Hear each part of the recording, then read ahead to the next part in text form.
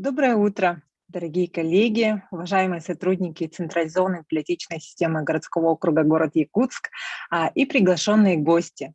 Приветствуем вас на третьем городском библиофоруме «Навигатор-2021», который сегодня проходит под девизом «Библиотека. Фокус развития». Сегодня для вас мы собрали разные лекции, мастер-классы, которые разделены на 4 блока. И сейчас я бы хотела предоставить слово моей коллеге, самодератору сегодняшней конференции. Меня зовут Дарья Филиппова, я являюсь ведущим библиотекарем информационно-образовательного центра «Смарт-библиотеки». И сейчас передаю слово для разъяснения по технической части нашего библиофорума ведущему технологу отдела электронных услуг Людмиле Степановой. Так, всем здравствуйте. Приветствую вас всех на нашем форуме. На официальном сайте у нас ведется трансляция нашей Zoom-конференции. На странице вы можете заметить чат. Для того, чтобы задавать вопросы, вы можете писать их в чате или же присоединиться к Zoom-конференции. Внизу у вас есть ссылка. Так, по поводу программы у нас с 2 часов будут практические занятия, поэтому к этому времени у вас должна быть установлена та программа, по которой вы хотите учиться. Так, ну все. Спасибо, Людмила. Сейчас мы предоставляем слово директору централизованной библиотечной системы городского округа город Якутск Марии Витальевне Андреевой.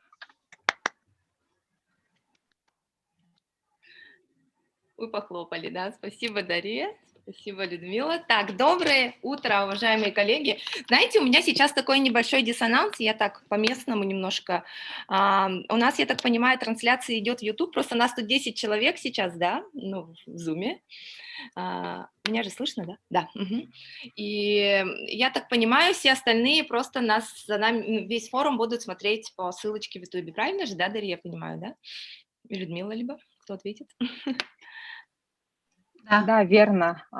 Те, Ага. кто захотят подключиться активно, то есть говорить, что-то транслировать, они будут подключаться по ссылке Zoom, и те, кто захотят наблюдать и писать в чате в YouTube, они будут просматривать через другую ссылку.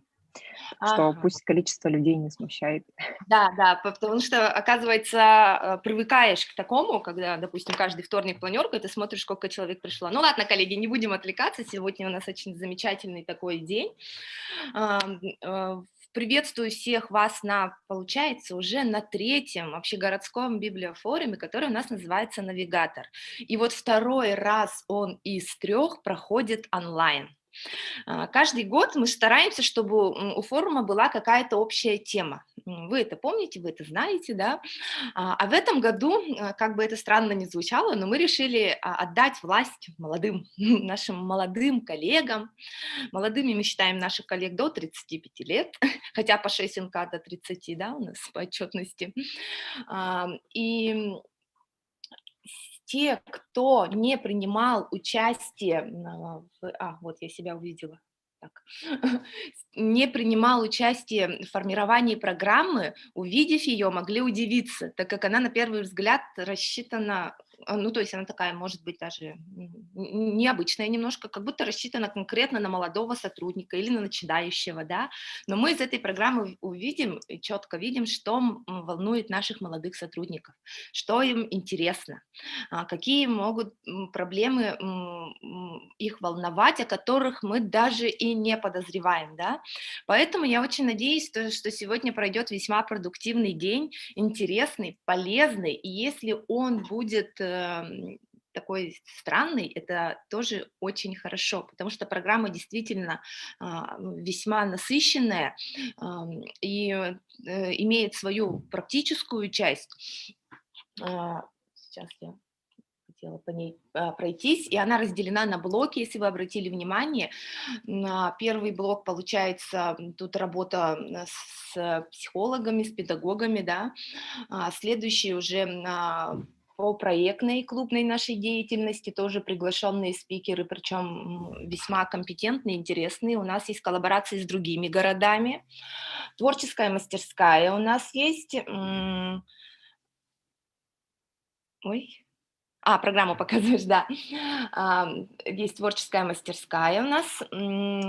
Там, как сказать, 3 очень важных аспекта затронуто, поэтому здесь нужно принять участие вот просто максимально 100% всем слушателям нашего сегодняшнего форума. Закругляет все у нас упаковка культурных проектов и тренды. Порекомендую внимательно послушать Светлану Александровну Попову про тренды. Это я слушала ее выступление, но очень интересно. Вот, коллеги, коротко так. Еще раз повторюсь, что этот форум упакован молодыми, но не обязательно для молодых. Это для каждого из нас и из вас. Поэтому удачного всем дня. Я буду весь день тоже с вами, так как очень удобно на Ютубе. Включу фоном и будем работать все вместе. Дарья. Благодарим, Мария Витальевна, и коллектив руководства централизованной библиотечной системы за доверие, то, что доверили составить программу. Действительно, конечно, хотелось вместить в рамках одного дня очень много тем, но думаю, что у нас в конце как раз будет форма обратной связи, мы сможем также посмотреть, что интересно нашим коллегам и в будущем, чтобы продолжить, передать эстафетную палочку далее. Да, очень хорошо. И сейчас мы хотели бы слово предоставить начальнику управления культуры и духовного развития окружной администрации городского округа город Якутск Индире Петровне Ли. Она здесь? Так, посмотрим.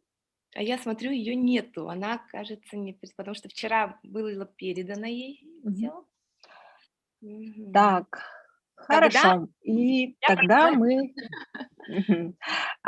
продолжаем, то есть начинаем нашу программу и начинаем первый блок, который называется «Продуктивность и личная эффективность. Я траектория».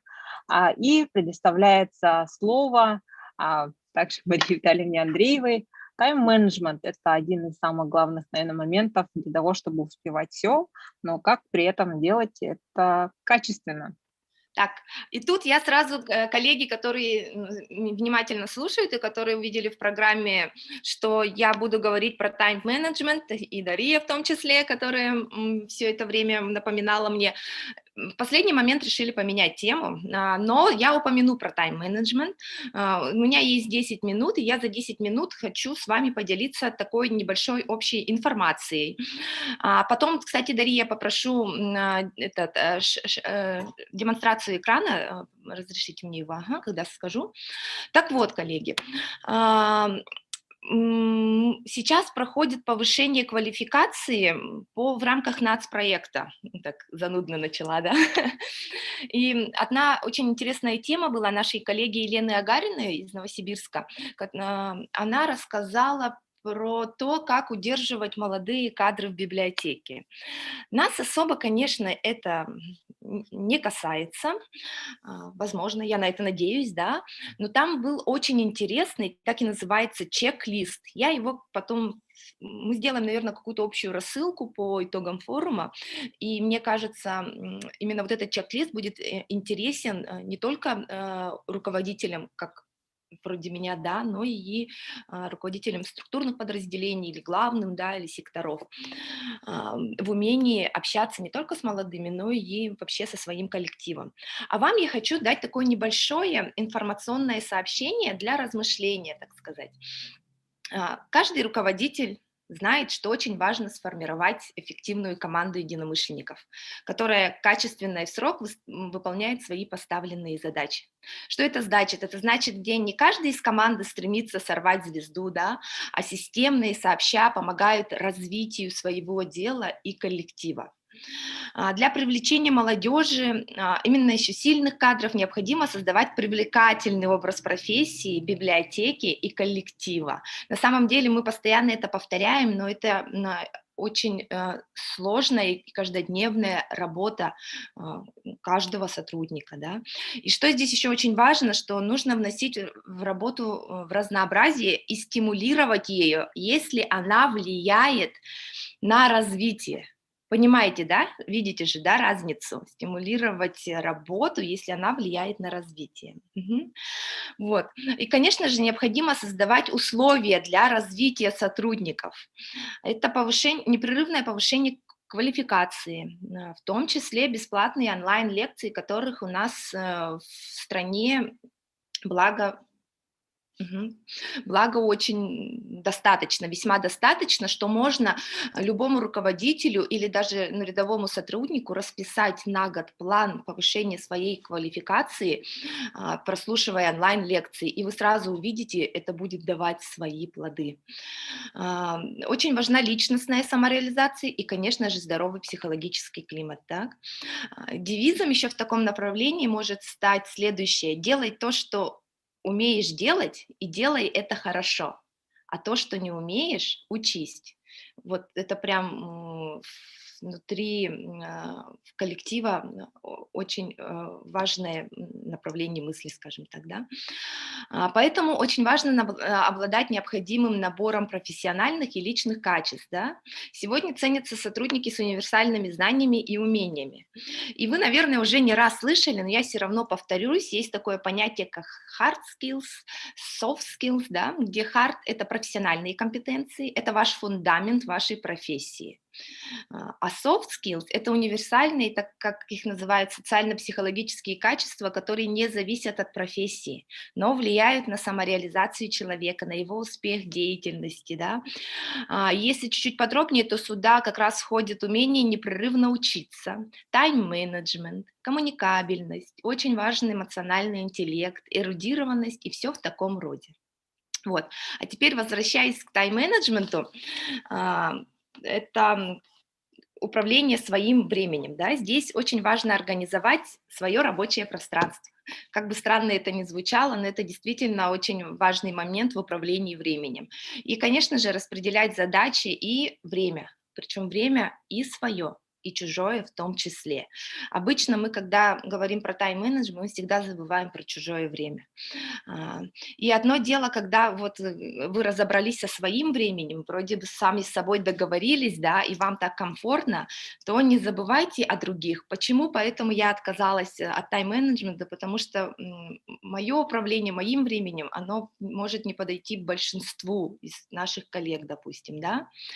Вот. И здесь очень важно, что как формируя свой комфортный тайм-менеджмент, ориентируясь, конечно, на своих коллег. И тут очень важно еще заметить, относится по отношению к молодым сотрудникам, да, допустим, сейчас такие простые вещи скажу, да, не надо им писать, допустим, в ночи, да, то, о чем не успели сказать в рабочее время. Если это, конечно, не экстренный случай и не творческий случай с человеком, с которым у вас выстроена коммуникация особенным образом. Есть такие люди, есть в коллективах такие коллеги друг с другом, которые действительно могут в ночи, да, но вот это на самом деле вроде бы мелочь, но очень важная в организации рабочего времени, да.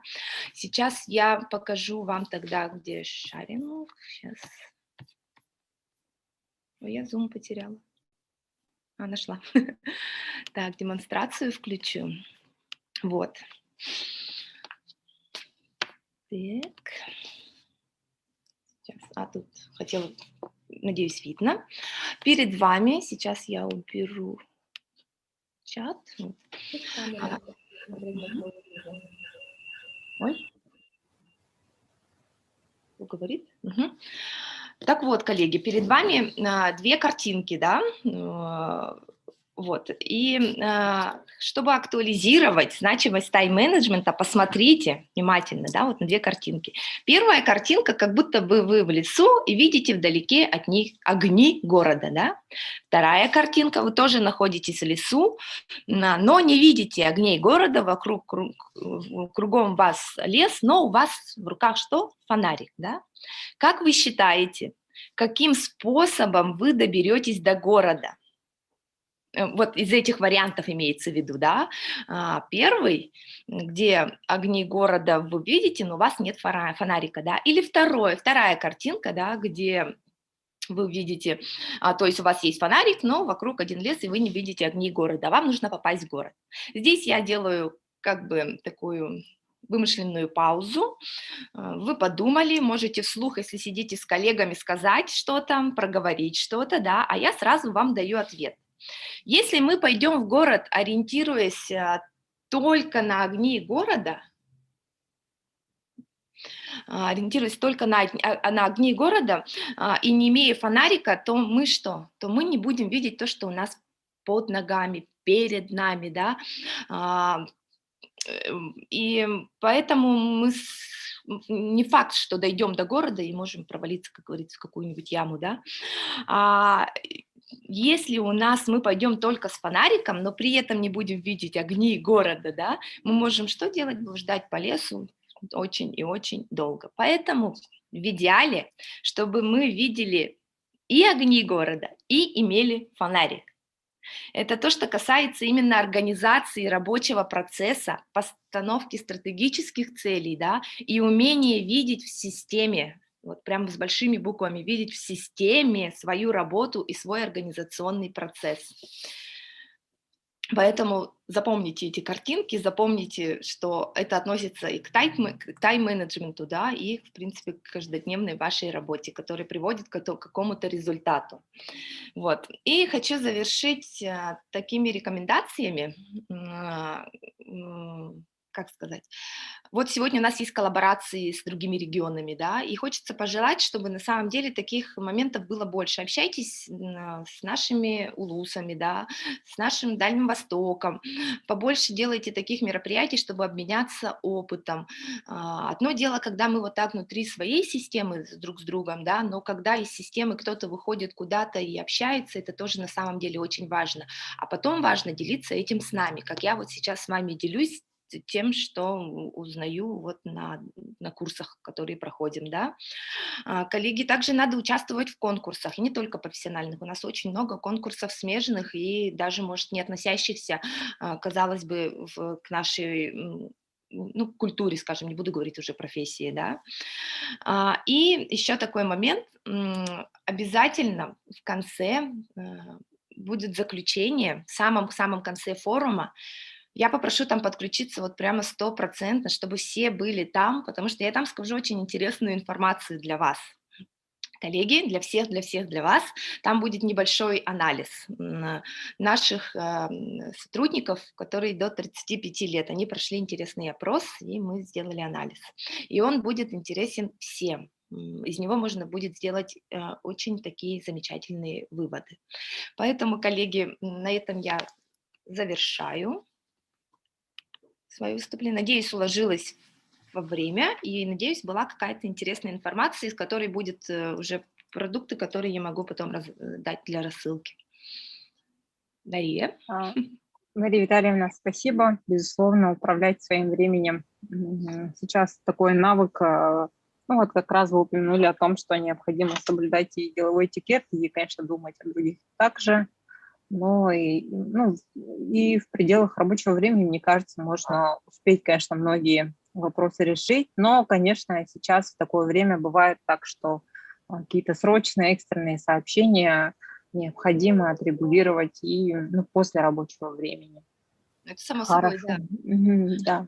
Ага. Благодарим за интересную информацию. Наверное, каждый задумался, какую картинку он выбрал. Но я, например, бы выбрал, увидела бы огни и решила бы, что, кажется, это легкая цель, и я ее достигну, возможно. Вот. И сейчас хотелось бы слово предоставить лекторам и спикерам по теме профилактика синдрома эмоционального выгорания, гореть или жить. Очень актуальная тема. И передаю сейчас слово. У нас демонстрация разрешена нескольким участникам. Наталье Эдуардовне Гороховой, Анастасии Аполлинарьевне Корниловой, педагогам, психологам. Приветствую. Мы педагоги-психологи. Тема у нас неспроста выбрана такая про синдром эмоционального выгорания, потому что у нас сейчас весна, после длительной зимы мы все устали. И поэтому сейчас давайте я включу презентацию нашу.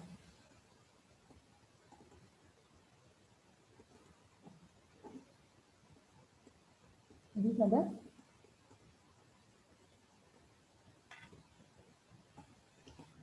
Да, все Видно видно. презентацию.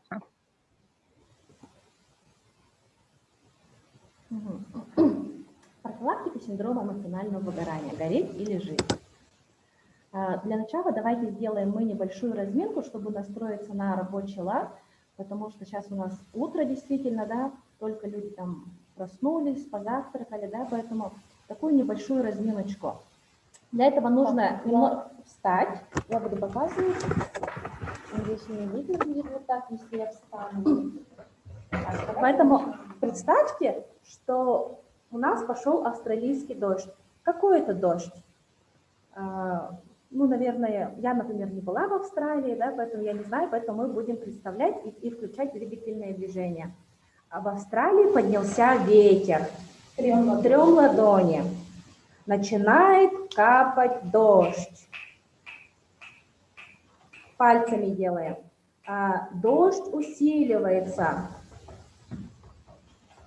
Ладонями по груди бьем. Начинается настоящий ливень. А вот и град, настоящая буря. Топаем ногами. Но что это? Буря у нас стихает. Дождь утихает. Редкие капли падают на землю. Тихий шелест ветра. И, вышло наше солнце. Подтягиваемся немножечко. И давайте приступать к нашим упражнениям. Надеюсь, вы вместе с нами немножко разомнулись, размялись. Теперь подумайте, легко ли вам было выполнять это упражнение? Может, кто-нибудь в чате напишет? Запутались ли вы в ходе выполнения заданий? Как ваши впечатления? Прибавилось вам энергии? Уважаемые слушатели, давайте активнее участвовать, потому что у нас идет тренинг, да, он никак не, мы не сможем провести его, если вы не будете с нами контактировать, и давайте активно, давайте все вместе. Да, чтобы настроиться нам на рабочий лад. Ну, надеюсь, мы все тогда сделали. Идем дальше. Вообще у нас называется синдром эмоционального выгорания.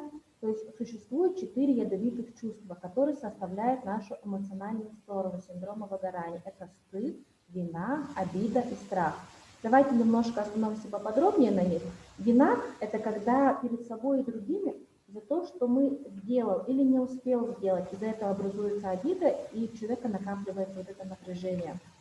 Стыд – это не так что-то получилось, не имел права на ошибку, когда человек.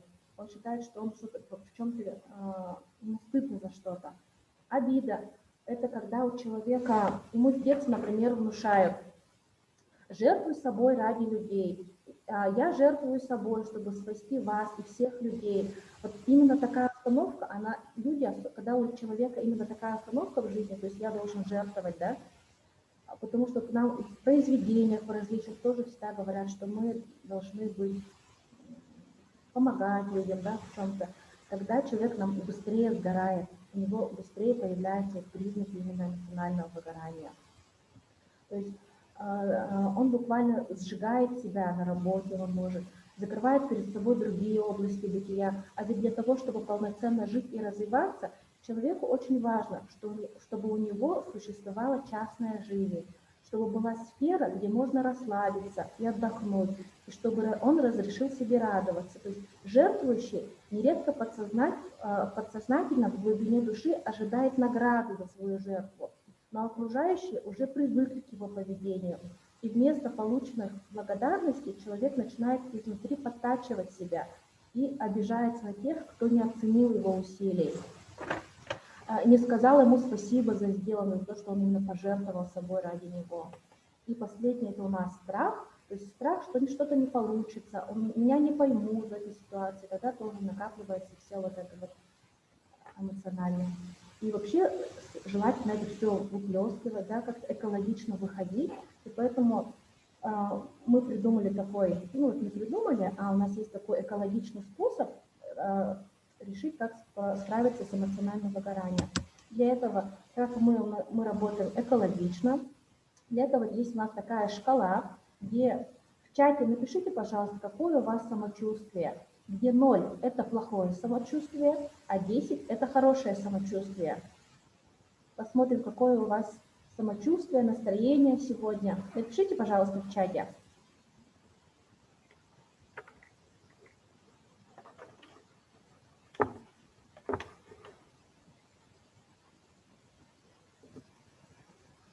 Шесть, 8, 10, 6, 5. Угу. Отлично. 10, 10. Угу. Хорошо. Потому что обычно, если бывает от 0 до 3, то есть плохое самочувствие, тогда лучше вот это упражнение, которое мы сейчас будем делать, воздержаться или делать с помощью кого-то, да, чтобы кто-то вам мог помочь в этой ситуации. Ну, так как у вас хорошее настроение, поэтому вы можете справиться самостоятельно с этим упражнением. И пойдем дальше.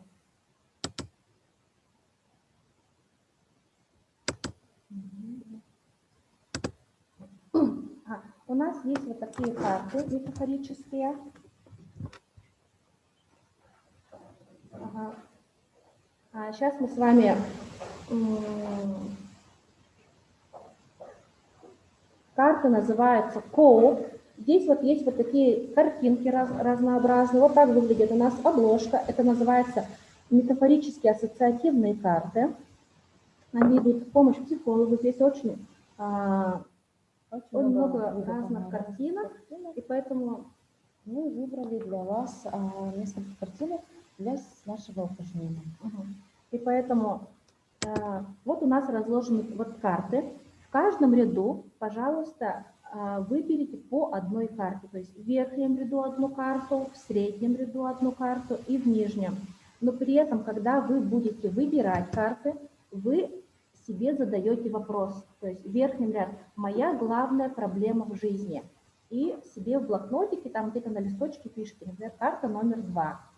Из среднего ряда выбирать, каким образом я могу решить эту проблему, да?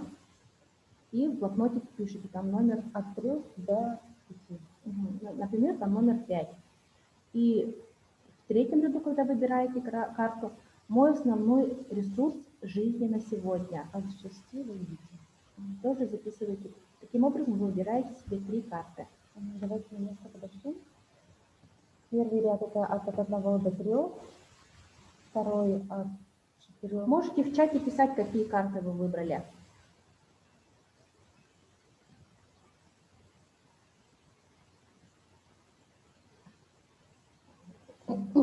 Извините, у меня вопрос. Получается, нам нужно просто выбрать цифры от 1 до 10 по 3 рядам, да? Вот до 9. Вот у нас же 9 карт. Видно презентацию, да? Да, видно, ага. Вот в каждом ряду выбираете одну карту. Хорошо. И тут вопрос в чате. Эти карты можно самому сделать, пишут. Нет, это карты специальные, они уже готовые, они называются КОП, это специально они идут как помощь психологу. Есть вообще различные карты, но вот мы сегодня подходим к КОП, они по-разному называются, есть философия, есть сага, есть ОП, поэтому, но они каждый для своего подходят. Так, в чате я вижу название, да, то есть давайте. Моя главная проблема в жизни, да? Первый ряд. Так. Теперь посмотрите, вы выбрали карты свои. Внимательно рассмотрите свою карту. Что вы видите на картинке? Что на ней происходит? Какие детали вы подмечаете? Может, кто-нибудь хочет озвучить, например, первый ряд, какая у него вышла карта и что он на ней видит? Можно работать прямо здесь, да, вот это вот ваши проблемы. У меня была выбрана картинка 1, меня зовут Дарья, да, и какая-то картинка. Мне, то есть, получается, я сама отвечаю на вопрос, который озвучен был, да. А можете? Я вот скриншот не сделала, первый вопрос был по проблеме, да, по-моему? Да, первый вопрос у нас был «Моя главная проблема в жизни». То есть, какой у вас сейчас есть запрос? Моя главная проблема в жизни. Ну, прям вот таких проблем нет, но вот эта картинка, если ее показать, она как будто показывает то, что мы надеваем маски, в смысле, я, возможно, и либо наоборот, мы себя истинного сохраняем, хотя маску положил человек в клетку, и даже любуются ею. То есть, возможно, то, что мы свои истинные ценности какие-то, может, закрываем, не раскрываем, может, так, да? Да, возможно. Потому что на самом деле непонятно, то ли она кладет эту маску, да, то ли она наоборот ее. То есть человек, он интерпретирует силу своего запроса. Каждый видит свое. Смотря на эту картинку, разные все люди, да, смотрят по-другому. Давайте я вам покажу кратко другие, да, чтобы тоже посмотрели внимательно. Это вторая карта. У кого есть вторая карта? Кто выбрал вторую? Там в чате было. Ага. Озвучите, что вы видите на картинке. Я выбрала вторую карту. Что вы видите на картинке? Я вижу медведя, который злится. Я так понимаю, что это моя злость, моя проблема в том, то, что я злюсь. Хорошо, спасибо. Так. Кто-то еще хочет, может, по-другому видит?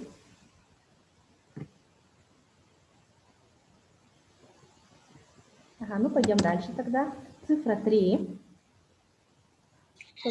Я выбрала третью вот картинку.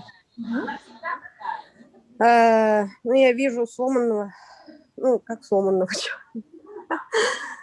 разбитого человека в разбитом доме. И, наверное, это что-то, не знаю, бессилие, что ли, показывает, что у него вся жизнь рушится, хотя у меня жизнь не рушится. Ну, может, как-то внутренне ощущаете, да, что-то? Нет, вроде.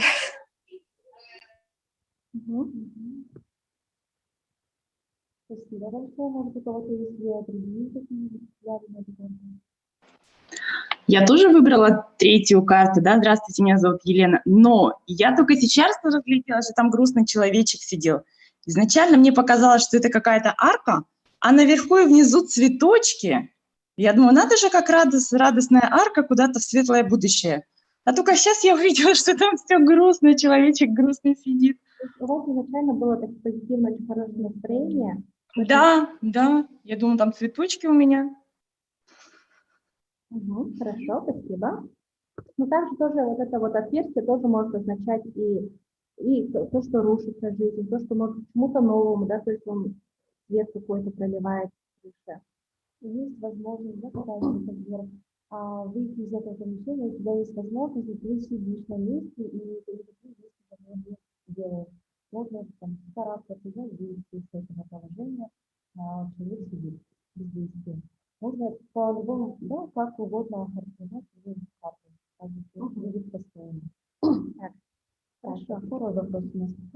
Второй вопрос у нас был, каким образом я могу решить вот эту нашу проблему. Так, четвертая карта. У кого была?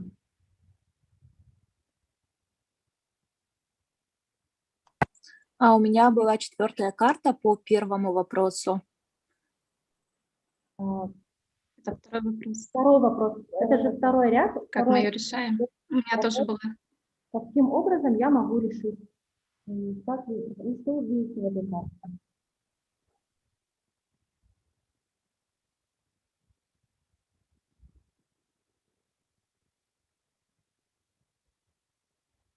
Ну, своими руками ты должен решить эту проблему. Я вижу руки, как они держат веревку. Вы видите, как это стоит вообще? Ты должен держаться все равно и не давать проблеме выйти. Спасибо. Так, 5-я карта. На втором вопросе кто-нибудь слышал 5-ю карту? У меня была 5-я карта. Так, ну там у меня первая была, это там, где ставили маску в клетку, да, действительно, я освобождаю себя, все свои какие-то роли там, ипостаси, я их засовываю действительно в клетку, я очищаю себя. Так, ну и второй вопрос, дверь открыта, да, конечно, значит, я на правильном пути, я правильно делаю все. Вот что я вижу. И я выхожу из какого-то темного пространства, вот где свет, где солнце, где травка, полянка. Только вперед, я на правильном пути. Спасибо. Очень хорошо. У кого-нибудь есть, да? Другое. В первом году, возможно, что-то было другое. Не первое, как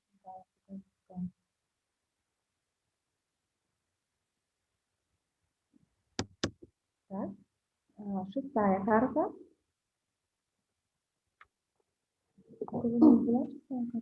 Да, здравствуйте, у меня 6-я карта. У меня в первой карте было, где вот медведь злой тоже, ага, и я вот ощутила, что это внутренняя злость тоже, она у меня выходит, получается, да, если я ее как бы, ну, втаскиваю.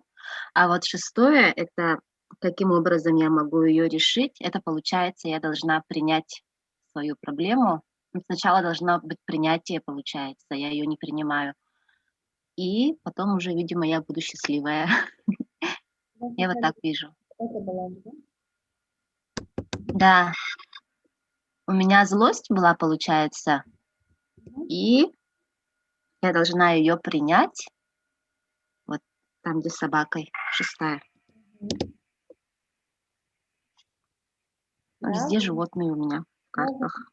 Если вы принимаете, значит, вы действительно осознали, да, принимаете в себе, значит, вы действительно уже работаете над тем, что у вас... Я еще не могу принять, видимо. И это моя проблема, видимо. Ну, вообще очень большая проблема. Но я... себя, да, потому что у нас в обществе не принято там злиться, ругаться, да, на кого-то, выражать свои негативные чувства, да, стараемся держать все в себе. Вот это как раз-таки и неправильно. Когда человек держит все в себе, отсюда и начинаются разные психосоматические заболевания. Даже если, когда начинается у человека психосоматические заболевания, тогда у человека может быть вторичная выгода. Можете даже для себя, если какие-то у вас есть болезни, да, например, можете для себя выписать их и подумать над ними. Что дает мне эта болезнь, почему она мне как бы дана, да, что я должна в себе что-то преодолеть, в чем-то проработать себя, что-то принять в себе. И если я тогда приму это в себе, да, то болезнь начинает отступать. Это действительно так. Потому что у меня, например, были проблемы. Я там какие-то моменты не принимала в себе, и у меня начались проблемы со спиной. Потом я действительно это проговорила, да, сходила на прием, консультацию к психологу. И потом я приняла это в себе, и у меня спину сразу махом отпустила. И так бывает даже в жизни. Поэтому давайте следующее. Следующий ряд это у нас седьмая карта. 3-й ряд пошел. 3-й ряд – это мой основной ресурс в жизни на сегодня. Кто выбрал 7-ю карту?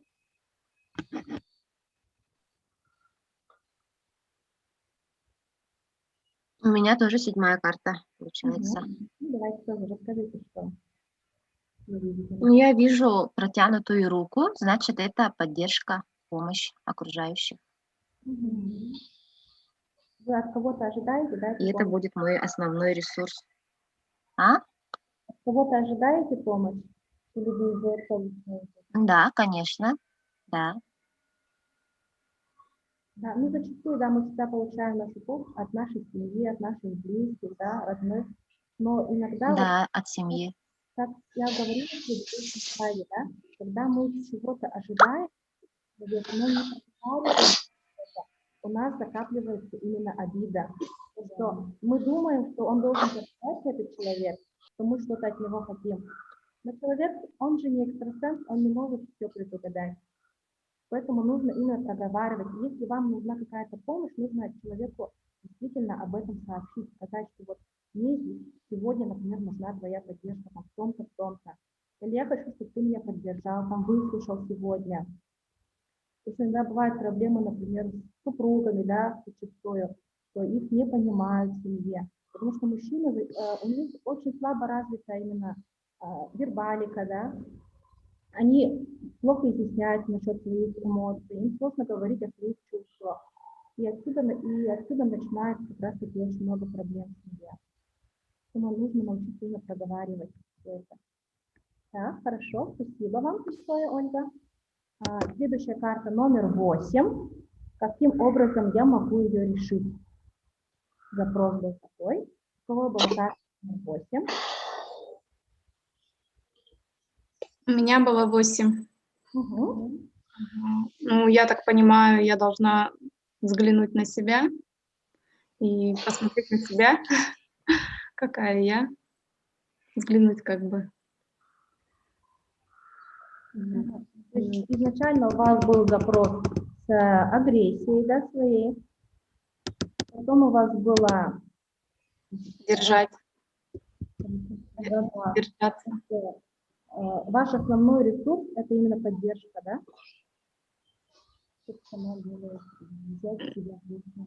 На себя же я смотрю. И решение вашей проблемы – это, опять-таки, Моя карта. Двойственность, да, как вы сказали? Это вы стоите или это не вы? Это я стою. Ага. И что вы ощущаете, когда вы смотрите?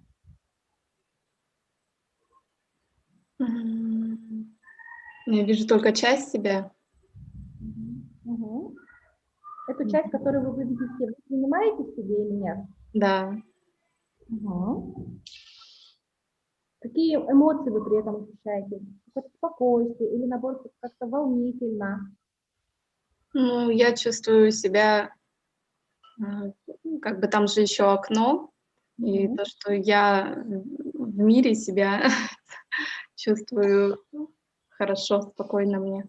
Спокойно, да? Я часть. Ага, хорошо, спасибо. Ну, спокойствие, это хорошо, что вы чувствуете спокойствие. Было много сложнее, если бы какое-то беспокойство было, да, или что-то. А если вы видите, что вы часть себя принимаете, то это хорошо, это лучше, чем ничего. Поэтому. Ага. И последняя карта, цифра 9. Кого было 9?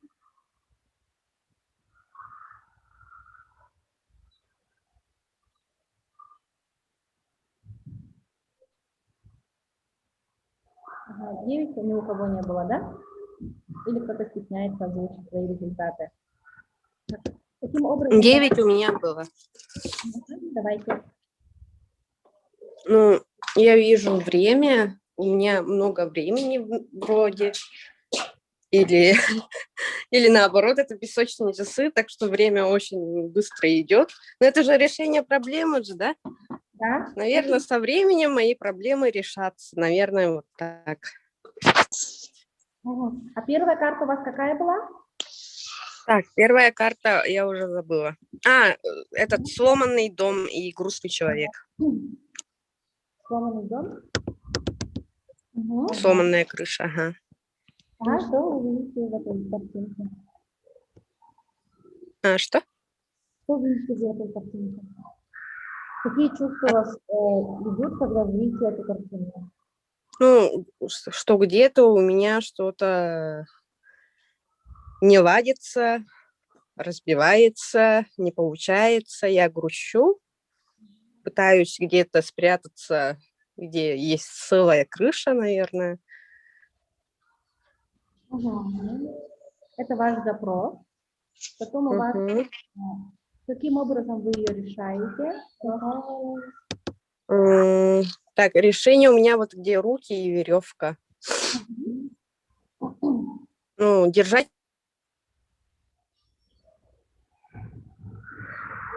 Что вы чувствуете, когда смотрите на эту картину?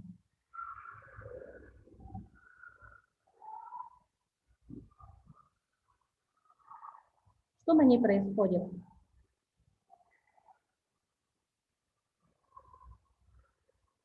Какие-то эмоции, наверное, у вас есть, смотря на эту картину?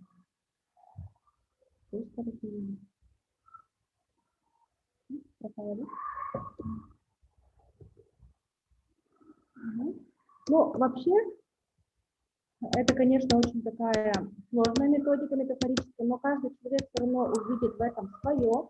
Давайте я включу вам общий экран, где у нас было, да, можете сфотографировать, заскриншотить, да, свои картинки, сфотографировать вот запрос, какие были, да, какие вопросы были в каждой картинке,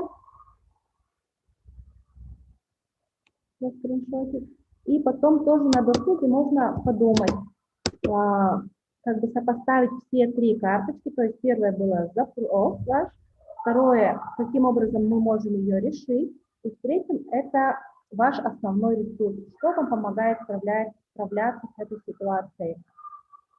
Ну и вообще самое хорошее, это, конечно бы, это проговаривать, да, проблемы, хвалить себя. Вы хвалите себя или нет? Да, конечно. Это очень хорошо. Сегодня молодец, я сегодня что-то сделала, да, например. И можно себе что-то маленькое, шоколадку, да, я сегодня что-то сделала, я купаю себе мороженое, шоколадку. Вообще многие советуют вести именно дневник благодарностей. То есть после каждого дня записывать 3, например, какие-то ситуации или случаи, за что я могу сказать, я сегодня молодец. И когда мы вот это записываем, да, у нас вектор немножко меняется. То есть мы уже настраиваемся на позитив. Наше мышление уже начинает думать по-другому. Когда мы думаем, вот я сегодня, да, молодец. И тогда это тоже идет как профилактика эмоционального выгорания. То есть наш вектор именно смещается.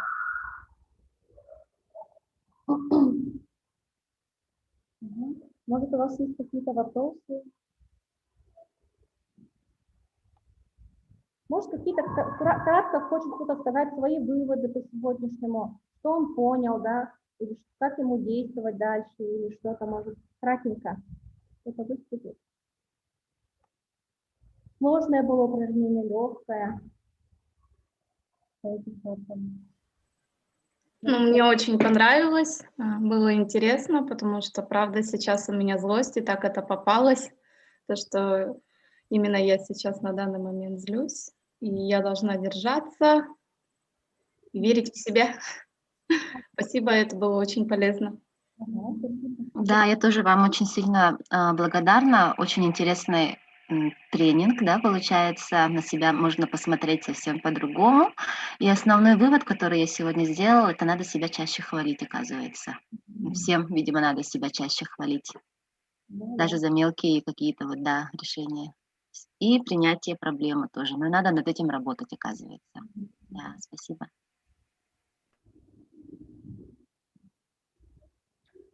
Спасибо за выступление. Действительно, сейчас метафорические карты очень популярны.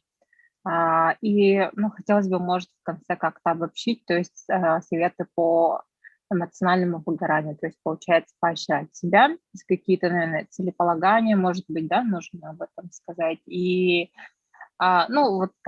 советуют еще высыпаться, там, вовремя какой-то список важных срочных дел отмечать, и несрочных, неважных, например, еще, да, такие советы бывают. Может, какие-то вот такие дополнительные советы вы подскажете коллегам? Спасибо, Наша Анастасия Полинарьевна. Она практический психолог, и, по метафорическим картам, она очень в этой сфере разбирается, да. Если у кого какие-то там были бы личные вопросы, она может вас принять и проконсультировать. И спасибо Наталье Эдуардовне. Она педагог-психолог, тоже практикующий психолог. Больше она по консультированию, да, по тренингам хорошо работает. Поэтому, в целом выводы какие хотелось бы сказать? То, что каждый сам для себя выбирает, да, как ему жить или гореть. Потому что справляться с этим, потому что проблемы, они будут всегда. Они были и есть. А самое главное, это научиться их преодолевать. И как мы их преодолеваем. Это какое-то принятие себя, может быть, это хвалить себя, возможно. Для кого-то это может быть спа, массаж, да, а для кого-то это может быть рисование. Вообще очень хорошо, если у человека есть какое-то хобби. Именно хобби, не которое приносит ему какую-то выгоду, да, какую-то монетизацию, а именно для души. И тогда он сбрасывает весь вот этот негатив, там, будь то рисование, будь то лепка, да, будь то он какие-то букеты, может быть, делает, да, что-то. Тогда вот этот негатив, он весь сбрасывается. И самое главное вот, в эмоциональном выгорании, это именно уметь сбрасывать свои вот эти эмоции, которые вот мы как раз говорили, да, в начале. Это обида, страх, стыд, вина. Вот эти эмоции, они как раз-таки составляют наш основной компонент именно эмоционального выгорания. Если мы научимся справляться с этими эмоциями, то у нас все будет хорошо. Да, надо свой ресурс. Всегда есть ресурс. Надо просто его купить, найти и воспользоваться им. Чтобы не гореть, а жить. Все, всем большое. Спасибо большое за такое интересное сообщение. Мы хотели бы от нашего коллектива вручить благодарственные письма сегодняшним нашим психологам-педагогам Гороховой Наталье Эдуардовне. Спасибо. И также Корниловой Анастасии Аполлинариевне. Спасибо большое. Очень надеемся на дальнейшее сотрудничество. И ждем вас также на следующих наших мероприятиях. Спасибо большое. И сейчас, продолжая траекторию саморазвития, саморазвития, мы приглашаем следующего спикера, психолога Галину Андреевну Семенову, которая выступит на тему «Конфликтная ситуация. Как избежать и выйти из нее». В библиотеке их бывает, к нашей радости, немного, но и конфликтные ситуации могут быть и не только с пользователем, но даже какие-то другие. Вот. Галина Андреевна Семенова, поприветствуем.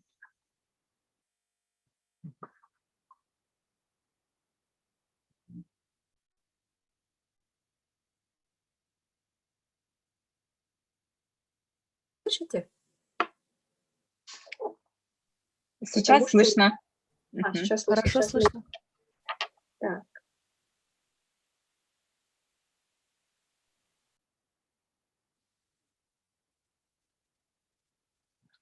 Так, а теперь слышно? Просто надела наушники, чтобы удобнее было. Так, а почему-то я вас не слышу. Слышно, ага. Меня слышно, да? Да, теперь я слышу. Хорошо, отлично. Всем здравствуйте. Я рада, что вы меня пригласили. Меня зовут Семенова Галина, я психолог. Сейчас я работаю в основном индивидуально по личным вопросам и как спортивный психолог. Вот. И вообще в библиотечной сети города Якутска я провела немало часов, немало дней, поэтому для меня это имеет такое большое значение, что соприкасаться с библиотечной сетью. Вообще давно не была в библиотеках Якутска.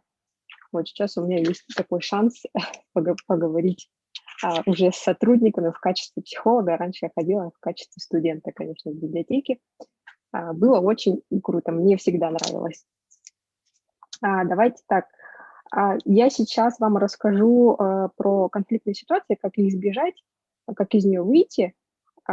Теории будет мало, давайте я вам сразу практики, алгоритмы, а потом, наверное, оставим какое-то время для вопросов.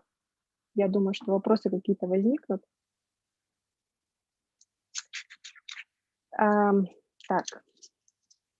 Причем, кстати, я хочу отметить, что эти рекомендации, которые я вам собираюсь дать, вы можете использовать не только на работе с коллегами или с начальством, вы можете также использовать со своими родными, близкими, друзьями. Я думаю, что они универсальны. Вообще, что такое конфликт? Конфликт – это такое несогласие, противоречие, причем во взглядах, несовпадение интересов, несовпадение установок. И если честно говорить о конфликте, это часть нашего взаимодействия, часть взаимодействия с людьми, и от этого никак не избавиться. То есть где есть человек, где, ладно, больше одного человека, то всегда будут какие-то конфликтные ситуации, либо конфликты. И между сотрудниками они происходят регулярно, и все просто дело в его свойствах. Конфликты бывают разные, конструктивные, неконструктивные. Конструктивные – это те, которые ведут к разрешению ситуации.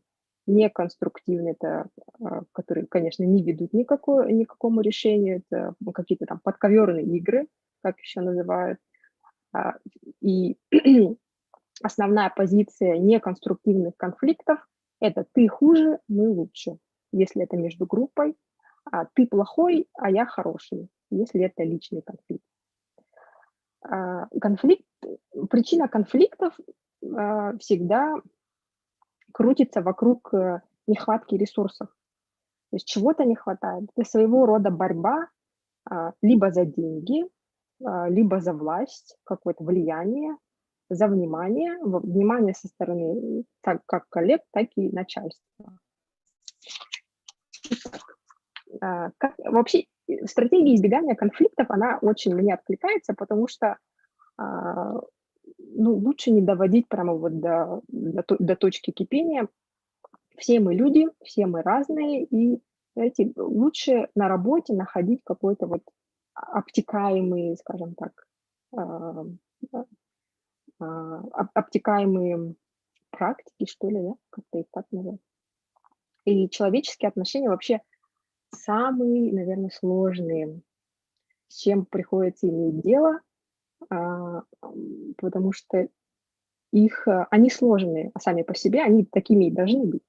Вот чтобы их упростить, нужно использовать какие-то инструменты. И вот самый эффективный инструмент, я считаю, это коммуникации, то есть эффективные коммуникации. Когда мы разговариваем, это просто коммуникация. Когда мы улучшаем этот навык, он все-таки превращается в такой эффективный навык. Есть несколько принципов эффективных коммуникаций. И первый принцип, он не просто первый, он, я думаю, основополагающий. Все мы выросли в разных средах, в разных семьях, нас формировали разные условия, разные ценности и видения. И поэтому первый принцип – мое видение не есть истина. Вообще в мире истины не существует. То есть всегда кто-то считает себя более правым, кто-то менее правым, нету этого. И если исходить из принципа «моё видение не есть истина», то есть каждый прав, каждый думает правильно для себя, то можно исчерпать там большинство конфликтов. Так, второй принцип – это «я-сообщение». «Я-сообщение», когда вы говорите о своих чувствах и о своих эмоциях, и о своем видении, не только о себе. Плохой пример, да, допустим, ситуацию какую-то, например, кто-то сделал, допустим, Вася сделал отчет, который, он не годится. не годится для вас или не годится для работы. Плохой пример сообщения вообще какого-либо. Там отчет отвратительный, тот, кто его делал, дурак, например. Тут есть оценочное суждение, то есть отчет отвратительный, и тот, кто его делал, дурак, это уже мы переходим на личности. Об этом я еще позже расскажу.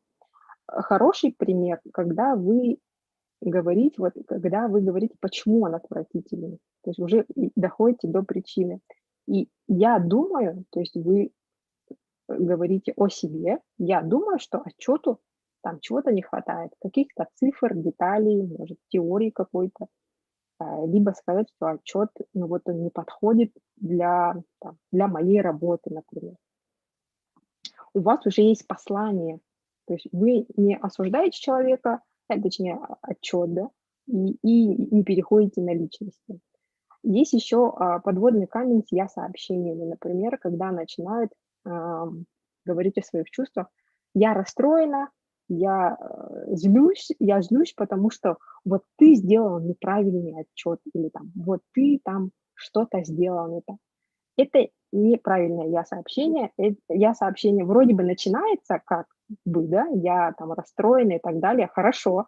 Вторая часть уже превращается в обвинение. И я-сообщение не может быть обвинением одновременно. То есть такое сообщение не сработает. Оно сработает только, наверное, разгорится какой-то конфликт из-за этого. Или если, например, есть ситуации, когда совсем, уже, знаете, невозможно сдержаться, можно тогда быть честным и сказать, мне этот отчет вообще не нравится, он меня раздражает, потому что он там который раз, 10-й раз он сделал неправильно. Вот можно быть честным. Это не возбраняется. Наоборот, мне кажется, лучше, когда вы выражаете свои эмоции вот прямо сейчас. Кстати, к этому тоже перейдем. Следующий принцип эффективных коммуникаций – это не переходить на личности. То есть там, кто-то дурак, кто-то там урод, не знаю, в общем, вот все вот такие вот оценочные суждения о каком-то человеке, они не ведут ни к чему хорошему. Посмотрите, вот вы работаете, и вы на работе, вы выполняете какие-то функции. То есть вы приходите как работник. И даже работа, если выполнена отвратительно, то, возможно, тому есть какие-то значимые причины. То лучше говорить о работе, конечно, что работа выполнена отвратительно. Возможно, так и лучше сказать, что она выполнена отвратительно, но это уже мы даем какую-то оценку. На работе лучше, знаете, вот сразу переходить к конструктивной критике, то есть что не так с отчетом. Там, отчету не хватает каких-то цифр, отчету не хватает какой-то части, отчет сделан там не по формату, например. Следующий принцип – не давать непрошенных советов и непрошенной критики. То есть вообще все просто. Пока вас не спросили, как ты думаешь, как мне правильно поступить или как мне правильно сделать, как мне быть, как ты думаешь, как я выгляжу и так далее, как ты думаешь там, вот что ты думаешь обо мне, просто молчите. Потому что вашего совета никто не спрашивал. И критики тоже никто не спрашивал. И вообще вот этот принцип, его можно использовать везде, даже в семье. То есть в семье, если вас, не знаю, муж, ребенок, еще кто-то не спрашивал вашего совета, лучше молчать. Мне кажется, вот по моим наблюдениям, непрошенные советы и непрошенная критика это в большинстве случаев причина каких-то обид, конфликтных ситуаций, то есть каких-то предпосылок конфликта, и лежит в основе вот всей этой такой нехорошей ситуации. Следующий принцип, он не совсем принцип эффективной коммуникации, но принцип, помогающий эффективной коммуникации, чаще отдыхать. Отдыхайте чаще, у каждого свой отдых, да, кто-то любит просто ничего не делать, а кто-то любит там кино посмотреть, Но отдых какой считается хорошим отдыхом? Я сейчас имею в виду качественный отдых, когда вы наполняетесь ресурсом. Это не лежание на диване с телефоном в Инстаграме. Вот это вот не считается качественным отдыхом. Просмотр сериалов до 3 ночи тоже не считается качественным отдыхом. Качественный отдых это тогда, когда вы отдыхаете не только телом, да, но и вы даете отдохнуть своему разуму.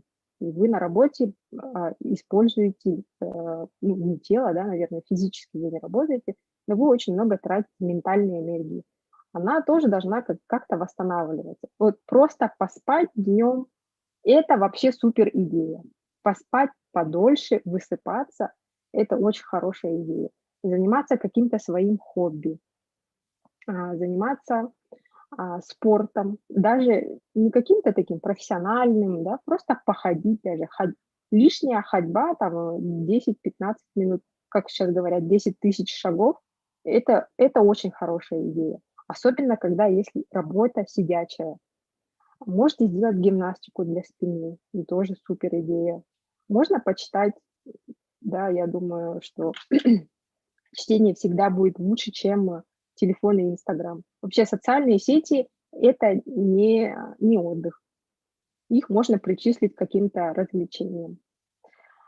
И вообще есть очень хорошая фраза французов, моя свекровь мне говорила частенько: мы работаем, чтобы жить, а не живем, чтобы работать. Я думаю, что это отличная фраза, чтобы использовать ее и в нашей жизни, потому что работа – это часть жизни, но не полностью жизнь. Поэтому отдавать себя всю работе, ну, можно, конечно, кому-то прям хочется себя отдать работе, но я думаю, я не рекомендую этого делать, потому что помимо работы есть очень кучу всякого интересного в мире. Можно для себя что-то новое открывать, а на работе просто работать. Так, если вдруг конфликт все-таки произошел, я считаю, что лучше пусть конфликт произойдет, чем он будет вяло текущим каким-то, знаете, вот превращаться в какие-то подковерные игры. Вообще, спросите себя, вот что вы хотите от этого конфликта. Если вы не хотите ничего с этим конфликтом делать, как-то его замолчать, там, ну, уйти тихо, да, ну вот так и делайте. Но запомните, что по-старому уже не будет. То есть по-старому общаться с человеком, с которым у вас конфликт, уже не получится. То есть вернуть обратно, назад, вспять время уже не получится. Чтобы конфликт разрешился, вообще вот к чему-то пришел, нужно разговаривать и договариваться. Использовать «я-сообщение» и предлагать разрешение конфликта. То есть как вы думаете, как он может разрешиться. Дайте обязательно выслушать, дайте обязательно оппоненту высказаться. То есть, возможно, он что-то тоже вот хочет сказать. Вообще принцип такой: обратитесь по имени-отчеству, так как вы на работе, там, Марья Ивановна, и скажите: вот, Марья Ивановна, мне кажется, у нас с вами проблема. Проблема заключается там в том-то, том-то. Или проблема заключается, например, в том, что вам не нравится отчет, который я сделала, например, да. Обсудить это 1 на 1, то есть не подключая каких-то зрителей извне. Произнесите это все спокойным голосом. Я понимаю, что в таких ситуациях можно очень много наломать дров, да, в каких-то эмоциях сказать, что вот, ну, уже перейти на какие-то личности даже. Нужно дышать. Дышите глубоко, сделайте выдох. Не обязательно вот прямо сейчас, когда Марья Ивановна на вас наезжает или там орет, там еще что-то, прямо сейчас отвечать. Лучше возьмите время, некоторое время, подумайте, что вы хотите от этого конфликта, как вы хотите ответить, как вы думаете, в чем проблема, и как вы хотели бы решить этот конфликт. Что вы хотите все-таки? Вы хотите потом дальше с Марьей Ивановной общаться? Или вы не хотите с ней общаться? или что вы хотите как-то сосуществовать в каком-то вот таком гармоничном коллективе. И спокойным голосом, может быть, чуть позже подойти к Марье Ивановне и сказать, да, вот у нас такая проблема с вами, Марья Ивановна, я вам предлагаю там такое-то решение, я предлагаю вам, я сейчас переделаю отчет, вы напишите мне там в замечаниях, что вы хотите в следующий раз видеть от этого отчета. Я приму во внимание, да, что не так с этим отчетом. И человек, по идее, должен вам сказать, что не так. Вот. А если человек все-таки никак не говорит вам ничего, там, не идет на конструктивный контакт, тогда вопрос, а зачем вам с таким человеком работать? Вообще оно вам надо? Оно вам надо с неуравновешенным человеком работать, который, там, допустим, орет у вас над ухом? Тогда, я считаю, вообще можно как-то подключить даже начальство, потому что такое неконструктивное поведение уже влияет на работу. Я думаю, что повлияет на работу всего отдела. И не переходите на личности. Переход на личности, он всегда вот такой вот, знаете, быстрый, всегда можно там что-то лишнего сказать, а потом можно об этом пожалеть. То есть дышите, когда это все случается. Конфликты – это такая часть нашего взаимодействия, от них никуда не деться. Где люди, там и конфликты. То есть даже посмотрите на мир в целом. Да? Конфликт – это мир в масштабе. То есть в мире у нас всегда происходят какие-то конфликты. У нас вот сейчас происходит, Россия конфликтует со всеми и так далее. На уровне стран, на уровне там, людей, на уровне каких-то сообществ, на уровне религиозных организаций. Поэтому конфликтов не надо бояться. Если все-таки случился, то думайте про себя. В первую очередь про себя. То есть как мне будет лучше выйти из этого конфликта, как я буду себя лучше чувствовать. Вот если лучше не разговаривать с этим человеком, то так и сделайте, не разговаривайте с этим человеком. Если у вас, допустим, я, конечно, как это говорят, не каркаю, но если у вас конфликт с начальством, если у вас начальство не идет на конструктивный диалог и так далее, тогда спросите себя, зачем вы работаете с таким начальством? Оно вам надо? Вот зачем с таким начальством иметь какие-то дела? Если вы хотите терпеть, то есть сидеть на работе и так далее, да, можно как-то это перетерпеть. Вообще со всеми ситуациями, все ситуации можно перетерпеть как-то, знаете, вот втиснуться в туфли, которые малы. И, наверное, кому-то будет проще сделать так. То есть в какой-то ситуации действительно можно подумать, что да, я сейчас перетерплю немножко 2 недели, а потом я там что-то сделаю с этим. Спрашивайте себя почаще, что я хочу от этой ситуации, что я чувствую, что я думаю, что с этим сделать. И тогда к вам будут приходить решения. А вообще, вот как я и говорила, избегание конфликта – лучшая тактика, когда вы все-таки сосуществуете со своими коллегами в каких-то более-менее отношениях. То есть вы на работу приходите же не друзей заводить, а в первую очередь работать, получать зарплату, и прочее. А дружба, она складывается как-то вот. И поэтому, когда вы на первое место ставите себя, то есть как я себя ощущаю во взаимодействии со своими коллегами в конфликтной ситуации, со своим начальством и так далее, вот оттуда надо плясать. Так, я думаю, что аж по основным моментам все. Если у вас есть вопросы, я с удовольствием на них отвечу.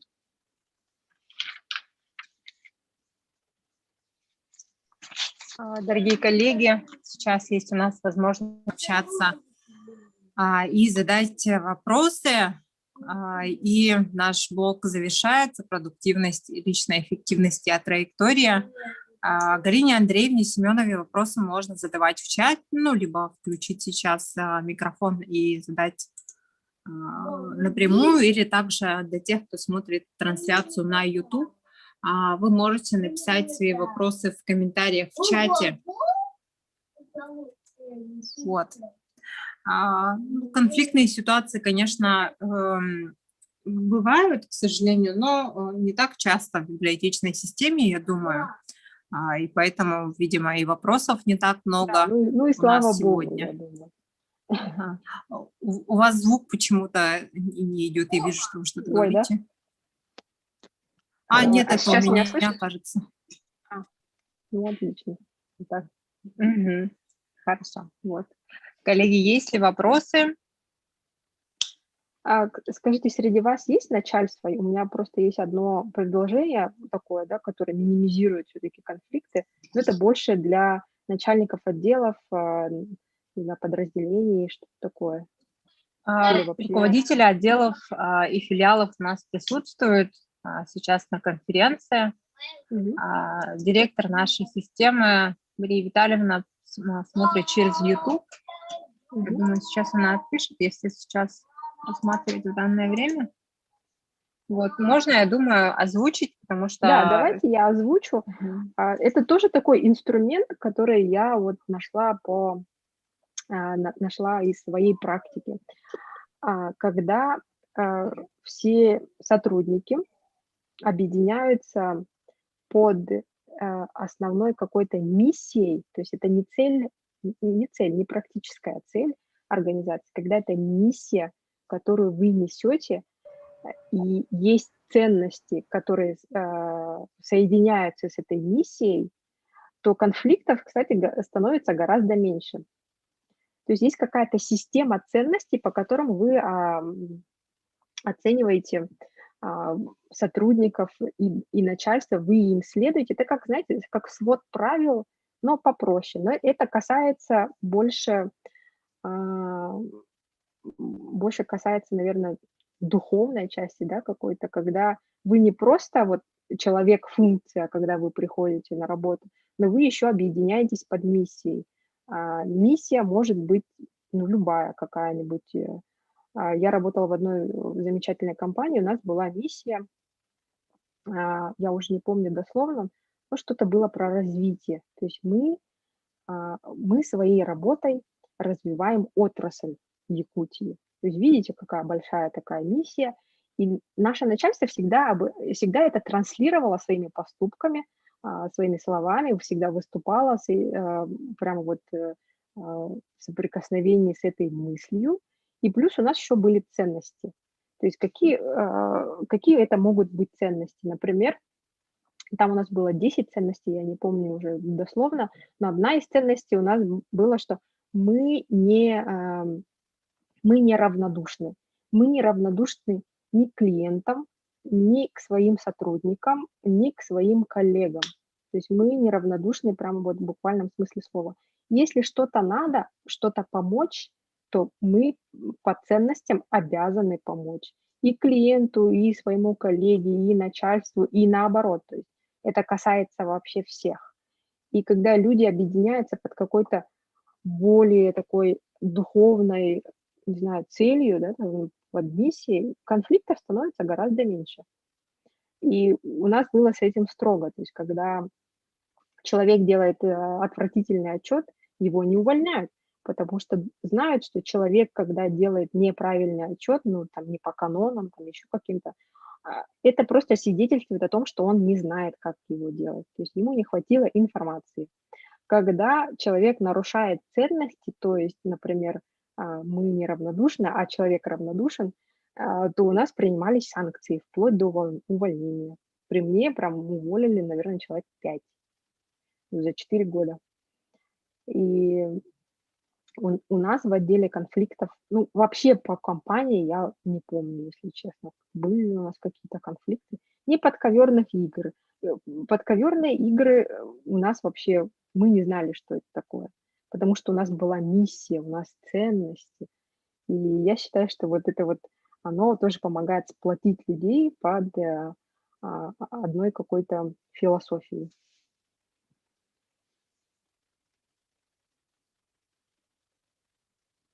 Вот это вот была моя основная мысль.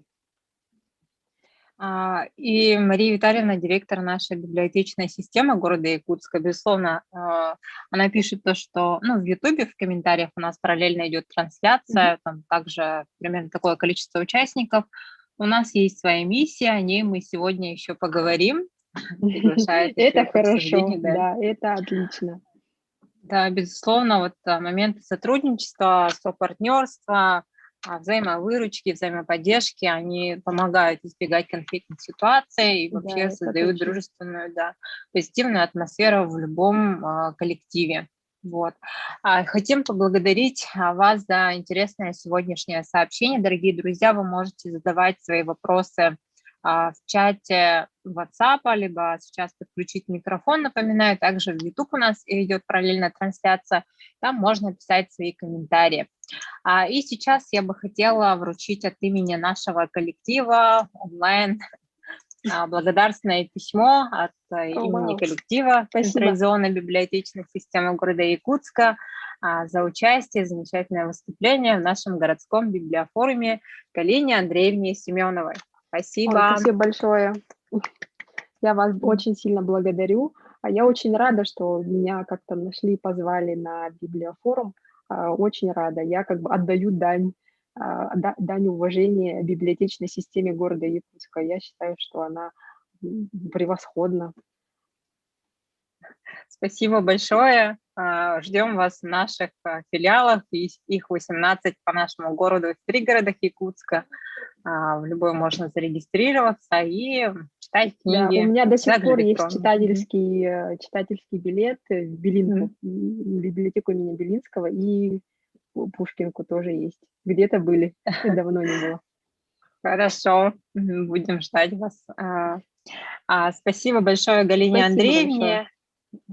И как раз мы увидели в чате первый вопрос по нашему блоку нашей программы. Это был вопрос Марии Витальевне Андреевой. А приложениями каким-нибудь пользуетесь? То есть, получается, это по выступлению «Управляй своим временем», тайм-менеджмент.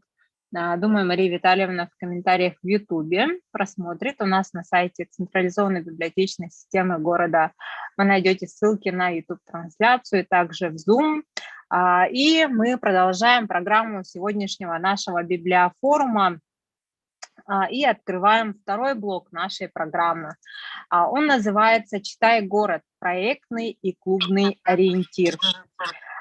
И приглашаем выступить с темой «Опыт реализации социально-культурных проектов Арктического государственного института культуры и искусств. Ошибки и перспективы».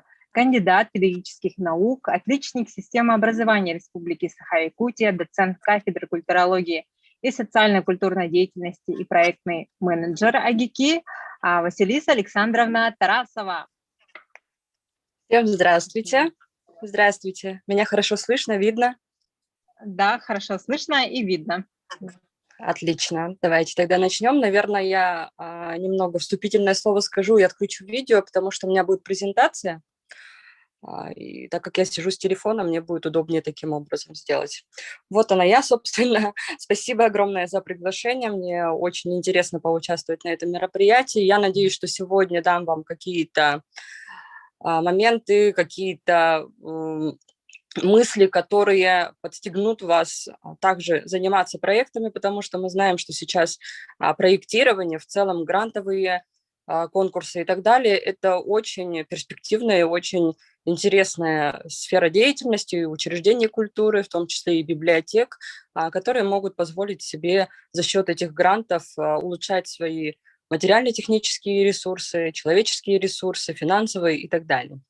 Поэтому для начала, наверное, я вас познакомлю с деятельностью нашего института. Если кто не знает, но я так думаю, что многие у нас учились или, по крайней мере, планируют учиться. Разрешите, я приступлю к презентации и отключу камеру. Так, начать.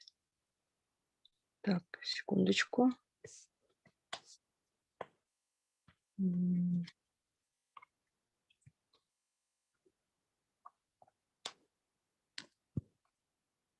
Мгм.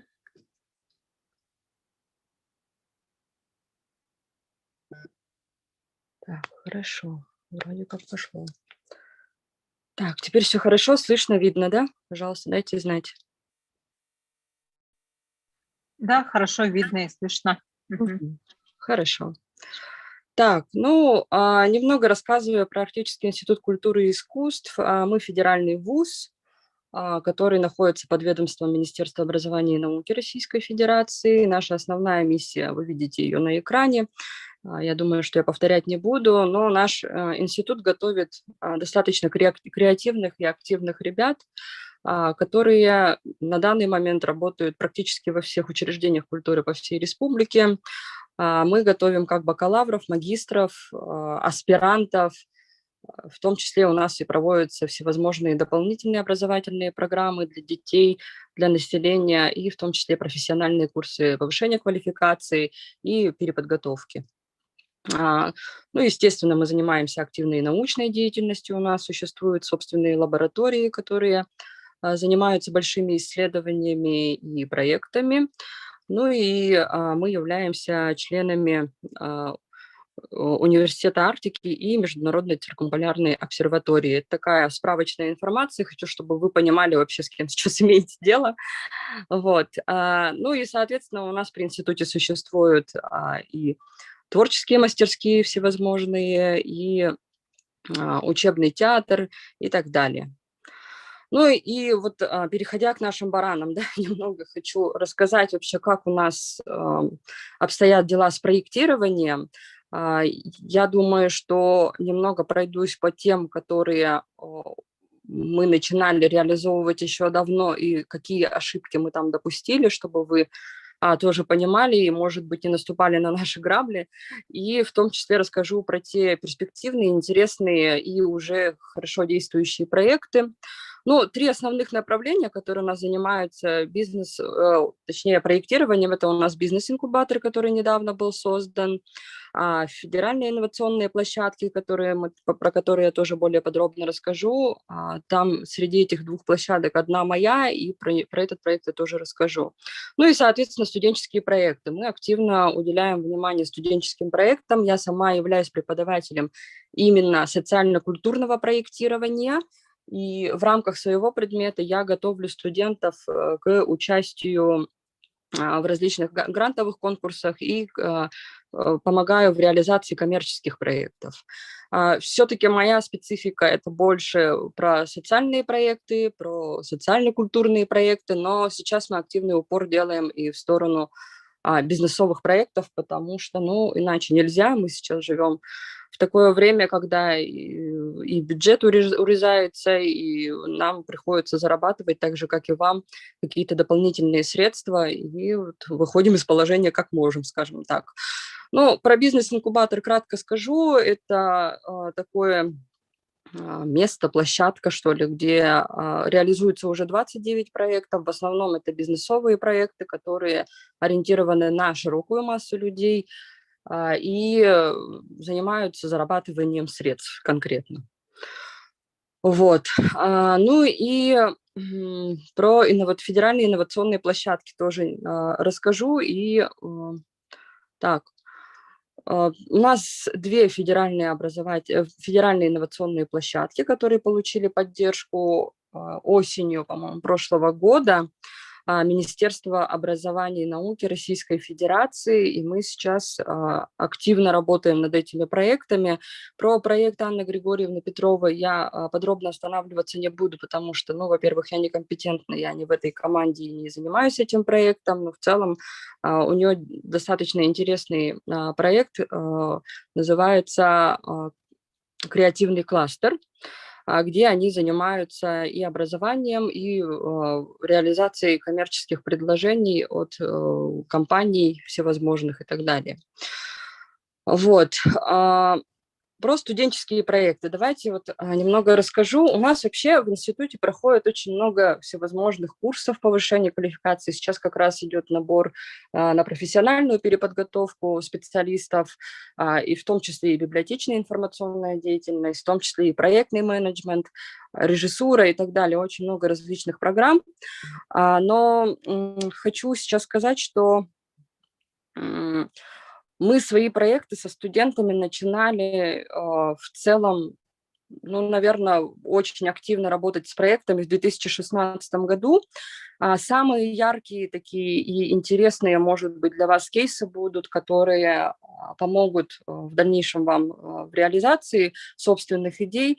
Я расскажу вот про некоторые из них. Это самый первый наш проект, который назывался «Мир, где царит добро», и который в дальнейшем был объединен с детским короткометражным фильмом «Муза».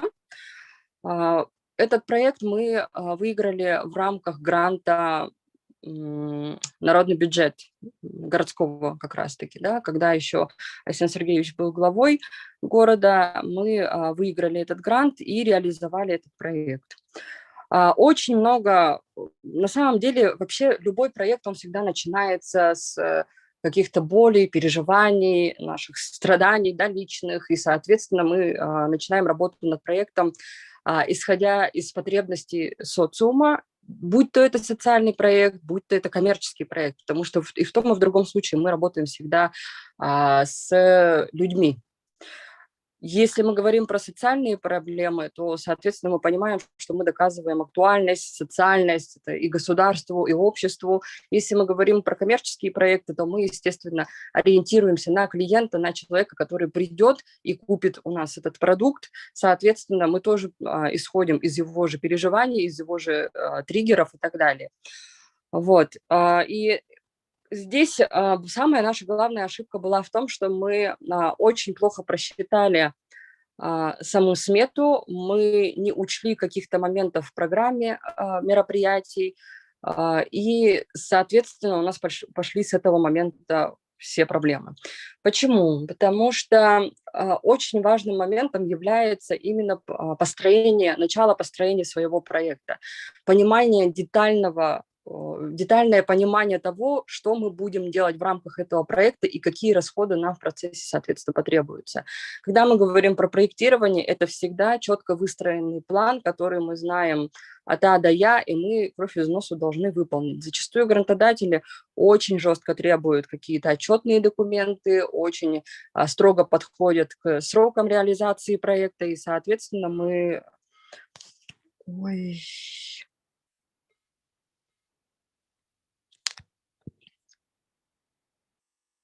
прошу прощения, меня слышно?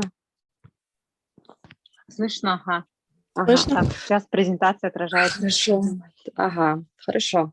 Вот. И мы, конечно же, из-за этого у нас не получилось просто какие-то вещи реализовать. И еще основной ошибкой, ну, как сегодня мы говорим про ошибки, я специально так обозвала тему доклада, потому что опыт, он никогда не приобретается без ошибок, никогда не приходит на сразу успешных и сразу каких-то выстреливших проектах, поэтому я сегодня с вами решила поделиться именно такими инсайдами, которые происходили вот в процессе реализации этого проекта. Как раз-таки «Мир, где царит добро», он был построен полностью на энтузиазме, мы очень сильно загорелись этим моментом, мы работали с детьми с ОВЗ и инвалидностью, соответственно, ответственность была достаточно большая, и мы старались сделать все, чтобы деткам понравилось, чтобы мы действительно раскрыли их творческий потенциал. И этот проект до сих пор греет мне душу, потому что мы действительно организовали для этих детей очень интересное путешествие в мир творчества и кино. Ну, представляете, вот дети, которые живут в интернате, в изоляции от общества, да, по большому счету, они увидели себя на большом экране кинотеатра «Центральный», прошлись по красной дорожке вместе с самыми известными блогерами, вайнерами, актерами, певцами и так далее. То есть у нас такая очень большая сборная солянка была именно известных личностей, которые вместе с детьми снимались и прошлись вот по этой красной дорожке. Мы вручали им статуэтки в виде ники, выдавая им номинации за их личностные качества. Для детей это было супер. То есть мы достигли в целом своей цели, и это было здорово. Но наша ошибка еще дополнительно какая была? В том, что мы недостаточно хорошо продумали пиар-компанию, мы недостаточно хорошо освещали это мероприятие. Хоть у нас было и очень много звезд, но они неохотно как бы шли к тому, чтобы рассказывать об этом проекте, потому что мы их не попросили элементарно, да. И поэтому как бы освещаемость этого события была минимальная, да, это вышло все на сайтах, порталах и так далее, кто-то об этом услышал.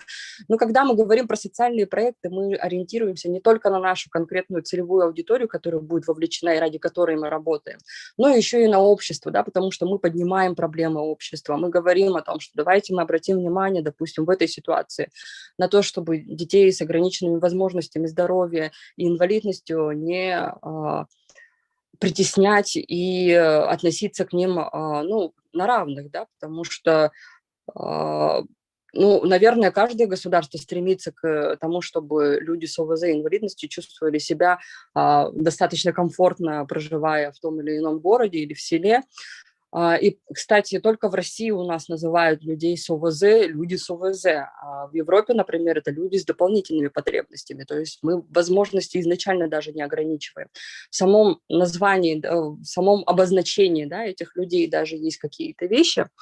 Вот, и в целом, как бы, этот проект, я считаю успешным, но провальным одновременно, потому что было очень много не учтено. Если мы не учитываем какие-то ресурсы, какие-то деньги, в процессе это менять достаточно сложно. Можно, но очень сложно.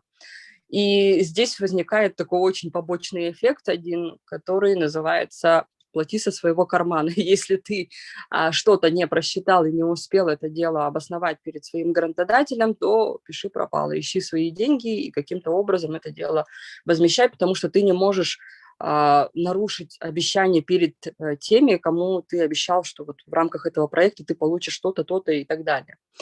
Вот. Ну и следующий проект, наверное, вот про него тоже немножко расскажу. Книжный клуб «Читай село». Это тоже делала моя студентка, но она работала как раз-таки с библиотеками очень активно. И тоже достаточно успешный проект по части достигнутых целей и задач, но по освещенности и так далее это тоже было, не так шумно, как хотелось бы, хотя здесь мы шумели намного больше, потому что и вот Улита, автор этого проекта, участвовала на форуме Северо-Восточного университета, где зажгла просто аудиторию, и об этом везде писали, но как бы это было все очень здорово. В рамках этого проекта что у нас было? Проходили мастер-классы по рисованию. Вообще, это итоговая работа здесь была такая, что участники должны были нарисовать иллюстрации к произведениям. Соответственно, у них в процессе всего этого проходили мастер-классы от известных художников, таких как Джоустан Байтунов, Туяра Шапошникова и так далее. Соответственно, для того, чтобы эти иллюстрации рисовать, им приходилось перечитывать и вычитывать все произведения. Таким образом, мы привлекали школьников в данной ситуации к литературе, пытались сделать так, чтобы им было интересно читать. Ну и по итогу мы выпустили альбом с этими иллюстрациями, вручили их торжественно. Все тоже достаточно было хорошо. И сейчас вот проект реализуется у нас буквально весной прошлого года. У меня студентка выиграла грант Росмолодежи «Здравое поколение». У меня их несколько, я просто хочу такой чисто по примерам, да, пройтись, чтобы вы понимали. Этот проект, он направлен на пропаганду здорового образа жизни, на то, чтобы люди правильно питались, занимались спортом и так далее. И тоже достаточно интересно этот проект сейчас реализуется. Они проводят всевозможные марафоны, и велотур у них планируется в мае, прошу прощения. Здесь мы, конечно, просчитали намного больше каких-то своих нюансов, да. И просчитали какой момент. Первое, когда мы выстраиваем проект, понятно, что мы обосновываем проблему, придумываем какие-то интересные, классные формы подачи решения этих проблем, выдумываем всевозможные идеи. Все это мы делаем в рамках там, и моего курса по проектированию в целом. Вот. Но очень важным моментом является, помимо финансов, вообще все аспекты, конечно, очень важны. Самым, я считаю, важным моментом является это построение команды. Если в предыдущих проектах мы выстраивали работу с командой из числа там, кого придется, то есть кто согласился работать с нами, с теми мы и работали, это очень плохо отражалось вообще на процессе работы, потому что основной стержень любого проекта – это команда. Команда должна быть из тех людей, которым вы доверяете, которые будут точно профессионалы своего дела, и вы наделили их функциями, которые действительно они могут выполнить, да, будучи узкими специалистами в той или иной степени. И когда мы формируем команду, мы должны очень грамотно к этому подойти, не забывать про людей, которые нам будут помогать в организации, которые нам будут помогать с документами, с отчетами, со сметами, с чеками даже, с теми же элементарно. Потому что руководитель зачастую не может, не то чтобы он должен контролировать, но он не может все это делать сам. А в большинстве случаев мы всегда делали все сами. И то, это как бы я, будучи там наставником, даже не руководителем проекта, очень многие дела делала сама, там, ходила сама распечатывать, там, покупала еду там, для участников и так далее. Ну, то есть мы эти моменты очень плохо просчитали, и поэтому как бы намного сложнее дается процесс работы. Для того, чтобы этого не было, чтобы не было эмоционального выгорания в процессе реализации проекта, а это тоже случается, потому что когда ты устаешь, когда тебе уже все надоело, и у нас еще ошибка была в том, что мы не предусматривали оплату труда нашей команде. Понимаете, что мотивация очень быстро просто падала. И они в каком-то моменте просто сдавались, и, соответственно, проект где-то, может быть, не дореализовался, где-то мы чего-то не досмотрели, не доделали, или за счет там, своих собственных ресурсов там, 24/7 пытались выполнять какие-то дополнительные функции. Вот. Ну и, соответственно, сейчас хочу немного рассказать про свой проект, который как раз-таки получил поддержку Министерства образования Российской Федерации, и это федеральная инновационная площадка «Школа креативного бизнеса».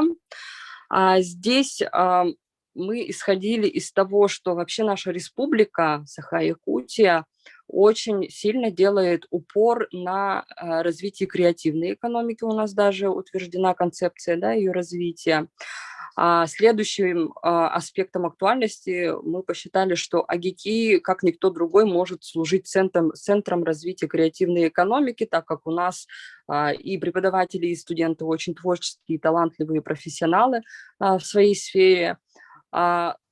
И здесь мы тоже сталкиваемся с какими-то нюансами. Почему? Потому что в целом культура всегда считалась очень бедной сферой, да, то есть, это еще с советских времен у нас осталось такое восприятие, понимание. Работники культуры – это бедные люди, художники всегда голодные и так далее. И чтобы разрушать эти стереотипы, уходит достаточно большое количество времени, и когда мы говорим про бизнес, когда мы говорим, давайте заработаем денег, мы зачастую слышим такой ответ, я творческий человек, мне как бы это все чуждо, я вообще не могу ничего не планировать, не считать. Соответственно, вот с такими трудностями мы тоже сталкиваемся, и ради этого, для того, чтобы мы сформировали как раз-таки и реализовали весь творческий потенциал в коммерцию, потому что без денег сейчас никак, это просто невозможно. Соответственно, мы организовали пока пробно в рамках нашего института только для наших студентов бесплатные курсы, которые пройдут летом, в июле этого года. Интенсив будет такой проходить. И в рамках этого курса мы придумали, что мы будем не только развивать предпринимательские навыки. То есть это не классическая школа бизнеса, где учат просто считать деньги, выстраивать там бизнес-модель, стратегию и так далее. Мы еще помимо этого туда включили такие интересные модули, как маркетинг, мы уделили этому большое внимание. Вообще считаю, что человек, который занимается проектами, он как минимум должен понимать базовые основы маркетинга. Как обычно люди понимают маркетинг? Маркетинг – это всегда креатив, как всегда классные рекламные кампании, красивая картинка, всевозможные афиши, ролики, максимум ведения Инстаграма. На самом деле, конечно, перед тем, как мы это все выдаем, всю эту красивую картинку, мы начинаем с того, что мы очень много анализируем, считаем, проводим всевозможные социологические исследования, качественные, количественные. Мы выясняем очень многие моменты для того, чтобы не тратить какие-то дополнительные лишние ресурсы в продвижении своих проектов. Ну, например, если мы говорим, мы реализуем проект для людей там 75+, мы не можем говорить, что мы откроем TikTok хаус, который будет там пропагандировать это среди людей, потому что большинство, ну, это по-простому, если говорить, большинство людей этого возраста не сидят просто в этой социальной сети. И здесь мы очень тщательно продумываем, где и как, каким образом мы будем подавать свое рекламное сообщение, коммуникационное сообщение, как мы будем взаимодействовать со своей целевой аудиторией. Каждая аудитория, она очень уникальна не только по возрасту, по социальным каким-то показателям, но и по поведенческим, психологическим, личностным, финансовым и так далее, и так далее. То есть это достаточно кропотливая, страшная, неинтересная, некрасивая такая работа. Поэтому я как раз-таки сейчас включила этот момент, потому что сама отучилась по программе «Глобальный бизнес» и уже являюсь и маркетологом, и экспертом по бизнесу, потому что, надо. Иначе просто, никак. Мы не можем сейчас говорить вообще в целом о проектах. И потом мы позиционируемся. Даже если мы говорим про социальные проекты, если вы будете это делать в рамках своей библиотеки, например, мы не можем без продвижения в принципе. Мы не можем без такого... без таких моментов, как спозиционировать свой проект, позиционировать себя перед грантодателями, перед спонсорами, перед инвесторами и так далее. Все очень должно быть грамотно выстроено. И здесь тоже такая особенность была в том, что мы придумали, что будут у нас и курсы по личному бренду, куда войдут, и курсы по имиджу и стилю в одежде, по ведению социальных сетей, по оформлению своих социальных сетей, по ораторскому мастерству. То есть для проектного менеджера очень важно иметь личный бренд, который состоит у нас из охвата и репутации. Без репутации охват такое себе, да, у нас тоже излюбленная тема, к сожалению, в России в целом, когда мы говорим, что нам репутация не нужна, нужны там, какие-то... Это я сейчас говорю про всевозможных трэш-блогеров и так далее, которые пропагандируют не очень хорошие истории, но, тем не менее, привлекают внимание и становятся популярными. Таким людям доверие на реализацию каких-то действительно очень фундаментальных, классных, масштабных, интересных проектов просто дорога закрыта. А если мы говорим, что у нас очень хорошая репутация, мы мягкие, пушистые, все здорово, но при этом у нас нет охватов, соответственно, мы тоже не можем говорить о личном бренде, потому что просто о нашей мягкости и пушистости просто никто знать не будет. Вот и все. Поэтому такая достаточно интересная школа у нас планируется. И в целом, наверное, я хочу сказать о том, что проектная деятельность, она всегда строится на основе идей и на основе таких человеческих качеств, как сочувствие, сопереживание, патриотизм, какие-то такие вот вещи, которые могут вас вообще, в принципе, сподвигнуть на реализацию именно социальных проектов, если мы сейчас говорим про социальные проекты. Но часто вообще считают, что и бизнес-проекты – это всегда про то, чтобы заработать. На самом деле нет. Самые большие корпорации, компании, самые богатые люди мира, которые когда-либо что-то придумывали в принципе, во-первых, у них было очень много провальных проектов, это достаточно тернистый такой сложный путь, но, во-вторых, они всегда хотели решить какую-то проблему. у них всегда была какая-то внутренняя боль, какое-то переживание и ощущение того, что они могут что-то изменить в этом мире. И, соответственно, если мы так рассуждаем, то к нам люди тянутся, люди готовы платить нам деньги за наши какие-то, может быть, знания или за наши продукты, в общем, если говорить. Соответственно, мы можем продвигать очень сильно и в том числе и проекты в библиотеках. Библиотеки вообще сейчас это такая очень интересная площадка, которая уже, по-моему, какой-то такой типичный вид библиотек в принципе потерял, потому что там можно и организовывать досуг, и можно организовывать всевозможные мероприятия, можно делать практически все.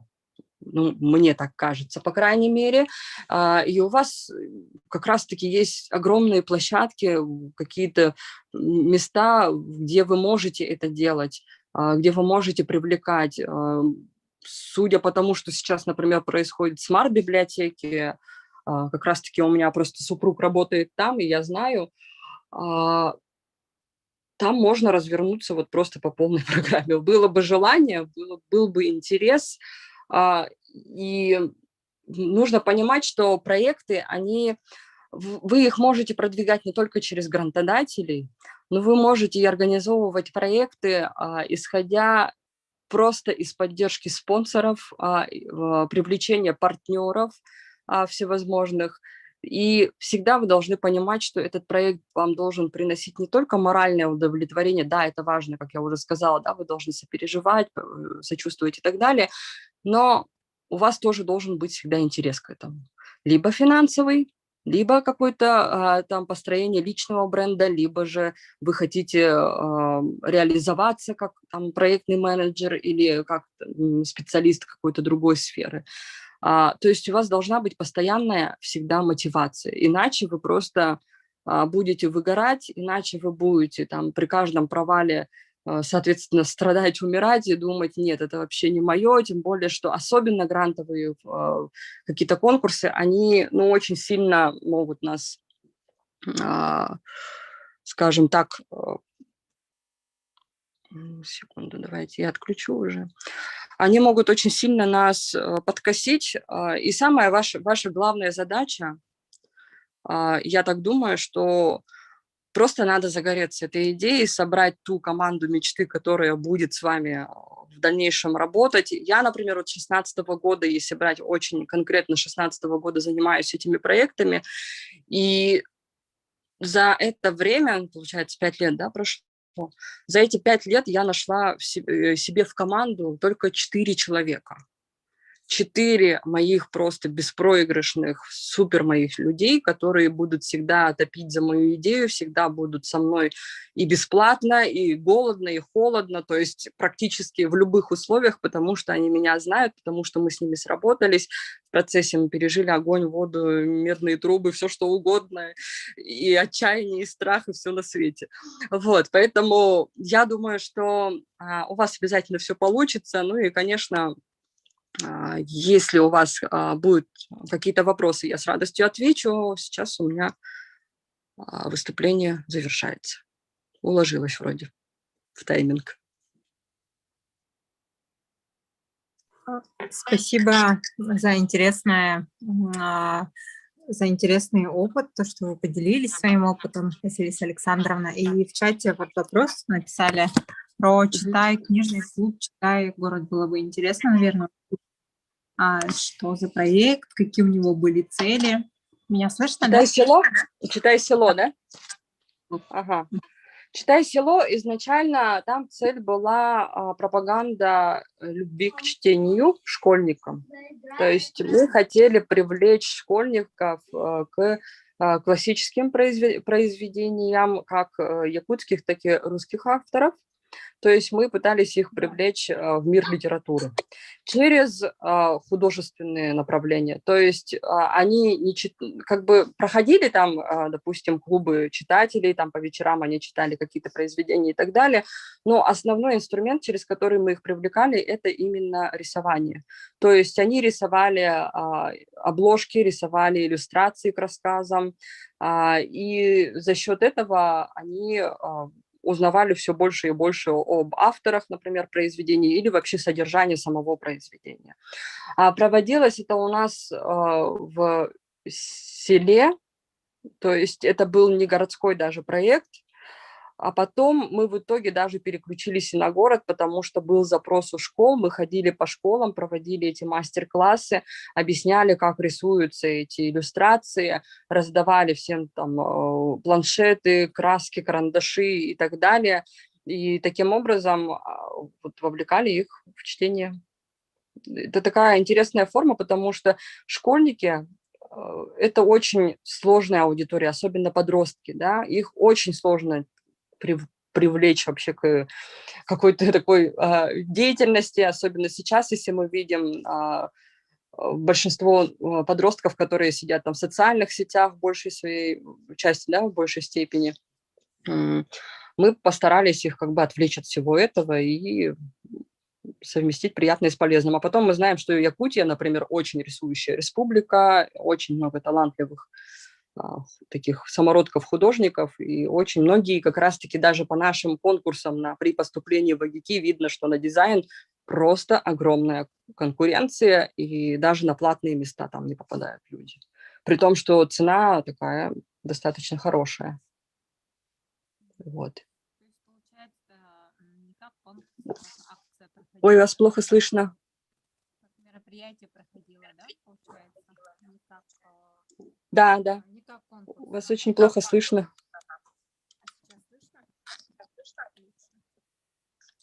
Так, нет, плохо слышно все равно.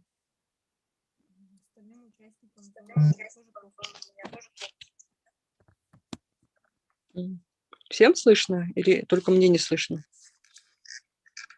Плохо слышно, ага. Только вас одно слышно.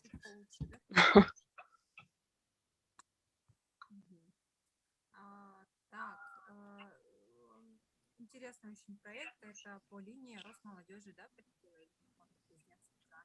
Дарья, у вас что-то с микрофоном? Вообще плохо слышно, совсем.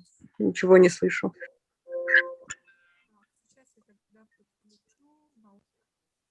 Вот так лучше Привет, слышно? зависла. Так, Значит, еще у меня раз? Получается, это по линии Росмолодежи или Фонда президентских грантов?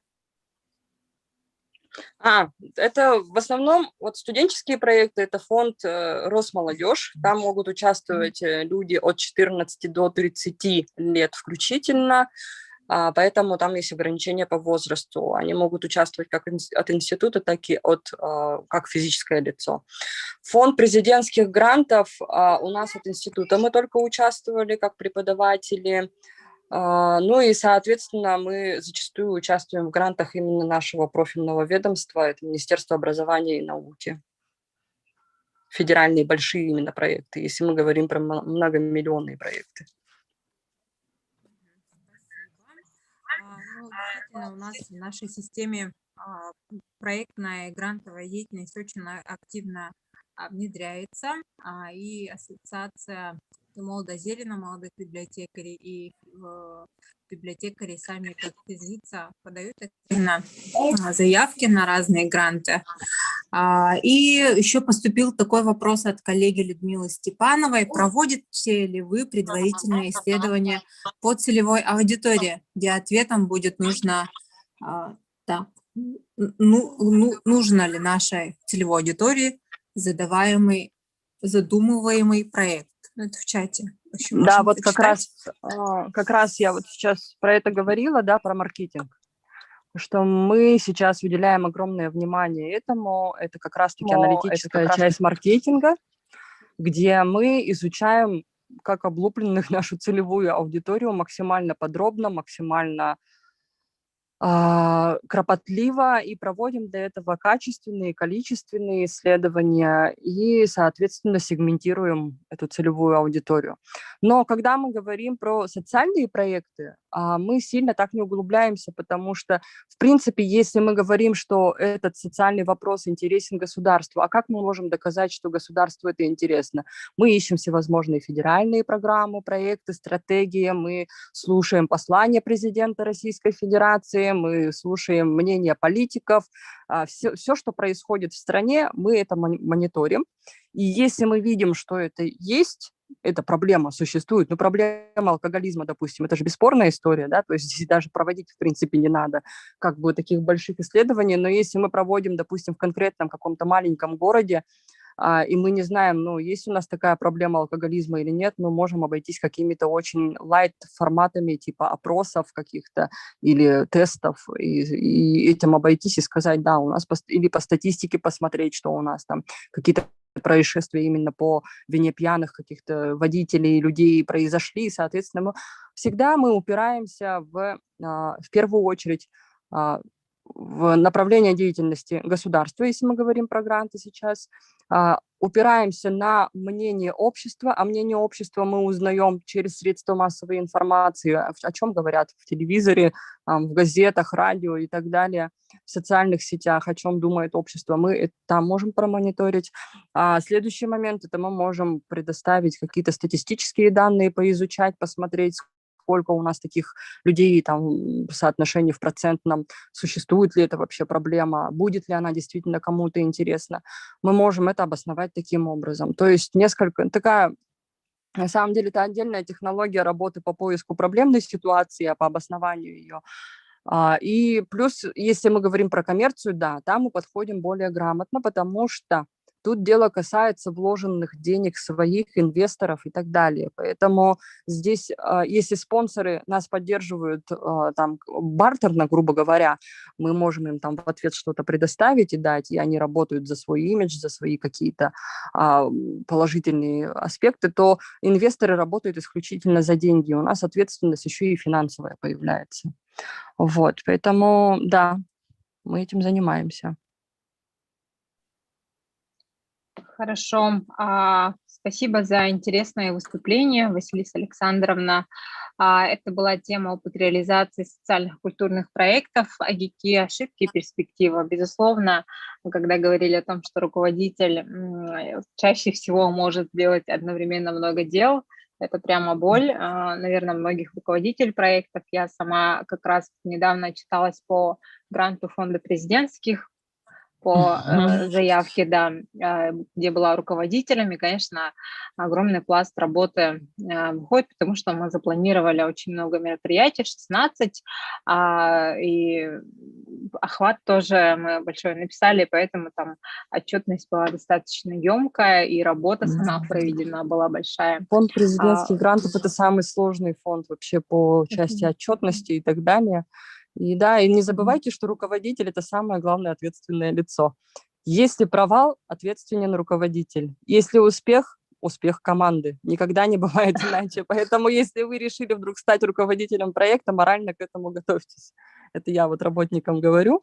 И и вот про это тоже я хотела сказать, что именно учреждения культуры, но вообще государственные учреждения страдают от нехватки кадров, и зачастую мы выполняем огромное количество функций, помимо своих каких-то прямых обязанностей. Поэтому да, это боль не только ваша. Мы туда тоже относимся. Безусловно, да. Итак, и команда, и бюджет проекта играют большую роль, и мероприятия, целевая аудитория. Спасибо, и мы хотим вручить вам сегодня онлайн благодарственное письмо от нашего коллектива библиотечной системы за участие в городском библиофоруме. Спасибо большое. Спасибо большое. До свидания.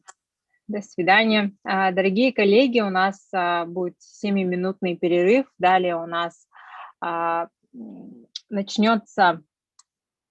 продолжится программа второго блока «Читай город. Проектный и клубный ориентир». В 11:00 ровно нас ожидает выступление коллег из города Благовещенск. Клубная работа в библиотеке имени Бориса Машука. И в 11:40 театр книги «Работай с актерами как профессионал». И прервемся на 6 минут, и далее мы продолжим работу нашего библиофорума. Будьте с нами, как говорит Андрей Малахов, да?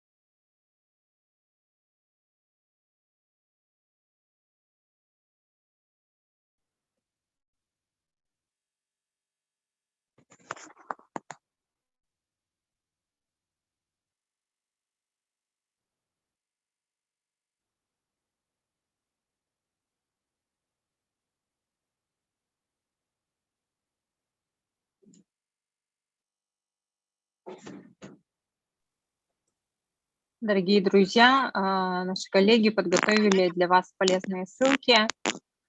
Можно будет посмотреть, отсканировать и узнавать что-то новое.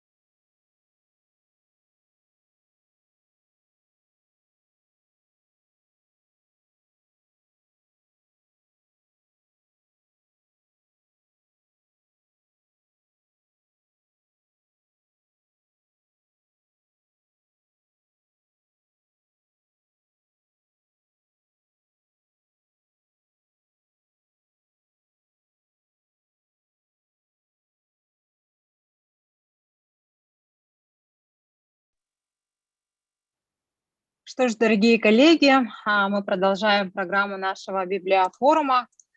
И сейчас разрешите предоставить слово нашим коллегам, которые выступят на тему «Клубная работа в библиотеке имени Бориса Машука, город Благовещенск». И слово предоставляется заведующей муниципальной библиотекой Александре Анатольевне Рихновец. Добрый день, уважаемые коллеги. Мы очень благодарны вам за то, что вы нас пригласили принять участие в вашем интереснейшем форуме. Уже пока слушали вас, получили очень много полезной информации. Ну, надеемся, что наше сегодняшнее подготовленное выступление тоже позволит вам почерпнуть что-то новое для себя.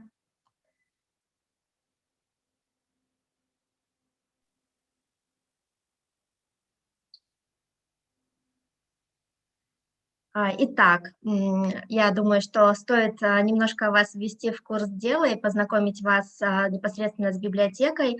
Наша библиотека, муниципальная библиотека имени Бориса Машука, является крупнейшей библиотекой города Благовещенска. Располагается она в микрорайоне. В нашем окружении большое количество общеобразовательных учреждений, учреждений высшего образования, различных научных центров. И при всем при этом библиотека – это единственный в данном районе города Благовещенска общедоступный познавательно-творческий центр, который объединяет вокруг себя все категории населения абсолютно. Это и взрослые, и дети, и молодежь.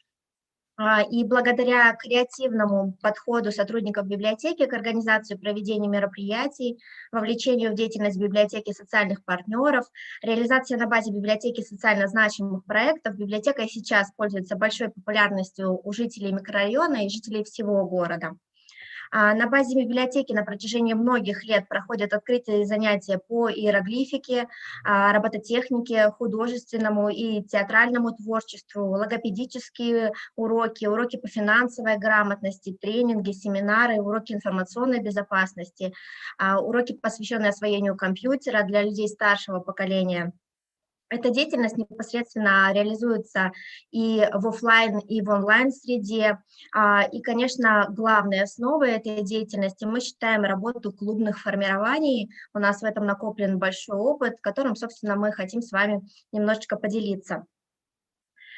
Клубные формирования основаны всегда непосредственно на общности интересов, на общности запросов и потребностей в занятиях любительским, художественным и техническим творчеством, совместной творческой деятельностью, которая способствует развитию дарований его участников, освоению и созданию ими культурных ценностей. Также всегда клубное формирование основано на единстве стремления людей к получению актуальной информации, будь то информация теоретическая или прикладная, в различных областях общественной жизни, культуры, литературы, искусства, науки, техники, к овладению полезными знаниями и навыками. Многие годы библиотека имени Бориса Машука поддерживает и развивает работу клубов по интересам.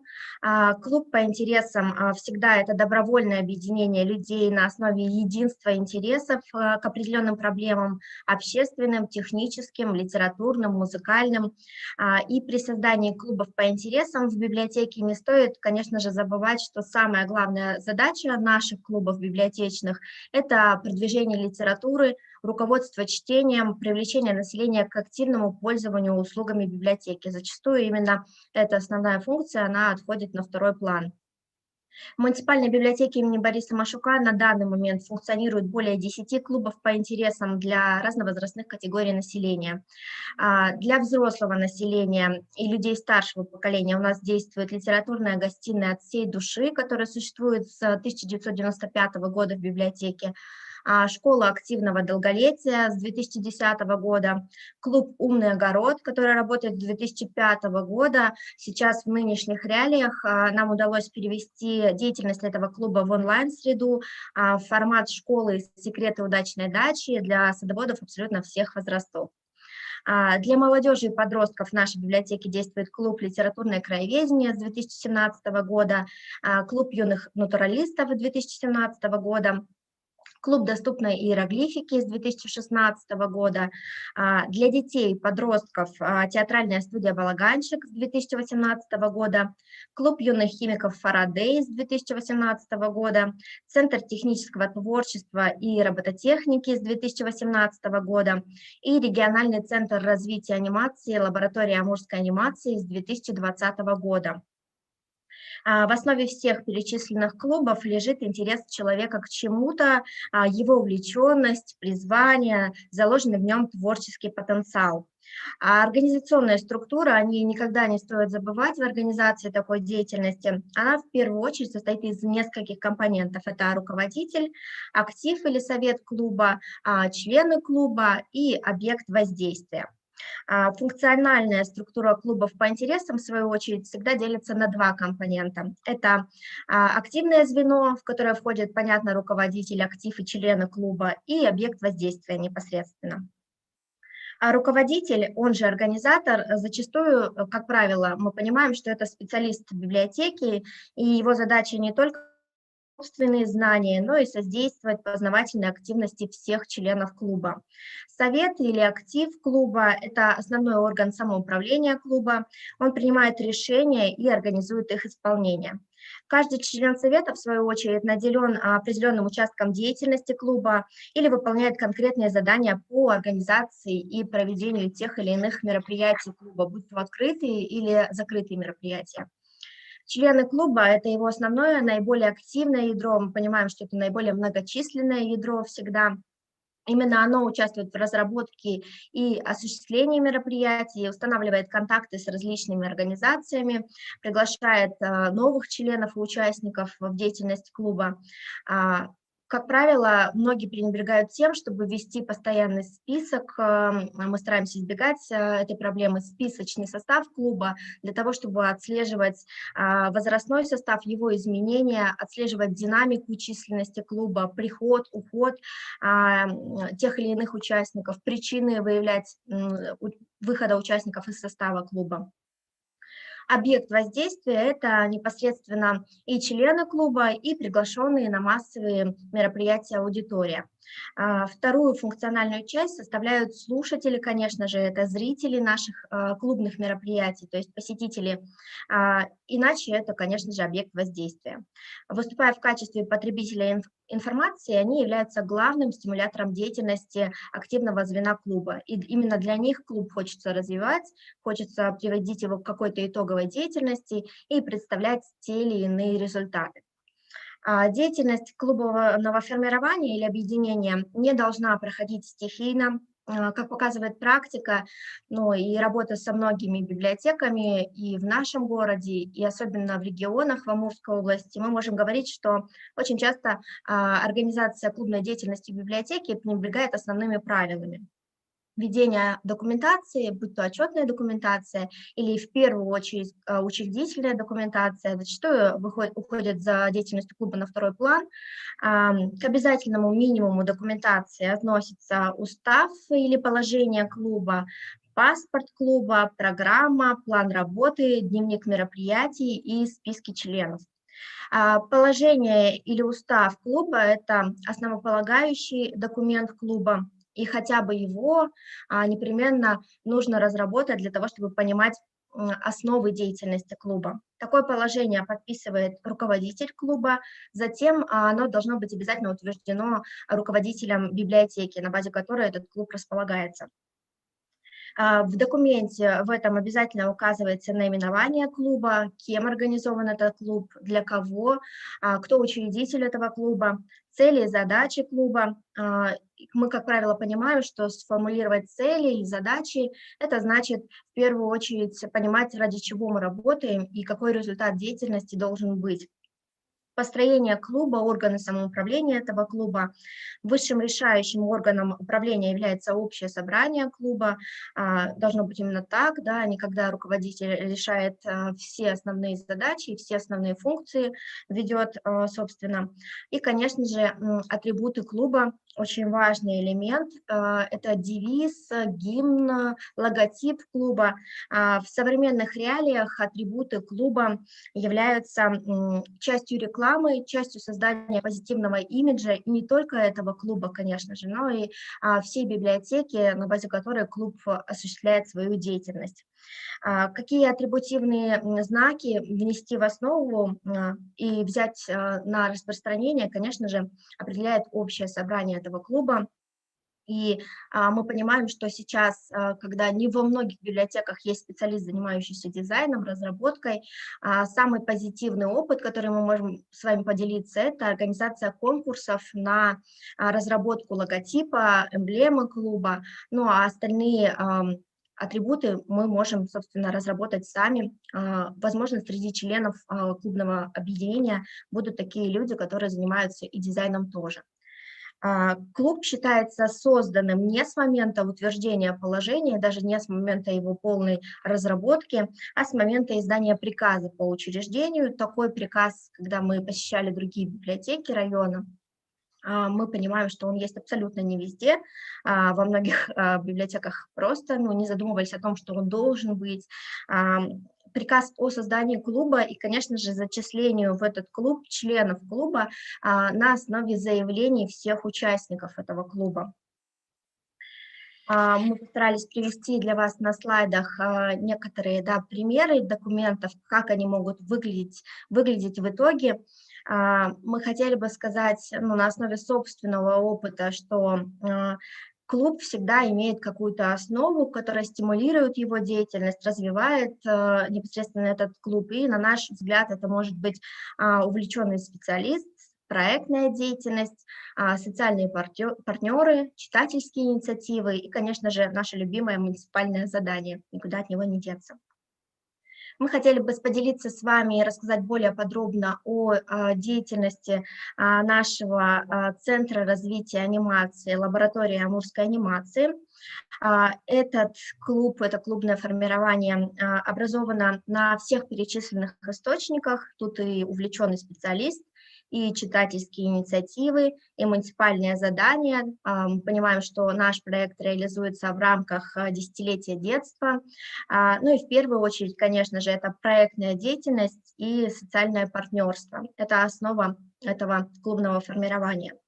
Проект, ставший в 2019 году победителем конкурса фонда президентских грантов, позволил нам создать на базе муниципальной библиотеки имени Бориса Машука региональный центр развития анимации, лаборатория амурской анимации, который способствует самореализации и самоопределению в профессиональной среде детей и подростков в возрасте от 7 до 17 лет.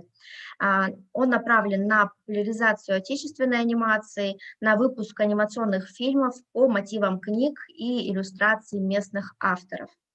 Учредителем лаборатории амурской анимации является Амурская региональная общественная организация «Творческий союз художников» и Управление культуры администрации города Благовещенска, непосредственно учредители и нашей библиотеки тоже. Клуб существует при поддержке фонда президентских грантов, киностудии «Союз мультфильм» федеральной, муниципальной информационной библиотечной системы, городского дома культуры, художественной школы и Амурской областной общественной организации по развитию и поддержке регионального кино и видеотворчества «Амур-Киносоюз». Это большой шаг в нашей библиотеке, открытие такого клубного формирования, открытие клуба нашего позволило в первую очередь значительно поднять уровень упоминания в средствах массовой информации имени нашей библиотеки, ну и, конечно же, лаборатории амурской анимации. Летом 2021 года состоится первый выпуск Центра развития анимации. Мы планируем обобщить опыт открытия этого клуба, издать на его основе методические рекомендации и представить возможность другим библиотекам региона развиваться в этом направлении на основе нашего успешного опыта. В 2020 году это не могло не оказать влияния и на ведение клубной деятельности в нашей библиотеке. Мы стали победителем конкурсного отбора на создание модельных муниципальных библиотек в рамках реализации национального проекта «Культура». С учетом развивающегося вокруг библиотеки научного сообщества, на основе выявленных потребностей посетителей, мы выбрали для себя определенное направление. Это направление библиотеки и обсерватории. Это нам также сподвигло на то, что мы продолжим развивать деятельность клуба юных химиков Фарадей и с отдельной лабораторией и техническую студию робототехника.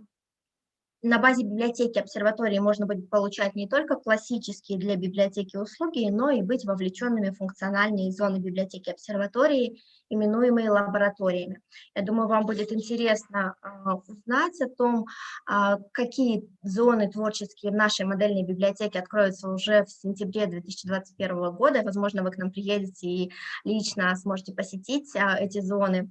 Это гуманитарная лаборатория, площадка, в рамках которой начинающие и опытные исследователи общественных явлений, социума, личности будут обмениваться опытом и наработками, где исследователь сможет подобрать интересующую объектную группу, презентовать промежуточные и итоговые результаты. На базе этой гуманитарной лаборатории продолжит свою деятельность региональный Центр развития анимации, лаборатория амурской анимации и сетевой библиотечный центр приграничья, в рамках которого мы, собственно, и организовали клуб доступной иероглифики, в рамках которой занимаемся изучением языкознания на основе регулярных занятий, абсолютно открытых, бесплатных для всех желающих жителей. Также это научная лаборатория, она рассчитана на индивидуальные и групповые практические занятия и эксперименты в естественно-научных областях знаний под руководством наставников и с использованием книжного фонда библиотеки, конечно же. Научную лабораторию планируется оборудовать мобильной цифровой лабораторией. Используя различные цифровые датчики, можно будет проводить доступно, абсолютно бесплатно, опять же, широкий спектр демонстрационных, лабораторных и исследовательских работ. Следующая лаборатория творческая. Это многофункциональное пространство, направленное на объединение обслуживаемого сообщества для организации и проведения мероприятий, будь то различные дискуссионные площадки, лекции, батлы, творческие и литературные вечера, любительские спектакли и концерты. Это, конечно же, тоже позволит развивать клубную деятельность на базе творческой лаборатории библиотеки. Книжная лаборатория, она станет местом, где можно будет познакомиться с технологией производства методических пособий, книг, журналов. Здесь можно будет встретиться с командой для того, чтобы обдумать и обсудить создание и выхода печатной версии, исследования, эксперимента, разработки, которые были основаны на деятельности предыдущих лабораторий. Общественная мастерская по выпуску печатных материалов на базе библиотеки позволит дополнительно также пополнять фонд местными изданиями, а также благоприятно скажется на развитии краеведческой литературы в городе Благовещенске и поддержке амурского писательского сообщества. Взрослые и детские абонементы будут являться тихими зонами библиотеки, обеспечивая комфортные условия для выбора литературы и ознакомления с ней, отдыха, учебы и работы. Холл и коридоры мы планируем использовать для проведения различных выставок, картин, фотовыставок, предметов народного творчества. Также у нас появится несколько функциональных зон и в холле. Это умная стена, краеведческий коридор. Здесь также можно будет представлять деятельность наших клубов и результаты этой деятельности. Мы уверены, что первая библиотека обсерватория на базе муниципальной библиотеки имени Бориса Машука может стать той основой в профориентации молодежи, которая неизменно будет положительно влиять на развитие и научно-технологический прогресс и города, и области в том числе.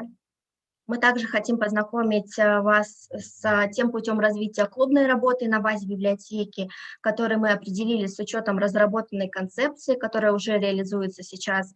Мы приняли решение своеобразное, конечно, может показаться немножечко странным. Я думаю, что вы заметили, что буквально в рамках этого сообщения я перечислила 10 клубов, и маловероятно, что вы запомнили, ну, хотя бы 3 из них перечисленных. Это такие же данные, такие же результаты мы получили в рамках социологического исследования, которое провели на уровень узнаваемости клубов, которые ведут свою деятельность на базе библиотеки. В связи с этим нами было принято такое решение немножечко изменить вектор развития наших клубов и направить усилия на создание единого клуба, клуб вдохновителей библиотечный мастер-майнд, у которого будут клубы-спутники. Клубы-спутники позволят нам объединить наши клубные формирования в эти направления деятельности и, соответственно, уже позиционировать одно клубное формирование, формировать, соответственно, его позитивный имидж, активно его продвигать, вовлекать в него социальных партнеров и сосредоточить все свои усилия на то, чтобы о нем знали все в городе Благовещенске и, надеюсь, за его пределами.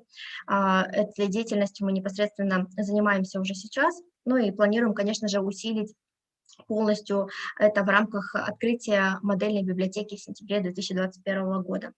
На его основе, конечно же, будет лежать и продвижение чтения в первую очередь, развитие интереса читателей к самой библиотеке, к созданию позитивного имиджа непосредственно библиотекаря, как наставника, как абсолютно открытого, доступного к сотрудничеству человека.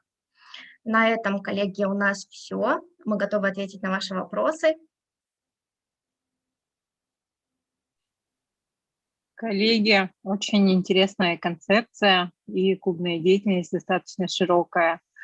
Если есть вопросы, уважаемые коллеги, можете их написать в чате или сейчас подключить микрофон и задать вопросы коллегам из Благовещенска. Сейчас мы посмотрим. И также есть возможность для тех, кто смотрит у нас в YouTube-трансляцию, можно задать в чате свои вопросы. Ну, я хотела вот спросить по клубной деятельности, вот 10 разных клубов, и какой из них является самым посещаемым по статистике у вас?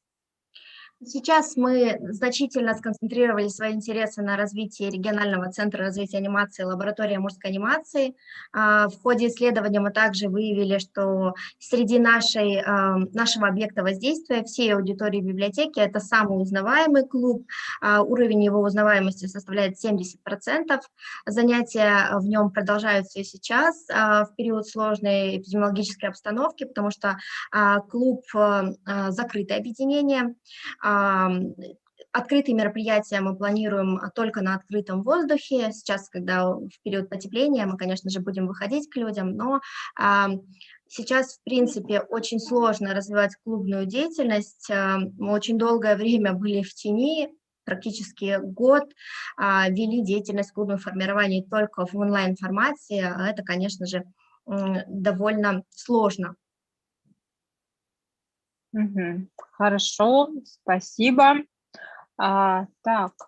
И сейчас мы бы хотели вручить онлайн от имени коллег Александре Анатольевне за выступление на сегодняшнем. Так, у нас вопрос поступил. Перед тем, как вручить, давайте озвучим вопрос. Все мероприятия в рамках клуба проводит организатор-библиотекарь, либо мероприятия проходят с привлечением посторонних человеческих ресурсов, уточняют коллеги. Мы, конечно же, рассказывали в рамках выступления о том, что, допустим, региональный центр развития анимации, лаборатория мужской анимации реализует свою деятельность при поддержке партнеров, их огромное количество, и все занятия проводятся не специалистами библиотеки, а экспертами в различных областях. Мы понимаем, что анимация довольно специфическая область. Среди наших экспертов художник-постановщик киностудии «Союз мультфильм» Валерий Алексеевич Коваль, который регулярно ведет такие занятия в онлайн-формате с нашими участниками клуба. У нас большое количество местных экспертов, представителей различных учреждений культуры города Благовещенска. И это касается не только лаборатории мужской анимации, но и наших других клубов, например, наша гостиная, которая осуществляет свою деятельность с 1995 года. Конечно же, каждый раз героем нашей гостиной становится известное в городе лицо, которое, собственно, непосредственно и представляет и свое творчество, и, конечно же, ведет как основной ведущий этого мероприятия саму встречу. То есть, если уточнить, на средства грантовые, привлеченные, вы оплачиваете, или они выступают как библиотечные волонтеры, приглашенные спикеры? Да, этот проект «Лаборатория мужской анимации» проект полностью волонтерский. полностью, поэтому мы считаем, что сам опыт организации этого проекта, он довольно уникальный, нам удалось сконцентрировать огромное количество волонтерских ресурсов, притом ресурсов волонтерских экспертных, не просто людей с улицы, а экспертного сообщества. Проект реализуется полностью на интересе, и клуб функционирует на заинтересованности в том, чтобы все-таки в Благовещенске, в Амурской области, вообще, в принципе, на Дальневосточном федеральном округе у нас очень слабо развита анимация, сфера анимационная и мультипликация. Ну, только на любительском уровне. Здесь уровень, конечно, совершенно другой за счет того, что работают эксперты. Ну, действительно, это вот такой очень серьезный, интересный опыт, раз большое количество людей сконцентрировано. Я думаю, что получится в итоге очень хороший такой проект, продукт. И хотелось бы поделиться, что я сама работаю в смарт-библиотеке города Якутска, и также у нас проект реализуется по финансовой грамотности, но анимацию в основном делают наши сами сотрудники, тоже выпускаем мультики, называется «Финансики». Тоже такой замечательный проект, также почти волонтерский. И от имени коллектива нашей централизованной библиотечной системы города Якутска мы хотели бы вручить Александре Анатольевне благодарственное письмо за участие в нашем городском библиофоруме. Будем ждать вас еще, делиться опытом. Спасибо, нам было очень большое. интересно. Всего доброго. До свидания. Спасибо большое, Александра Анатольевна. Ой, можно вопрос, да? Вопрос, ага, так. Ага. У вас ПО купленное, да? Что, еще раз? Программное обеспечение. Само программное обеспечение в рамках президентского гранта, собственно, все средства, которые были заложены, это средства на приобретение программного обеспечения и на техническую сторону проекта. Деятельность вся волонтерская, а все-таки ресурсы, конечно, ему нужны и важны. Поэтому, да, все лицензионное, приобретенное. Хорошо, спасибо.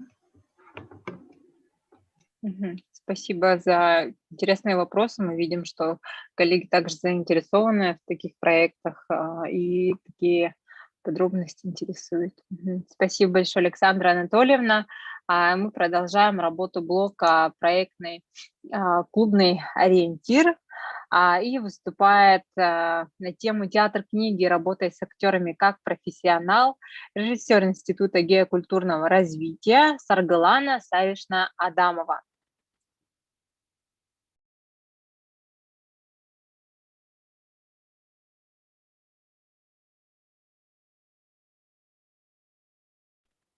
Саргалана Савишна, все нормально.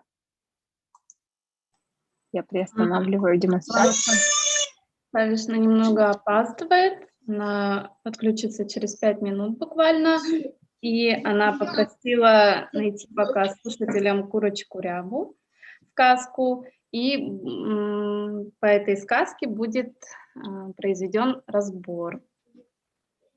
Пока всем, кто интересуется театром книги, я знаю, что у многих библиотек, на базе многих библиотек действует театр книги. Это очень интересное направление.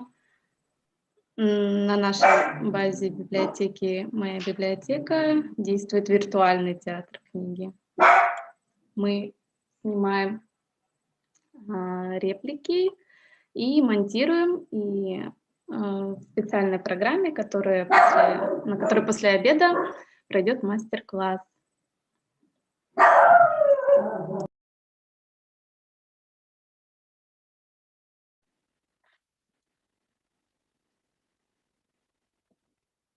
Так, мы ожидаем подключения Саргаланы Савишны, представителя Министерства культуры и духовного развития нашей республики. Как отметила коллега Екатерина, театр книги – это очень интересная область, и многие коллеги из филиалов работают по этому направлению довольно успешно. На подведении итогов года нашей библиотечной системы я помню, что поощряли коллег, которые работают по этой деятельности и работают с детьми, в том числе и с ОВЗ, что очень примечательно. Так, я хотела бы тогда напомнить программу нашего сегодняшнего библиофорума. Так, демонстрация экрана. Посмотрим по программе. Мы сейчас завершаем блок «Читай город. Проектный клубный ориентир» и продолжим в 12:00 пункт «Творческая мастерская», наш библиофорум. Здесь мы поговорим о виртуальной выставке, как разработать на платформе WordPress, расскажет коллега из отдела электронных услуг Марина Владимировна. И далее, после обеденного перерыва в 2 часа у нас начнется обучение, как работать с видеоконтентом. Безусловно, это одно из важных направлений деятельности. И здесь нам коллеги из информационно-образовательного центра смарт-библиотеки для продвинутых пользователей подскажут, как работать на программе Adobe Premiere. И приглашенный гость из ИГИКИ Валентин Валентинович Черкашин расскажет о том, как работать с программой Movavi Video. Есть также мобильное приложение, но сейчас мы рекомендуем, как раз вы можете для тех, кто еще не загрузил программы, выбрать Adobe Premiere, либо вот Movavi Video, установить на ноутбук, либо на свои персональные компьютеры. И мы разделимся на 2 потока и будем обучаться по 2 потокам. Обратите внимание, что у нас 2 разные ссылки на конференции, и в 2 часа необходимо будет подключиться, выбрать одно из направлений. Коллегам, которые в филиалах, если есть возможность, можно разделиться на 2 потока и пойти обучиться либо к Дмитрию и Розалии Борисовой, к Дмитрию Горбову, либо к Валентину Черкашину. И потом далее, после перерыва, мы уже будем завершать нашу программу библиофорума блоком «Библиотечные тренды. Курс на будущее. Как упаковать культурные проекты и тренды библиотечно-информационного обслуживания». И далее на закрытие, как сообщила Мария Витальевна Андреева, у нас будут представлены итоги опроса молодых специалистов нашей библиотечной системы, и мы узнаем, какие же результаты были получены. Вот, и, конечно, форма обратной связи для того, чтобы понимать, как мы будем дальше работать, какие темы интересны в рамках библиофорума. Итак, я вижу, что наш спикер подключается. Переключаю на другую демонстрацию. Итак, продолжаем наш «Читай город», проектный клубный ориентир, и выступает на тему «Театр книги. Работай с актерами как профессионал».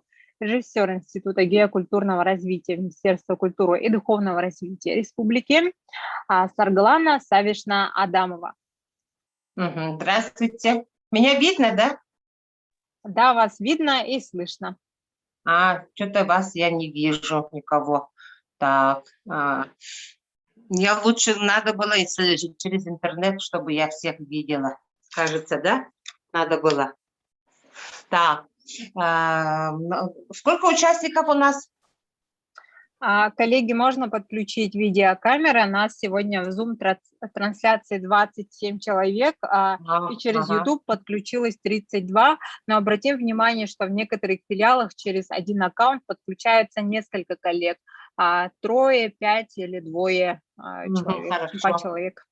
Ну, к сожалению, очень плохо, чтобы я же через телефон, поэтому никого не вижу. Так, в основном у нас кто? Это работники библиотек, да? Да? Перед вами сотрудники централизованной библиотечной системы городского округа город Якутск, библиотекари Якутска. В основном якутские. Все. Добрый день, дорогие коллеги, потому что вы тоже работаете с детьми. поэтому я вас и работники культуры, поэтому коллеги называю, да. Сегодня я хочу рассказать, как, например, делать разбор произведения и начать работу с детьми. Это вот эта постановка, ну, маленьких таких театрализованных действий, да, каких-то маленьких спектаклей и так далее. Ну, плохо, что я вас всех не вижу. Прямо это плохо мне. Я люблю, когда я всех вижу и с ними вживую разговариваю. Почему не видно ничего? А? Почему всех не видно? Возможно, вам необходимо оформить, тут в Zoom можно настроить, что вы нажимаете. Мгм. Да, ну, Можно как будто я сама с собой разговариваю. Плохо так. смахните в правую сторону экран Zoom, и тогда вы увидите количество участников, Это тех, где кто вот и подключился с портрет видео. это? Да, Ну-ка. в Ага, правую сторону. в правую сторону. Тут участники список выходит, ну и Мгм. все. Нет, не участников, Они вы вот, могут вживую со мной общаться, какие-то вопросы задавать и так далее. Могут, да? да, конечно, могут задавать, подключить свой Ага. микрофон, либо в чате писать. Чат-то вот плохо, что я через телефон зашла. Ё-моё, вообще ничего не видно. Я привыкла вживую общаться, а тут вообще только вас и видно. Ну ничего. Мы Так, вас видим, давайте слышим. ваши вопросы, да, какие у вас проблемы, откуда мне, чтобы я уже сориентировалась, о чем я могла бы рассказать и посоветовать вам. Пожалуйста. Что вас интересует? Ну, как я вам писала, первый вопрос, который нас интересует, как нам работать с актерами, как правильно нам делать постановку. Если Так дети у вас разновозрастные в основном, да, в библиотеку ходят, в группу, да? У вас как бы театр в библиотеке, да? Получается. Клуб это у нас. Театр книги при библиотеке, все верно. При библиотеке, в фестивале, например, в театральном фестивале «Синяя птица», ну, постоянными участниками являются это Маган, поселок Маган, библиотека, и библиотека города Якутска, микрорайон какой-то, я вот же забыла, то ли водоканала, то ли... Вот они только постоянно вот принимают участие. В основном театральные студии, театральные коллективы библиотек, к сожалению, не принимают. Но немножко я начну, например, о своей работе в республиканском конкурсе «Синяя птица» имени Юрия Николаевича Козловского, заслуженного артиста Республики Саха-Якутия, которое его имя носит это наш фестиваль. Нашему фестивалю уже 25 лет нынче исполнилось, да, то есть в прошлом году исполнилось, а нынче уже 26-й год. Мы работаем, и в течение 25 лет мы постоянно сотрудничаем. Например, нас приглашают, и мы работаем по районам. Вы тоже можете, например, нас пригласить. Помогаем делать куклы, кукольные спектакли и так далее, и так далее. В первый раз спасибо за приглашение, ну, через Zoom, да, к сожалению, но я часто провожу мастер-классы среди руководителей театральных коллективов. Это приходят ко мне руководители детских садов, да, вот воспитатели приходят. К сожалению, вот для библиотеки можно еще отдельно провести, да. Вот плохо, как будто я сама с собой разговариваю вообще. Мне, например, очень трудно. Я слушаю во все уши. Вот, например, если вы захотите, да, на базе какой-то библиотеки мы можем провести мастер-класс, и можете пригласить по районам. И вот через Zoom никак, очень трудно будет вам давать какие-нибудь советы, но можно немножко, да, но я всегда вживую привыкла работать. В первую очередь это вы, например, как вам сказать-то, набирайте группу, да, набирайте группу из таких ярких, таких талантливых читателей, которые к вам ходят.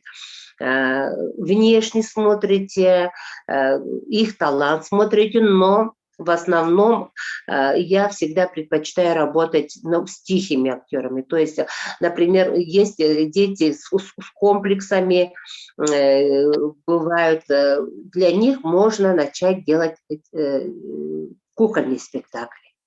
А для таких вот активных, ярких детей можно уже делать спектакли. Так, театр книги, да? Театр книги, книга. Во-вторых, вы подбираете репертуар. То есть вы уже набрали курс, то есть набрали группу, и вы смотрите, разновозрастная у вас группа, или как бы эти пятиклассники, или трехклассники, или начальное звено, или старший класс и так далее. Для старших, конечно, репертуар другой. Но мы начнем сегодня разбирать для малышей. Для малышей какие, например, подходят репертуары? Как вы считаете, дорогие сотрудники библиотеки, для самых маленьких детей?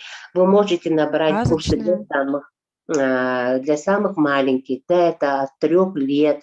Дети ходят в библиотеку от 3 лет с родителями, или можете даже пригласить детей самых маленьких, которые уже могли потом уже стать постоянными читателями, да, вашей библиотеки. Есть второй вариант, это вы, например, набираете группы из начального звена среднеобразовательной школы, это с 1 по 3 класс, по 4 даже, да, можете набрать курс. Вот, например, для самых маленьких какой репертуар подходит? Какие сказки вы можете составить? Курочка Ряба, да? Колобок, Репа, из русских народных сказок, а из якутских сказок вы должны перечень составить, именно репертуарный перечень, учитывая на возраст. Потом для начального звена какие сказки можете поставить? Какие сказки можете поставить? Кто-нибудь ответить, а? Снежную королеву можно Андерсона поставить для начала. Что? Снежную королеву Андерсону можно. Ну, Снежная королева, это среднее звено, наверное, подойдет. Муха, цокотуха, например. Вот муху, давайте муху запишем. Да, муха, цокотуха, да, Корнея Чайковского, еще. Горшок каши можете, да, братья Гримм, горшок каши, еще. Какие сказки?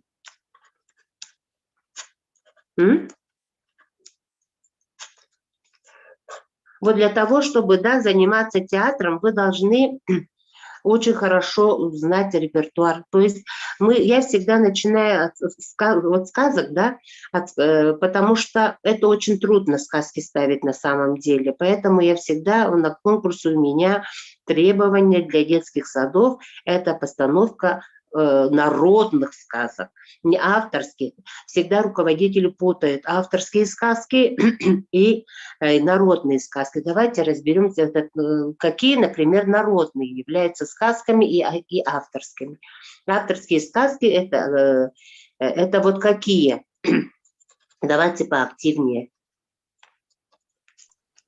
Авторские это Маршак, Чуковский, да, Пушкин, да, еще какие у нас есть авторы?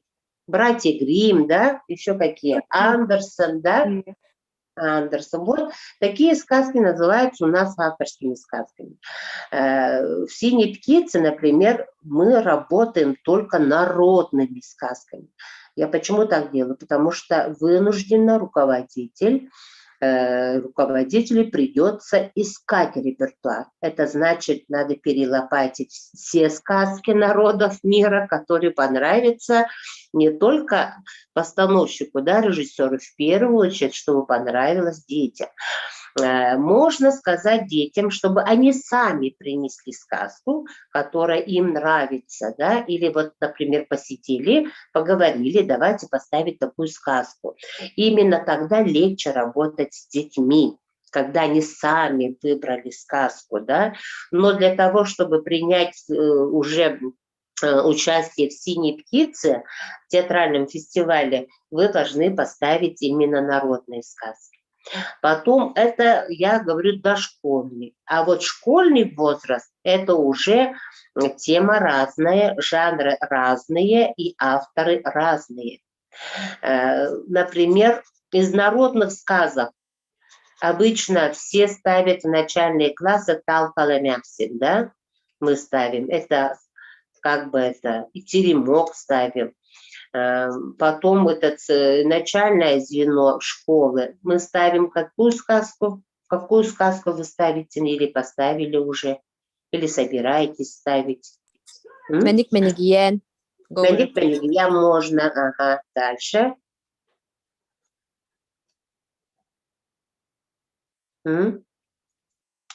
Вот видите, вот поэтому я вам советую, да, в первую очередь самим в это разобраться и делать перечень. Много надо читать сказок, и авторских, и народных сказок. Очень много хороших сказок. Это сказки коренных малочисленных народов. Там очень интересный сюжет и конфликт интересный. Я всем советую. Но не брать такие заезженные сказки, которые все ставят.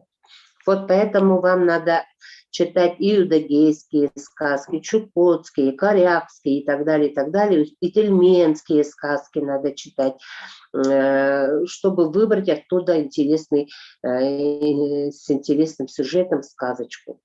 Так, можете ставить Носова. Это уже средний возраст школьный, да, Носова можете ставить. Можете ставить уже Пушкина,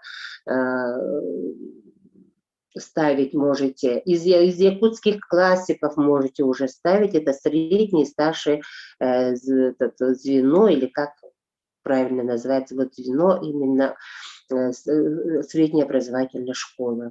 Для молодежи можно поискать в интернете репертуар, но есть для них именно репертуар, который они изучают. Это Лермонтова обычно, они очень хорошо, интересно ставят, да, Фанфизина, но тот репертуар, который они проходят в школе. Это им как бы они убивают этим 3 зайцев. Значит, они знакомятся с произведением, автором. Во-вторых, они уже ставят, читают и разбирают произведение. Это уже, но в-третьих, это уже как бы уже готовится к экзаменам. Обычно так можно сделать. Но я не представляю, я вот, например, библиотека, театр библиотеки, да, в библиотеке, как можно создать? Мне кажется, чтобы актеры в первую очередь умели делать разбор, очень хороший разбор произведения. Дети, которые занимаются в театре библиотеки, мне кажется, они должны отличиться от других театральных коллективов, потому что они должны быть немножко интеллектуально подготовленные. Не только как вот взяли текст и сыграли там царевну или там Бабу-Ягу, а тут они умели разбирать произведение полностью. Как это мы делаем, да? Например, мы все знаем сказку «Курочка-ряба». Знаете все? По сюжетам все, ну почти наизусть. Давайте начнем с этой сказки, да? Вот именно процесс разбора произведения. «Курочку-рябу». Все знаем, да? Да, алло, да. Как начинается сказка? Жили-были дед да баба. Вот, жили-были дед да баба. Пишем, потом разбираем. Жили-были. Где они жили? Как они жили? Что у них было? Вот на такие вопросы это уже развивает фантазию учеников. Они сами говорят, как они жили, жили где, у моря жили, у опушки жили, в деревне жили. Там же не написано, надо фантазировать, дофантазировать надо. А это дети сами должны, как им это вот нравится и как это им видится. Обязательно это должны. Вот предложение почитали, жили, были, дед да баба. Вот. Дедушке сколько лет было? Бабушке сколько лет было? Какая у них одежда была? Не стереотипно то, что всегда рисуют в книгах, да, лето, а дедушка, например, в шапке. Если вы хотите эту сказку, например, на современный лад, это уже другой разговор. Но в первую очередь вы должны разбирать произведение. Значит, жили-были дед да баба. Где жили? Давайте разберем. Как легче вам ставить? Где они жили? В деревне, в В избушке. деревне. Не в деревне какая? Маленькая. Старая, заброшенная, современная. Но где жили? В какой Обычная деревне? деревня, Обычной российская. деревни не бывает российской. Бывают заброшенные деревни. Бывают какие-то, например, цельная какая-то вот именно сибирская деревня отличается от центральной зоны. Вот это все вы должны фантазировать, сами писать. Значит, оттуда и одежда пойдет, оттуда и как они ведут себя, какой говор у них будет и так далее, и так далее. Вот видите, сколько надо разбирать одно предложение. Жили-были дед да баба. Дедушке сколько лет? Бабушке сколько лет? У них есть двор, птички, там курицы, коза и так далее. Оттуда у вас уже начинает рисоваться сценография, это называется.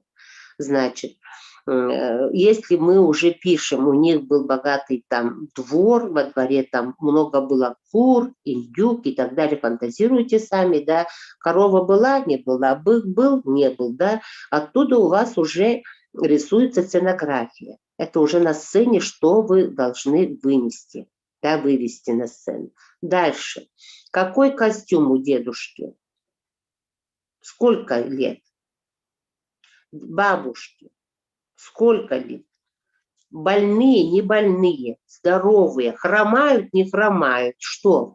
Например, с костылем, без костыля, с тросточкой, без тросточки. Это уже фантазируете вместе, сидя с детьми. Рисуете, пишете и так далее. Или вы читаете, а дети сами уже дофантазируют. Потом уже это, все это собираете и делаете единый. Значит, обычная деревня, обычной деревни не бывает, значит, заброшенный старый дом или хоромы. Разные дома бывают в деревне. Как вам удобно. Стереотипно мыслить нельзя. То, что там всегда нарисовано, обычно это и ставят руководители. А вы постарайтесь отойти от этого, от обыденности, от стереотипа. Значит, вы фантазируете. Так, дальше какое предложение идет? Жили-были дед да баба. Дальше второе предложение. Алло. И была у них курочка курочка-ряба. ряба. И была у них курочка-ряба. Значит, у них там куриный двор был или одна курочка была. Тоже пишите. Была. Где она была? Где вот около печки жила? Или вот в хлеву жила? Или где жила? Или на улицу ходит? Или как жила? Вот это тоже. Курочка-ряба какая? Сколько ей лет? Она старая, молодая? Вот это все вы сами тоже пишете. Дальше третье предложение.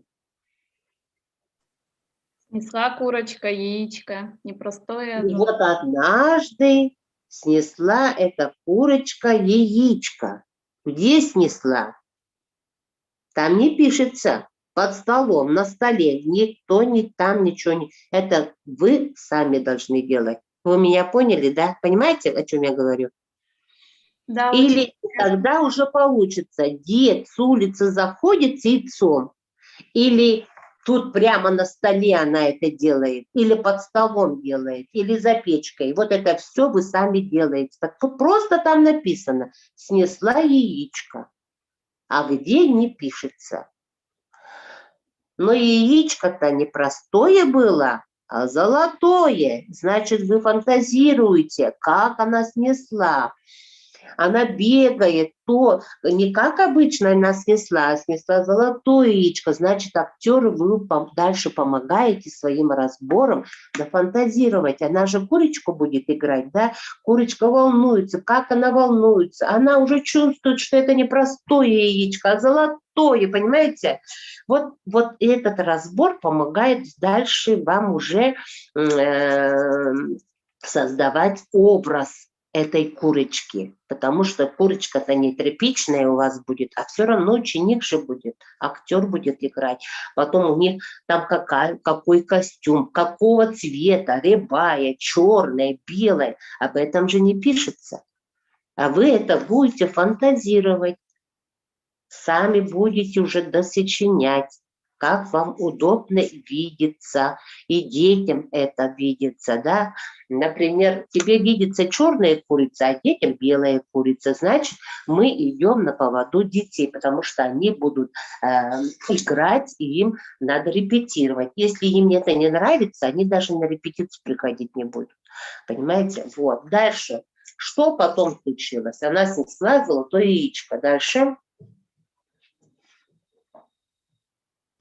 Дед бил, не разбил. Сразу, да, приходит. Значит, дед бил, не разбил. Значит, до этого идет промежуток какого-то времени. Значит, дед, баба или на улице там они там, курочка там прямо кудахтает и так далее, наоборот, тихо сидит, ждет и так далее, да. И тут дедушка и бабушка волнуются, что-то случилось с курицей-то. Почему она молчит? Или наоборот, она бегает по двору.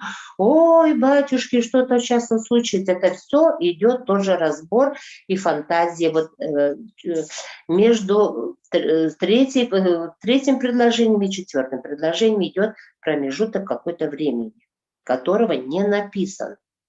Описания нету. Это вы делаете. Сами домысливаете. Это в постановке потом уже поможет. Дальше, значит, снесла яичко. Дед бил. Чем бил? Где бил? Обычно, стереотипно, он бьет, у нас в книге нарисовано, на столе, да? Видели картинки? Курочку рябу? Да.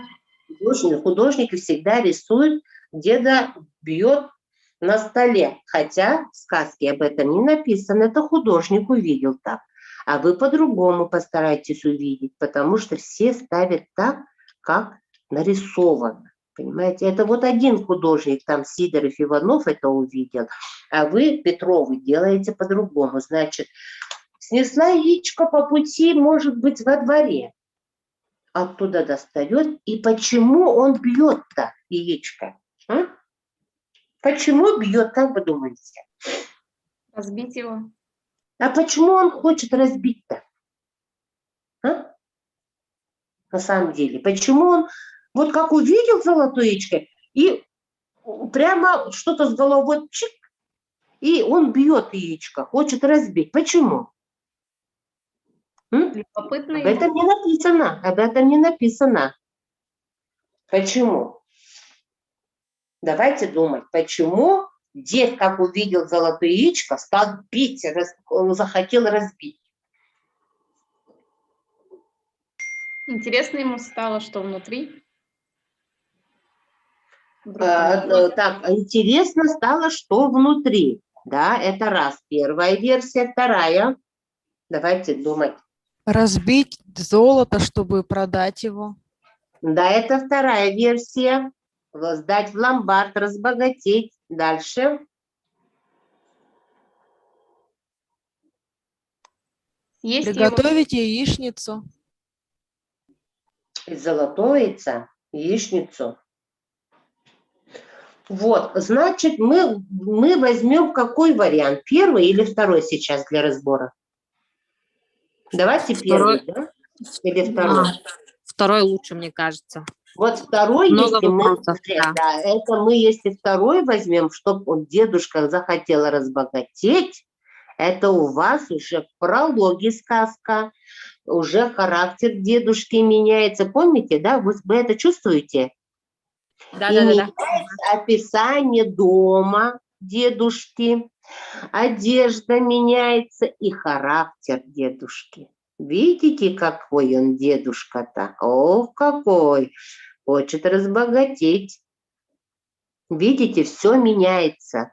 Вот какую версию потом этот самый кульминационный момент нашего произведения, да, где оттуда все должно меняться. Вот с пролога идет кульминация, вот она снесла золотое яйцо, потом уже идет дальше, это кульминационный, потом появилось золотое яйцо. Это значит оценка дедушки и бабушки, оценка самой курицы нашей, да, это мы все должны думать. Значит, мы хотели разбогатеть. На самом деле не так. Но мы возьмем эту версию, да? Фантазируйте. Кто взял эту версию, да фантазируйте мне, пожалуйста. Я вас слышу, я просто это подзарядка заканчивается. Слышу, говорите.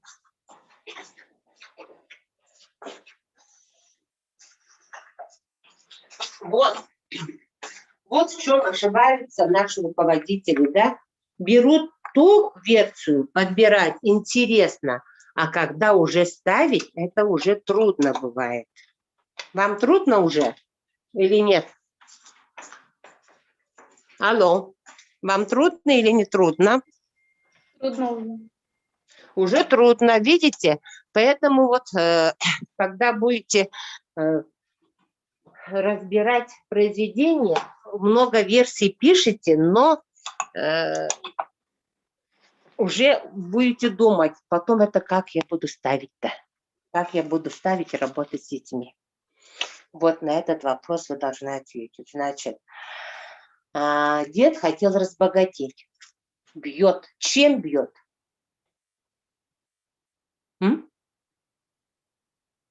И где бьет? Ложкой.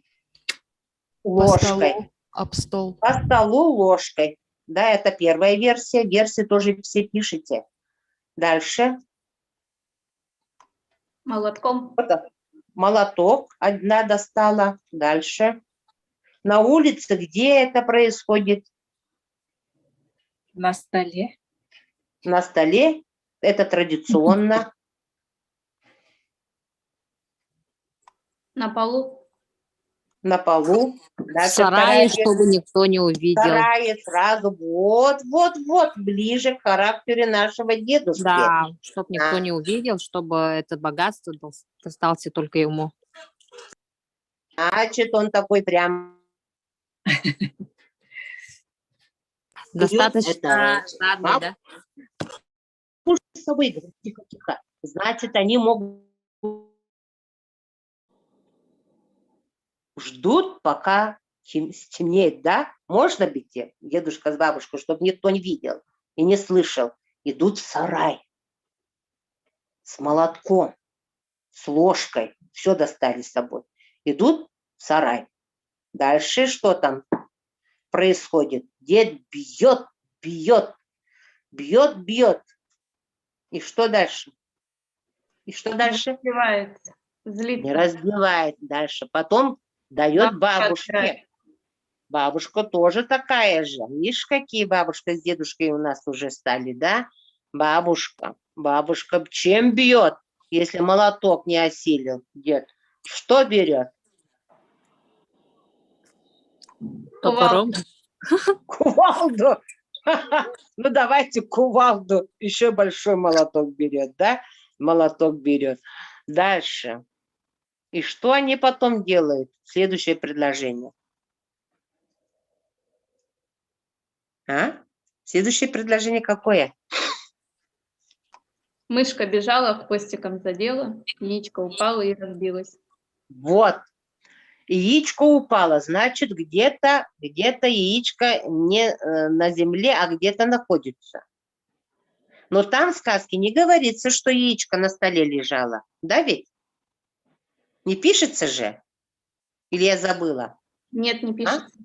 Нет, пишется, поэтому, может быть, куда-то положили, и там бьют, да? и вдруг мышка пробегает, откуда бежит, почему бежит. Ей тоже интересно стало, да, яичко золотое. Пришла и почему-то хвостиком только махнула, яичко упало, значит, это жизнь яичка не должно вот именно яичко мы не можем разбить чем-то, оно должно упасть откуда-то, да? Процесс-то такой же, да? Вот, яичко разбилось. Дед плачет, баба плачет, а курочка что говорит? Я вам новое снесу. Не плачь, баба, не плачь, деда. Я вам другое яичко снесу, но простое, говорит. И от чем заканчивается сказка? Финал. Финал? В финале что там пишется? Сказки.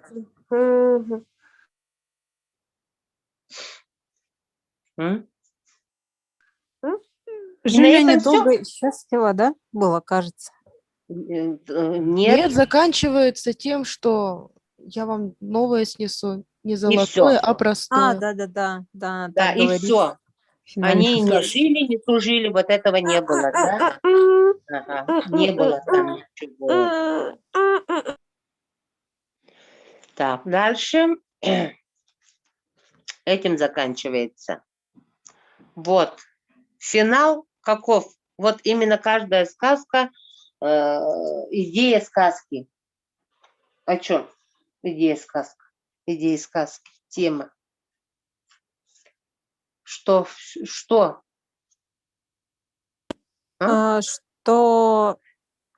и золотое яйцо, и простое, ну, как-то они не могут дать счастья. Или... Вот видите, все, когда ставят эту сказку, у них всегда финала не бывает. Потому что руководитель сам не разобрался, в чем вот истина, в чем вот урок этой сказки. Понимаете? Мы просто ставим, для чего этот разбор делают, да? Мы всегда ставим то, что вот написано. Мы перестали фантазировать. Понимаете? И этот финал этой сказки, эта сказка была написана давным-давно, когда вот эта русская народная сказка же, да, была языческая вера. Это языческая сказка. В основном все, вот эта половина, наверное, больше процентов сказки у русского народа это языческого, носят языческий характер. То есть это вот до такой степени они уже старинные, да, вот сколько лет, например, христианству, вот до этого написанные сказки. На самом деле это сказка о чем? Это сказка для взрослых тоже можно поставить. Это сказка о том, что когда человек умирает, уходит в мир иной, даже вот это есть у древних греков, оплачивают, чтобы попасть в тот мир. И вот и золотое яичко, оказывается, это символ то, что время пришло уходить. Вы любую сказку берите, в интернете есть разбор. Это там профессиональные фольклористы очень хорошо разбирают сказки. Не как вот для постановки, да, вот разбор идет об истории этой сказки, почему была она написана, о чем эта сказка на самом деле, да. Эта сказка, оказывается, на самом деле о том, как вот старик со старухой жили, не тужили, и вот пришло время уходить в мир иной. Поэтому они, раз все же не хотели, поэтому они разбивали золотое на самом деле яичко. На самом деле. Вот об этом сказка. Сказка «Колобок» то же самое. Сказка «Репка» то же самое. Вот поэтому очень интересно, например, процесс именно разбора любого произведения должно произойти именно в театрах, в книгах. Вот как называется у нас так? Театр книги, да? Именно в театральных студиях, библиотеки. Мне так кажется. Может, я ошибаюсь, но дети, которые читают, ходят в библиотеку, они немножко другие. И вот с ними можно вот так же разбирать. Еще дополнительно самим надо изучить эту тему и дать дополнительные какие-то истории рассказывать, информацию надо давать. Тогда только потом уже можно по ролям разбирать и ставить. Как ставить, это уже другой разговор.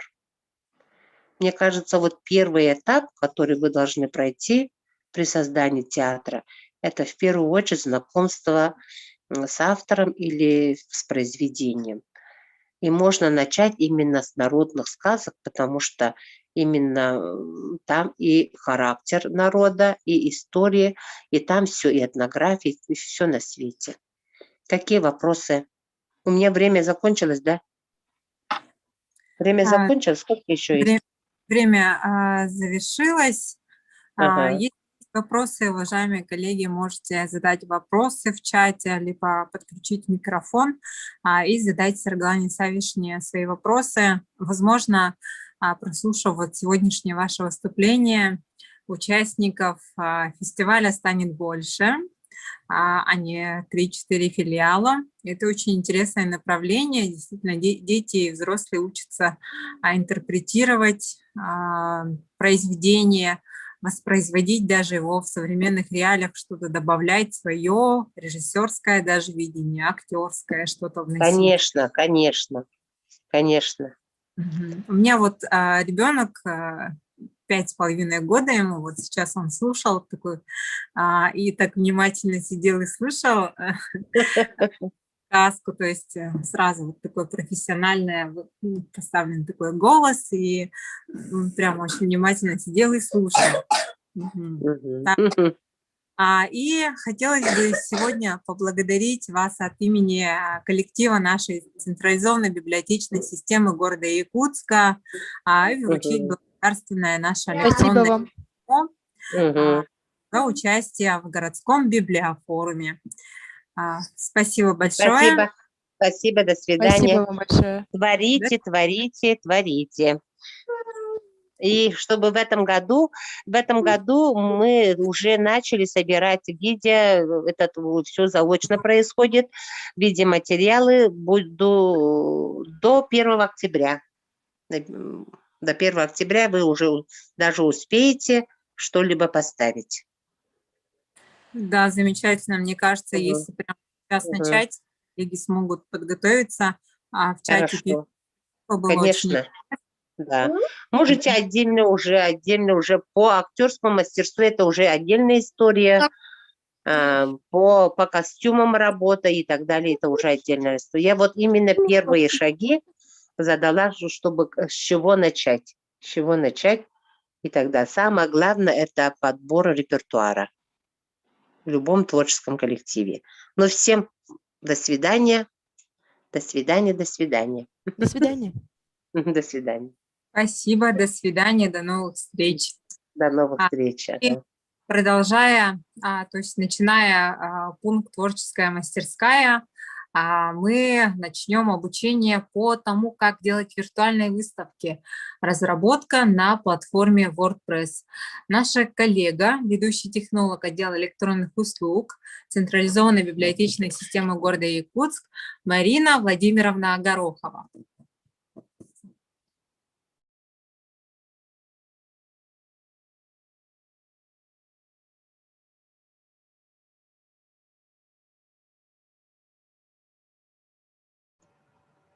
Всем добрый день. Добрый день. Картинка и звук есть.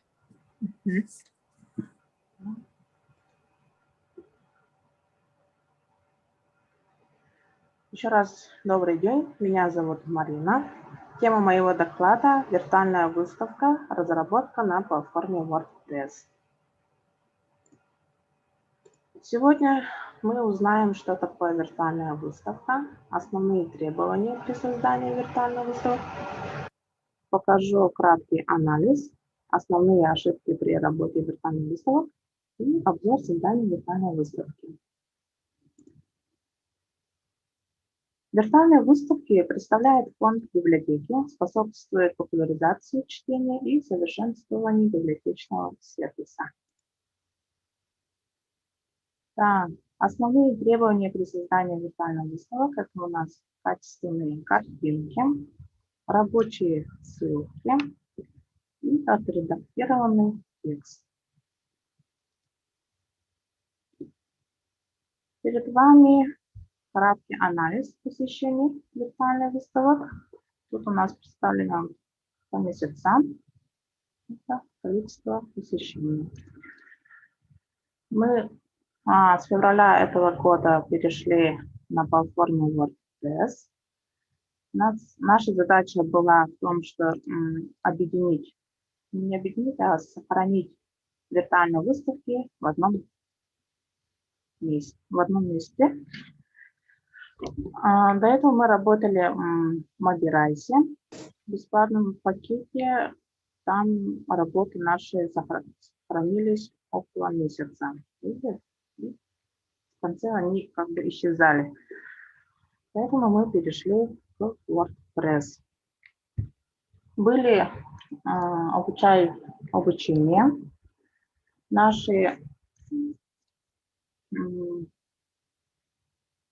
основе изучения выставок, которые наши коллеги сделали, мы обнаружили некоторые ошибки.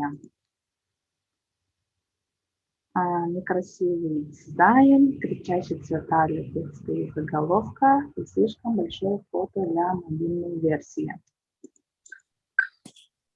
Вот. Вам покажу подходящие цвета. Да? Тут на левом и на правом примере использованы синие и зеленые цвета, но общее впечатление разное. Левый пример более аккуратный и лаконичный. На правом примере цвет шрифта не сочетается с фоновым цветом и использованы разные оттенки синего. Общее впечатление детских каракулей. Если не уверены в выборе цвета, используйте нейтральные и фирменные цвета. Например, если фирменный цвет ярко-зеленый, можно использовать этот цвет для акцентных деталей. Это кнопки, цвет заголовок и подзаголовок. Нейтральный серый или полупрозрачный зелено-серый можно использовать для фона. Если не можете самостоятельно подобрать цвета, то можно воспользоваться онлайн-ресурсами по подбору цветовых сочетаний.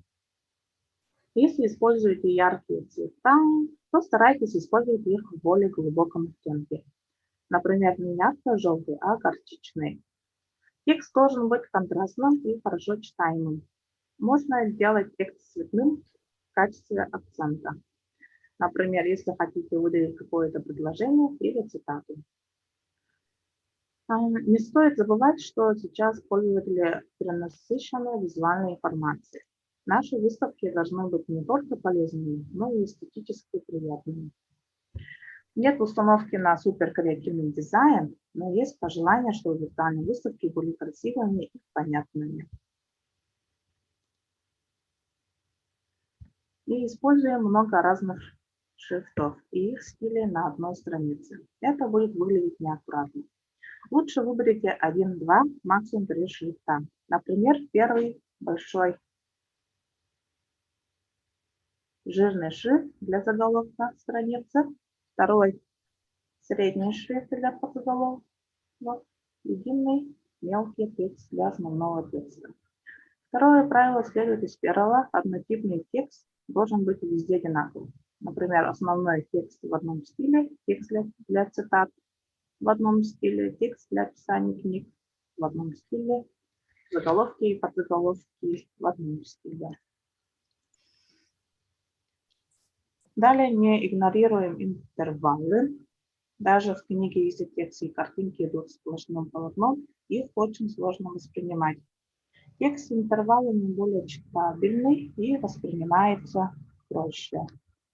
Вот тут показано. И тут у нас между блоками нет интервала. Интервалы ставятся после обложки до подвала и между блоками. Интервал можно ставить как в отдельной секции блоки, так и внутри секции, где уже есть другие элементы. Адаптированная мобильная версия. Вот тут удачно адаптированная мобильная версия. Фото и текст нормального размера. Подвал можно было немного поменять и одну слишком мелкую картинку побольше сделать.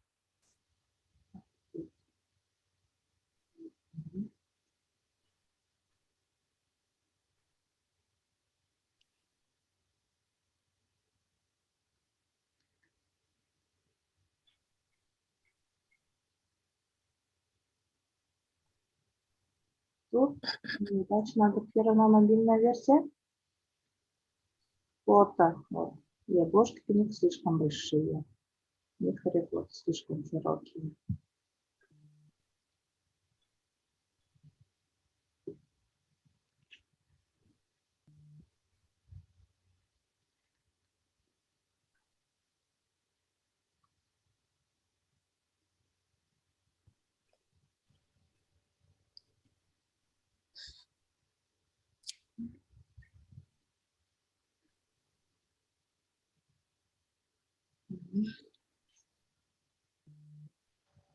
Наши выставки в основном просматриваются с мобильных устройств, поэтому при создании страниц необходимо учитывать то, как они будут смотреться на телефоне или планшете.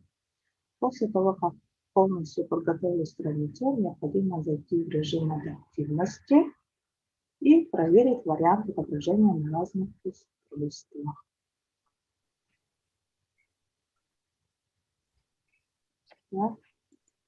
Перед тем, как создать виртуальную выставку, я хотела бы вам показать, как скачать качественные картинки с сайта Litres.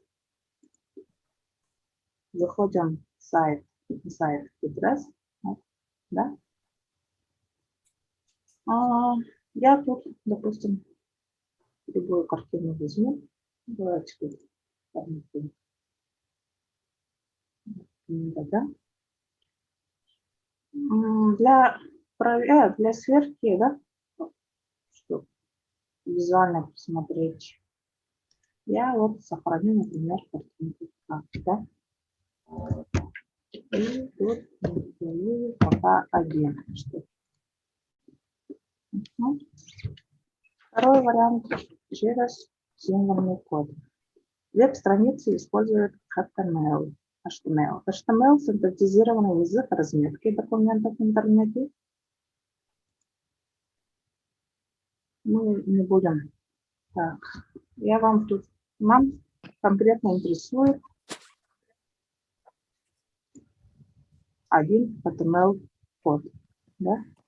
Так, это у нас image. Вот. Вам видно, да, тут? Так. Да, видно. Ага. Image в исходном коде сайта Litres на страницах книг tag image. Вот. Использует атрибут DataSearch. Вот он. Пошла. И выделяю, который содержит ссылку на качественное изображение. Правой мышью нажимаю, переходим по адресу. И вот открывается исходное изображение.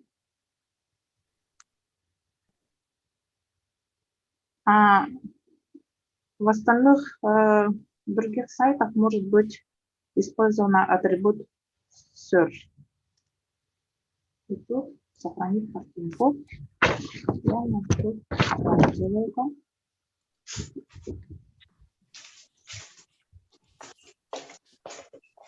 И тут партию смотрим. Первый вариант поменьше тут у нас.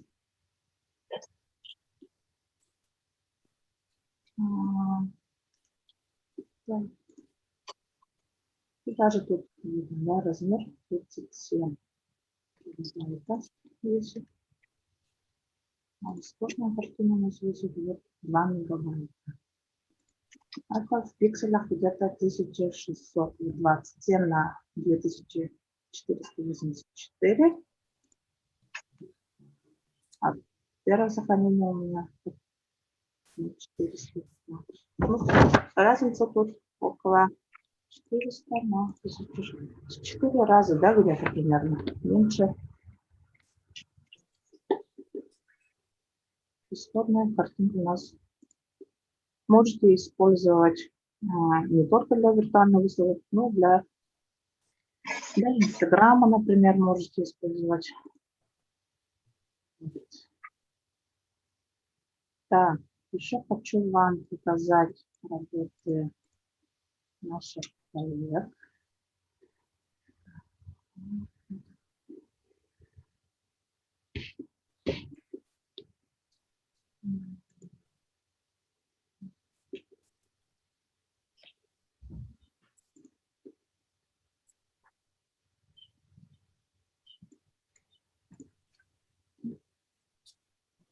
Это виртуальная выставка филиала 21. Смотрим.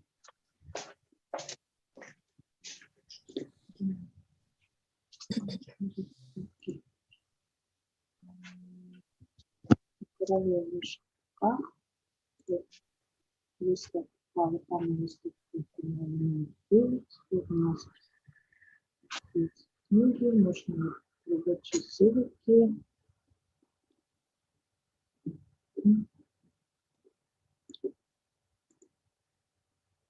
Виртуальная выставка ЦГД. Можно рабочие есть. Филиала номер 2.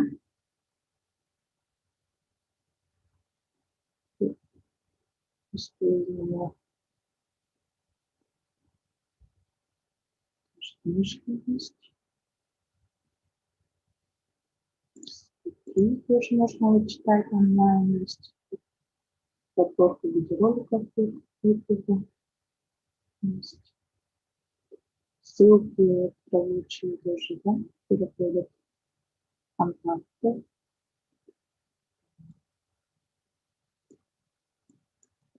И работа информационно-библиографического отдела.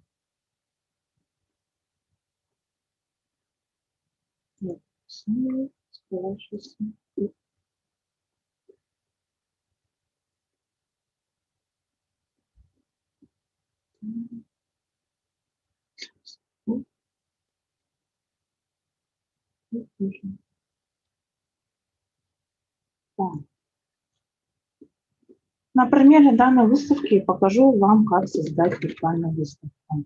Так, захожу в консоль WordPress. Так, добавим новый.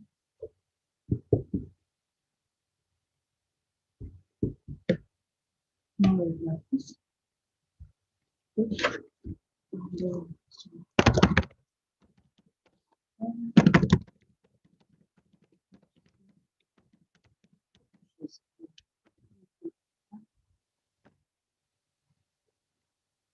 Путешествие.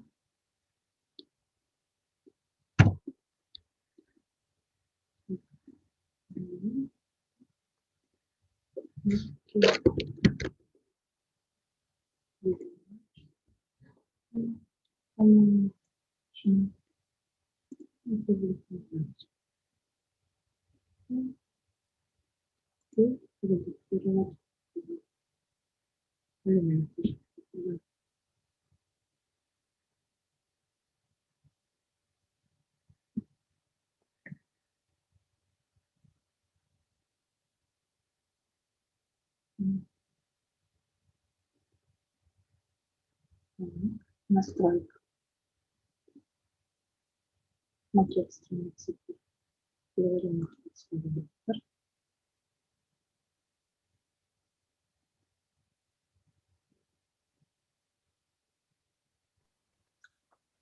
Так, коллеги просят чуть погромче говорить, чтобы можно было.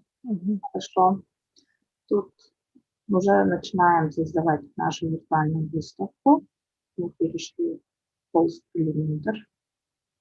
Тут у нас базовые, общие. Да. Нажимаем, и тут у нас есть блоки. Тут есть готовые, можно подобрать. Есть страницы и есть мои шаблоны.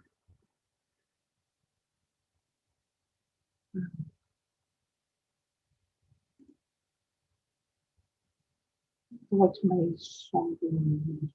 Вот блоки.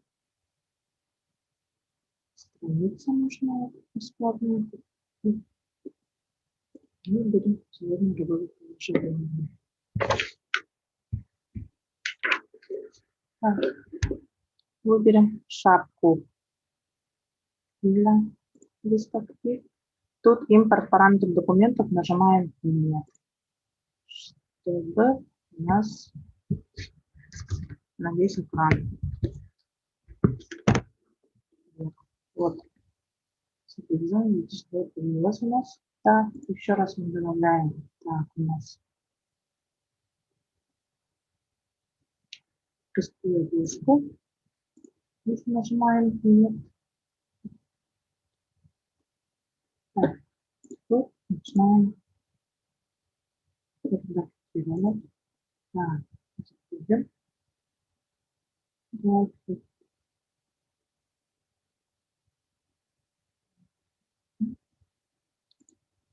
Выберем.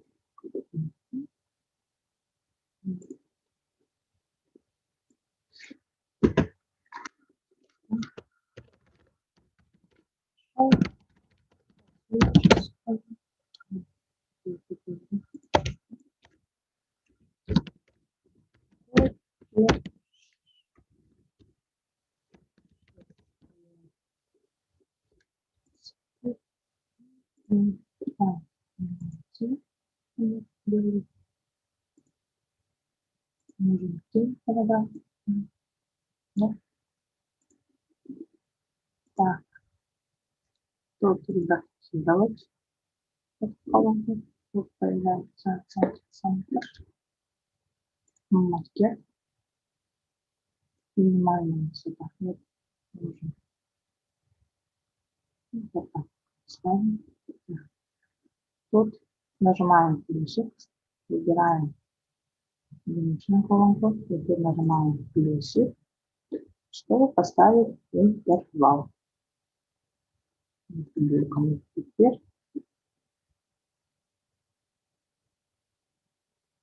три колонки, мы выбираем шаблон. Так.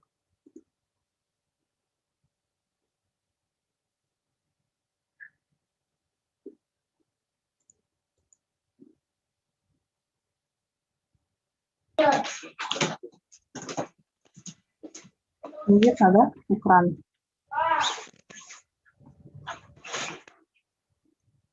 Так. Сейчас видно экран, но вас очень плохо слышно, как будто вы далеко говорите, издалека говорите. Ага, хорошо. Поставили вот колонки, тут меняем.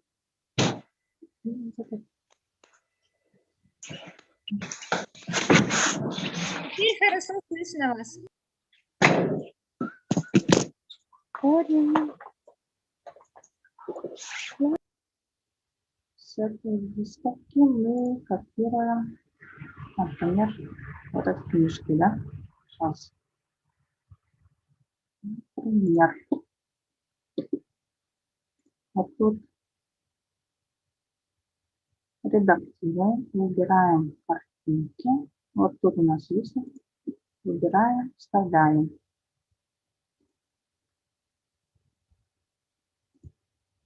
Также вторую колонку заполняем.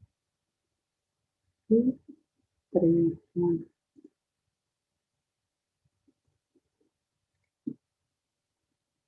Так, я эти текстовки отсюда возьму.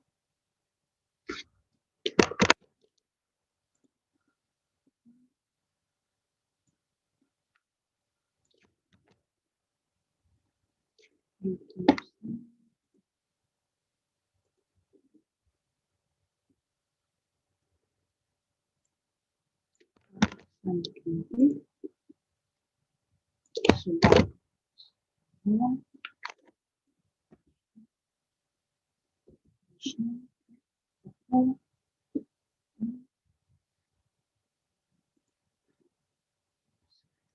Ссылку копировать.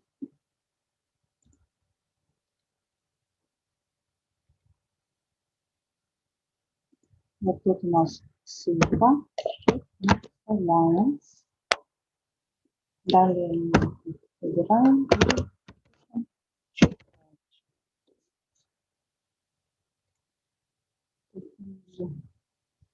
Указываем следующую книгу. Выбираем. Копируем тут.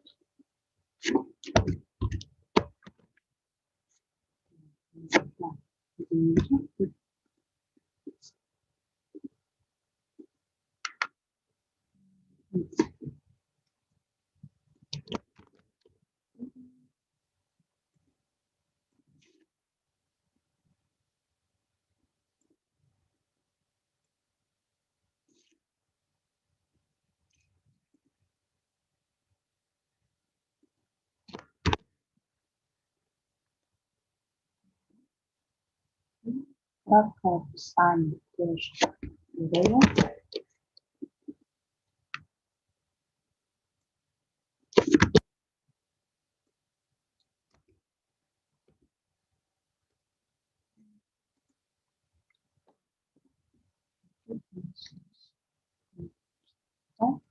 Копируем ссылку. Далее вставляем ссылку. Далее Демонстрация экрана, кажется, нет. Или это только у меня? Демонстрация экрана нет. Ага. Панель админа, картинка. И звук опять. Да, вот сейчас появилась картинка. И звук можно, да. Погромче. Вот я скопировала книжки. Так. И тут добавляем блок. Тут плюсик нажимаем. И тут у нас появляется, ставим интервал тоже, да? Так, можем найти предыдущий блок, копировать. И тут ставить. Если у нас похожие блоки будут, можем также вот добавлять блоки. И тут картинки меняем.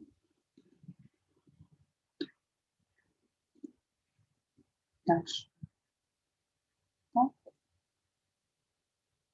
Картинки.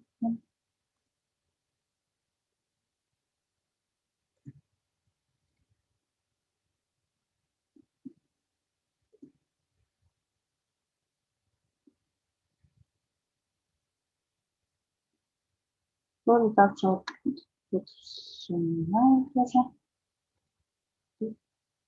Между блоками не забываем ставить интервалы.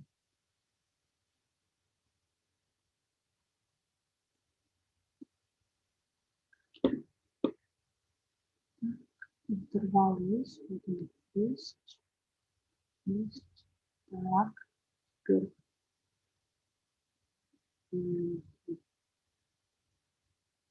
Давайте поставим список литературы, да?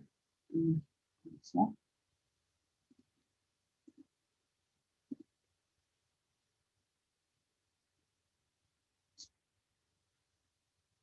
Список литературы тоже можем корректировать. Так, тоже вставляем блок. Тут добавим и интервал. Так, интервал у нас тут на компьютере 50. Стоит. Так, интервал был и под 2. Славы у нас пятый возьмем.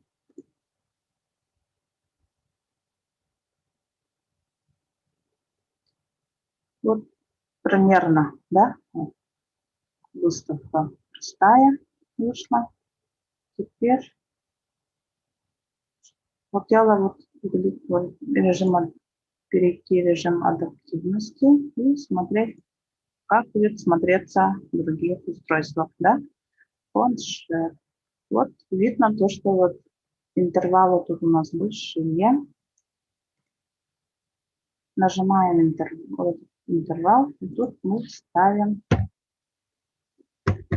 для планшета у нас будет 20. 20. Вот так. Будет нормально. Хорошо. И тут тоже 20.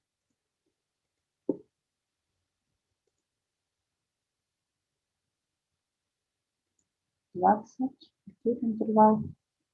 Тут у нас интервал уже.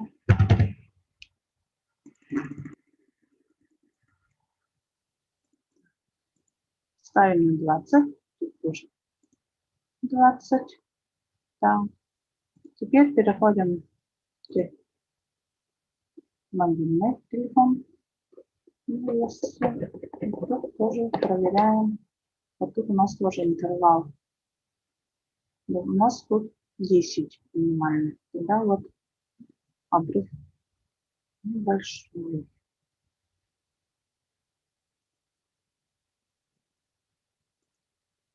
Десять. Все.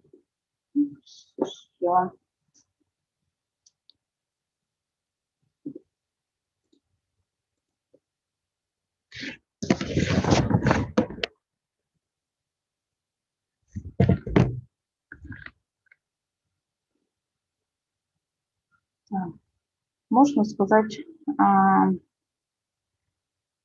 конце хотела отметить, что создание виртуальных выставок сейчас входит в обязательный список библиотечной работы. И хотя наши коллеги все-таки не технологи, но они стараются делать свои страницы на достойном качественном уровне. И наш отдел курирует данный вопрос.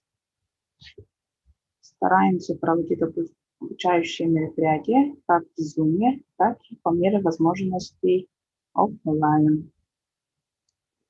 Все. Спасибо за внимание. Есть вопросы?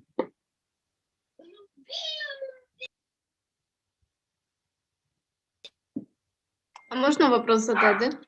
Да, можно. А вот свои шаблоны, если ты делаешь, чтобы постоянно не редактировать, можно ли вот именно мои шаблоны, чтобы постоянно вставлять? Свои шаблоны? Ну да, но получается, мы берем шаблон, который мы используем, да? Получается, мы там меняем цвета, меняем этот. Ну, это время постоянно одно и то же делается, и просто так, ну, как вставить свой вот шаблон, именно свой личный, в своей библиотеке.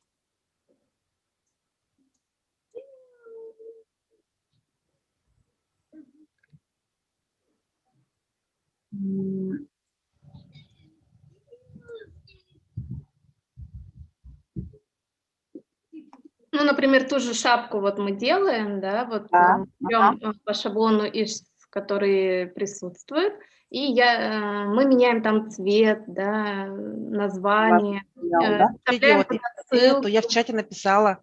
Так, это возможно, да, возможно это. И так, сейчас, подождите, у меня тут мешают мне.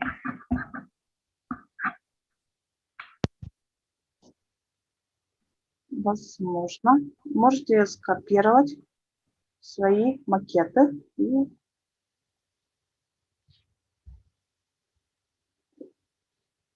Надя.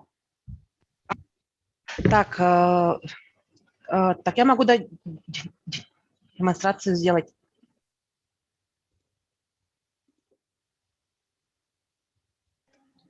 Марина, выключи свою демонстрацию. Хорошо. Сейчас попробую-ка. Так, меня видно, да? Да. Ага, хорошо. Так, ты мне мешаешь сама. Подожди немножко. Так, сейчас, подождите-ка. Я хотела бы вам вот так показать. Например, я хочу копировать так, эту страницу. Когда я нажимаю так наклон. И вот посмотрите, у меня вот она копировалась. И так я могу ее редактировать Elementor и уже менять.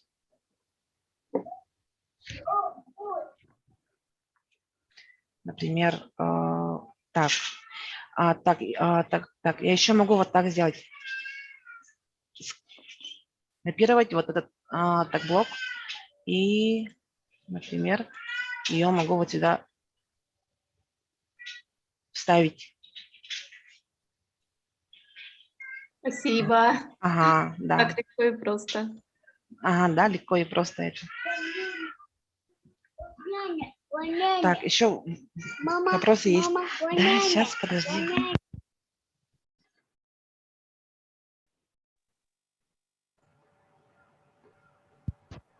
Вопросы еще есть, да?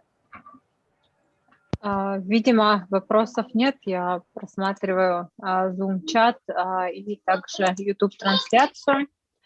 Было вот это достаточно, да, такой интересный блог, действительно всем нужный, коллегам. Так, вопросов, по-моему, нет. И сейчас мы бы хотели вручить вам благодарственное письмо. И для этого я вашу демонстрацию немножко отключу и направлю на нашу.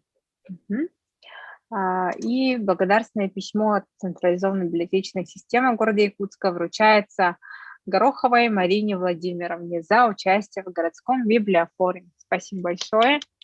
Спасибо вам.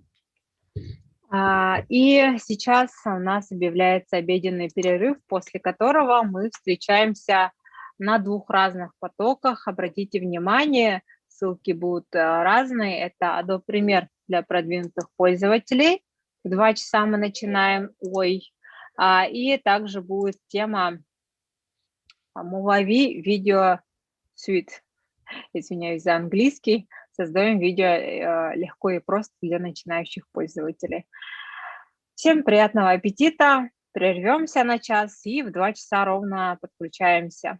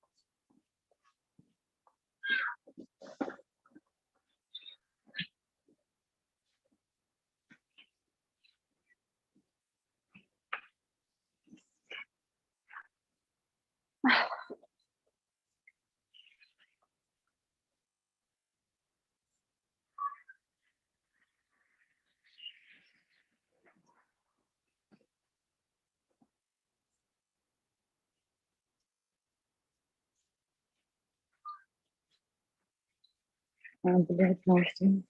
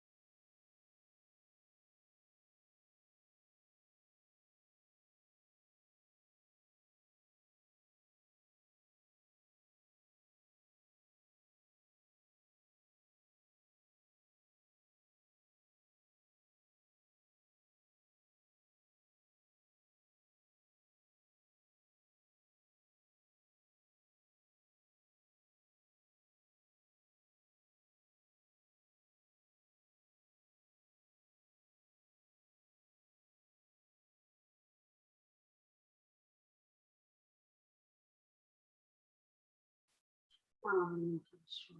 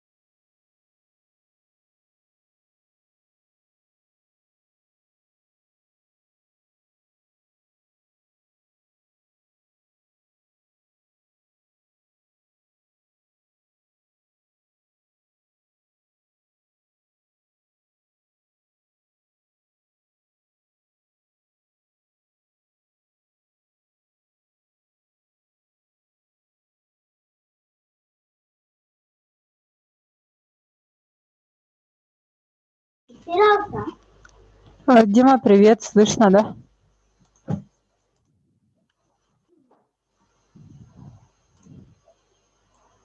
Можешь попробовать сделать демонстрацию экрана, она разрешена. Так, Попробуй сейчас включить попробую. эту. Ага. Меня слышно нормально? Тебя слышно хорошо. Ага. Демонстрацию экрана, и там внизу будет совмещенный звук. Так, демонстрация экрана. То есть я просто экран, да, подключаю? Не... А, вот, есть отдельные. Так, совместное использование. Буду слышать звук вашего компьютера и видеть демонстрацию экрана. Отлично. Ага. Попробую, да? Да, попробуем. Ага, видишь. Просто совместное использование, да? Нужно нажать. Да, там галочку нажимаешь и выбираешь экран, где у тебя видео. Получилось? Да, у тебя показывает видео браузера, ну, в смысле, окно. Пуска. Попробуй включить видео. Так, сейчас попробую на весь экран сделать и запустить. Есть звук.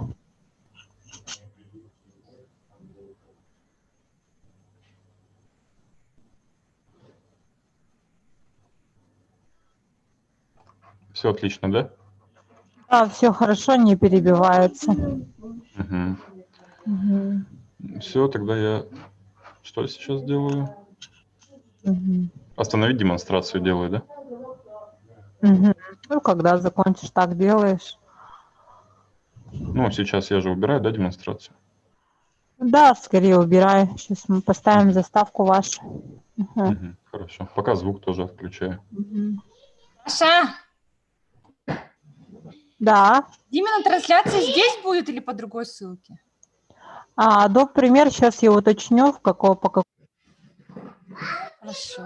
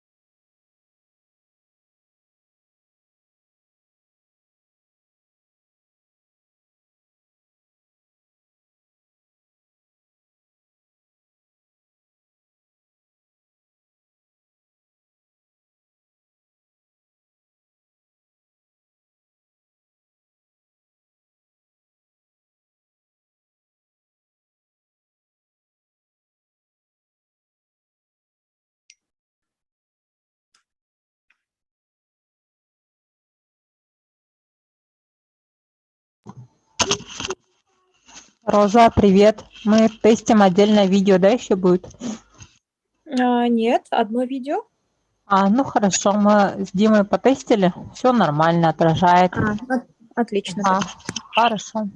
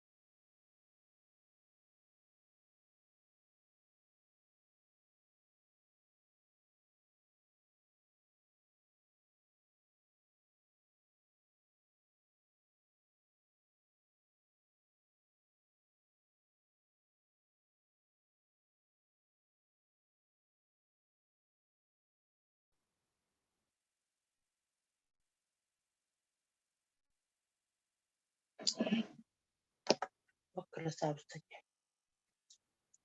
Hey, so we got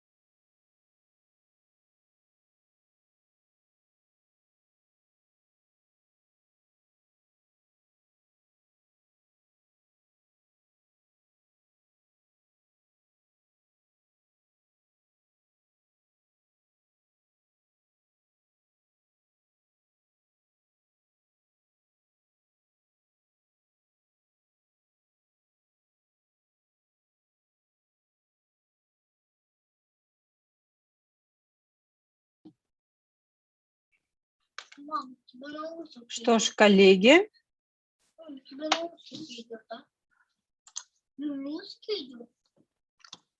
продолжаем нашу программу библиофорума, третьего городского библиофорума «Навигатор». Сейчас мы разделяемся на два потока, не забываем об этом, разделяемся на два потока. В этой конференции у нас будут выступать по Adobe Premiere коллеги из информационно-образовательного центра. В ссылке в чате указаны ссылки на Movavi видео. Это для тех, кто впервые будет овладевать навыками, как делать видеоконтент. Итак, дорогие друзья, слово предоставляем ведущему технологу отдела библиотечной информационной деятельности библиотеки филиала 22 Smart Дмитрию Сергеевичу Горбову и Розалии Ивановне Борисовой, главному библиотекарю информационно-образовательного центра библиотеки филиала 22 Smart. Adobe Premiere буктрейлер для продвинутых пользователей. Добрый день, коллеги. Меня хорошо слышно, да? Да, слышно, видно. Отлично. Сегодня мы разберем с вами работу в Adobe Premiere. Дмитрий подготовил очень подробное видео по работе с этой программой. Если будут возникать вопросы, после этого урока мы будем рады на них ответить. Также мы рекомендовали установить программу Adobe Premiere до навигатора. У кого это получилось замечательно, у вас будет возможность, смотря на это видео, сразу потыкать эту программу, да, увидеть, ознакомиться с ней сразу же. Кто не смог установить, у кого не было возможности установить, ничего страшного, по этому видео вы также сможете повторить весь урок. Сегодня будут даны базовые знания, которые вам помогут монтировать в будущем контент для YouTube, для IGTV, а также для YouTube и для Инстаграма, для IGTV. Показано, как можно ставить титры в видео, что такое шапки, как можно работать с видео, со звуком, как это все делать, откуда брать музыку и так далее.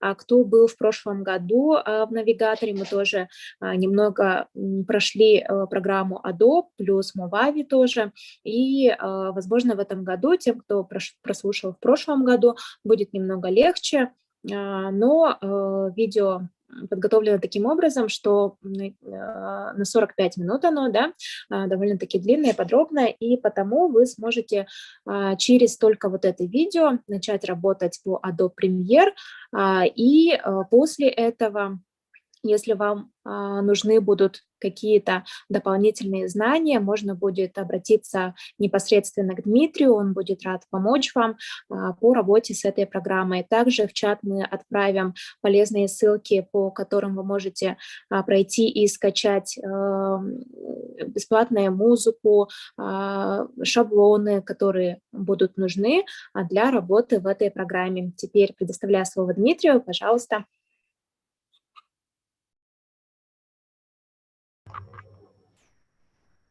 Да, всем здравствуйте. На самом деле, сегодня прям урок невиданной щедрости, так сказать, потому что эти шаблоны я очень долго собирал, и сегодня вот готов ими поделиться. И этими знаниями, которые я также давно начал приобретать, тоже делюсь с вами. Что, наверное, сразу начну с демонстрации экрана и после смогу ответить на вопросы.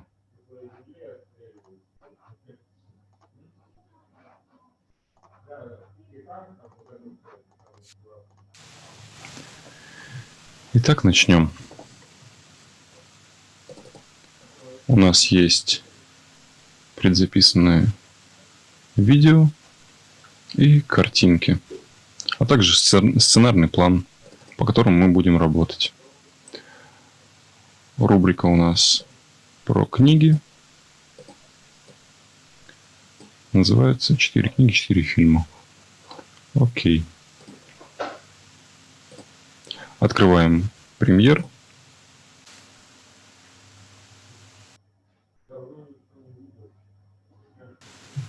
Вот при запуске у нас появится такое окно. Создаем новый проект. Старайтесь создавать проекты в папках с исходниками. Вот наша папочка. Скопируем название и назовем так же, как папку. Имя проекта про книги. Здесь ничего не меняем, просто нажимаем ОК. Вот примерно так будет выглядеть ваш начальный экран. Если нет, то просто переходите в вкладку «Окно». Здесь выбирайте «Рабочие среды» и выберите «Редактирование».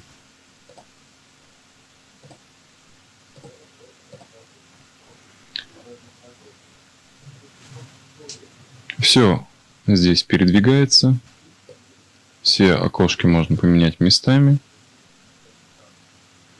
Допустим, вот это можно поставить наверх.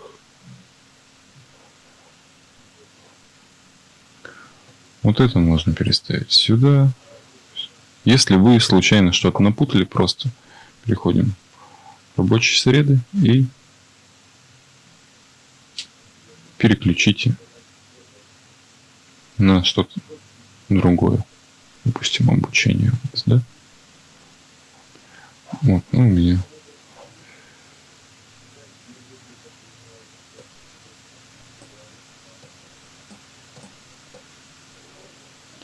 так. Я вставлю это сюда. Таймлайн маленечко сдвину. Тут у нас инструменты. Да. Вот здесь в скобках вы можете увидеть клавиши, с помощью которых можно ускорить процесс монтажа. Так, ну давайте импортируем наши файлы.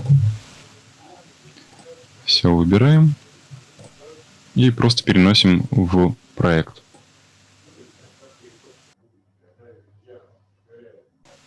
Все импортировалось.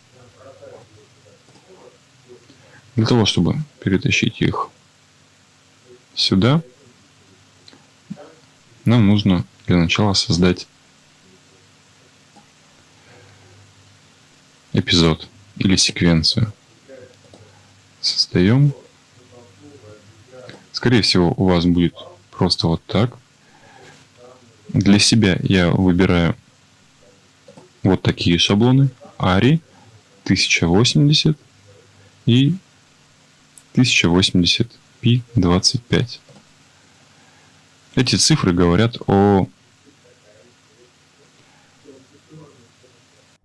кадрах в секунду, то есть с какой скоростью был записан ваш видеофайл. Обычно это либо 25, либо 30 кадров в секунду. У меня 25. Назову эпизод так же, как проект про книги. Окей, вот и у меня появился таймлайн.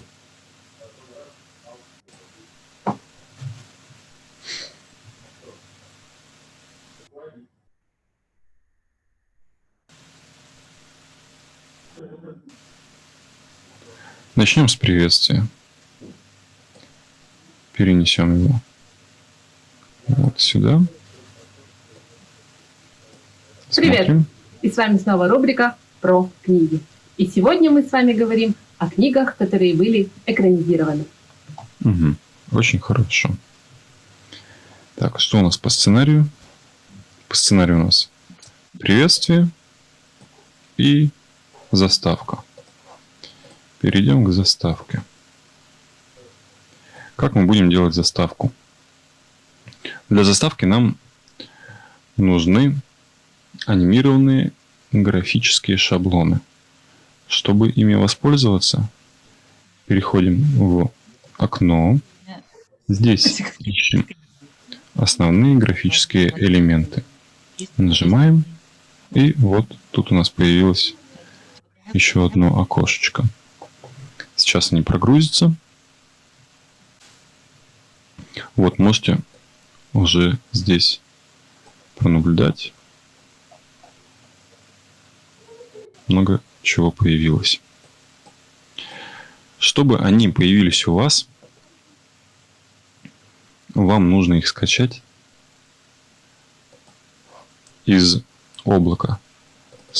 Ссылочку на архив я прикреплю. Вот тут.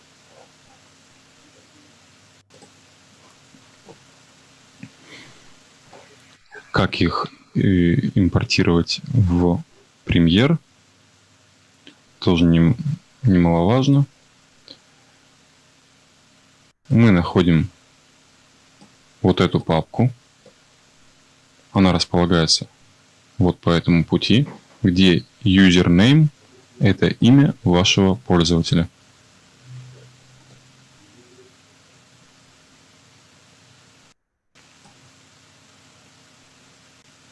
Это тоже прикреплю. Итак, переходим к монтажу. Чтобы создать заставку, нам понадобится какой-то фон или background. Ищем. Прямо так и пишем back. И вот здесь он нам предлагает вариант.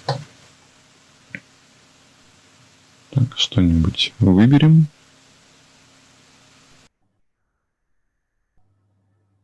Вот какой-нибудь вот такой. Просто зажимаем и перетаскиваем на нашу линию.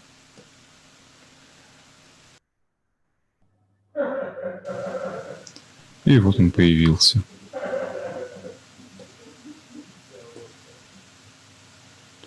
Посмотрим.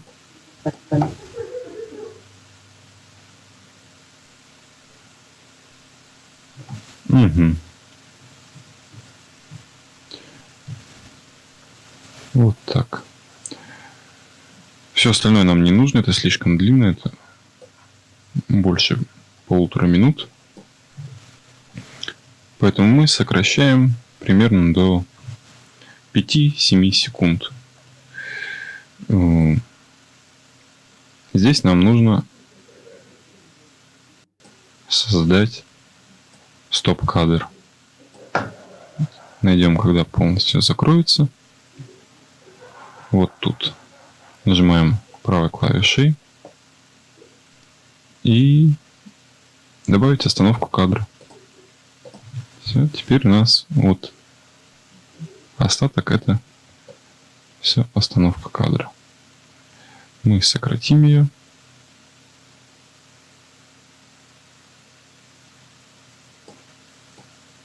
Пока вот так. То есть у нас двигается и стоп. Угу. Что дальше? Дальше нам нужно назвать наш проект. Мы переходим к шаблонам опять же и пишем заголовок или title. Вот нам опять же предлагает вариант.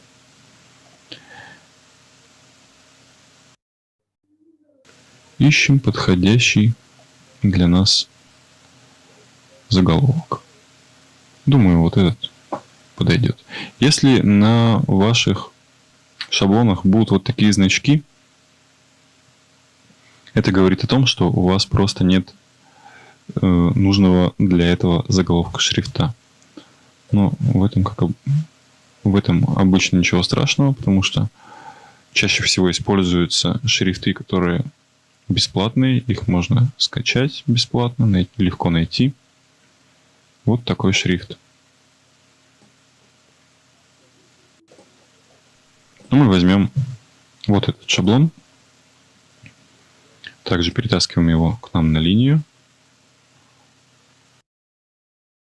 остатки обрезаем.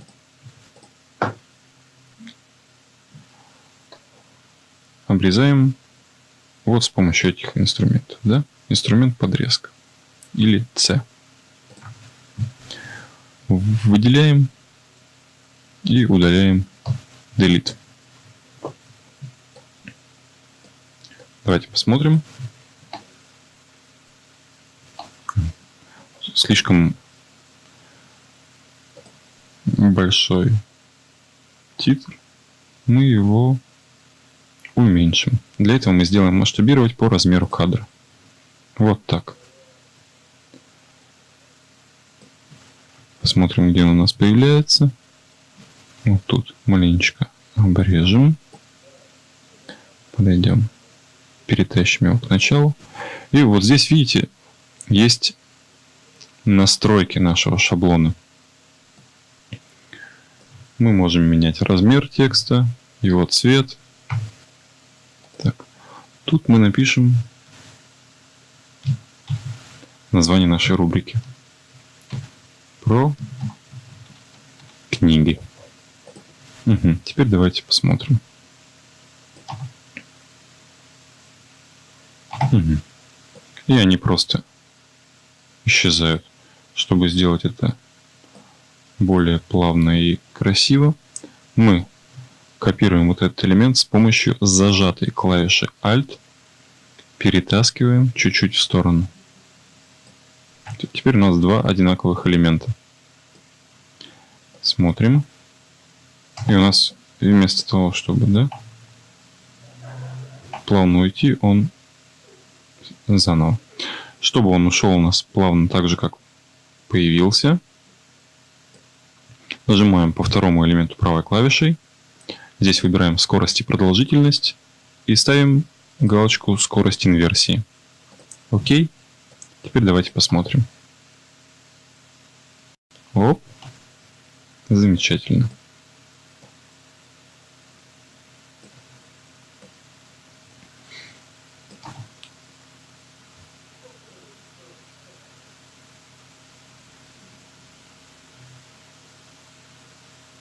Отлично. Ну и чтобы у нас получилась полноценная заставка, нам нужна музыка. Где мы берем музыку? Мы берем ее либо на Фейсбуке, в Create Studio, заходим в инструменты оформления, здесь коллекция звуков, и ищем нужную нам длительность. Это примерно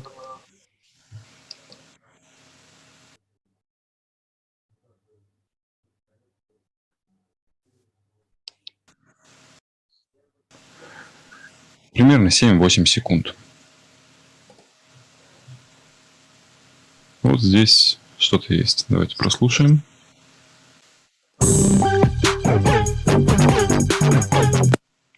Совсем не то, что нам нужно. А остальные файлы слишком длинные. Давайте перейдем на другую платформу. Это YouTube.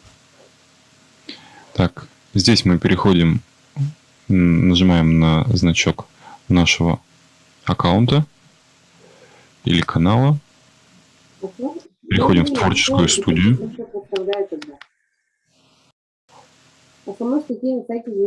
Здесь выбираем фонотека. И сортируем по продолжительности произведения. Да. Эти ссылки должны быть Ищем.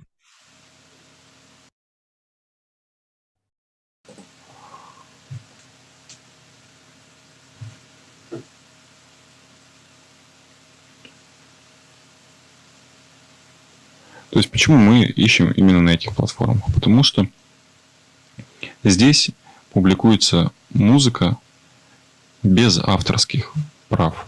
То есть эту музыку вы можете использовать в любых своих видео, на YouTube, в Инстаграме, где угодно. И ваш контент не будет заблокирован и может спокойно монетизироваться. То есть с него вы можете получать доход.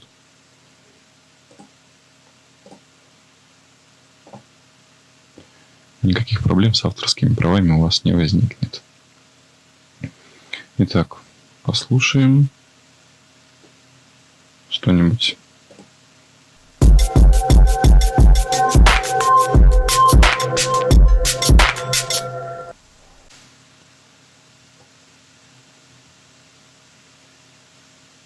Думаю, это как раз нам подойдет.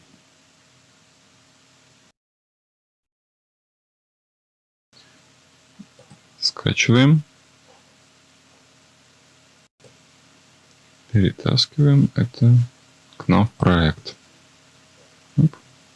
И ставим в таймлайн. Обрезаем хвостик. Он нам не понадобится. И теперь давайте посмотрим, что получилось.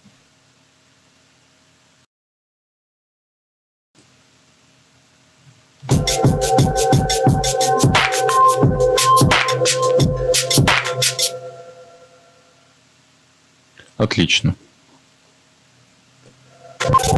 То, что нужно.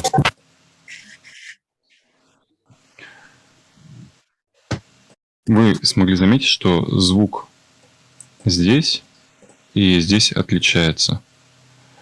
Поэтому нам нужно их более-менее выровнять, чтобы здесь не было слишком тихо, а здесь слишком громко. Мы нажимаем правой клавишей по этому клипу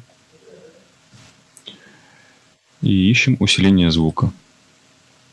Здесь выбираем нормализовать все пики до.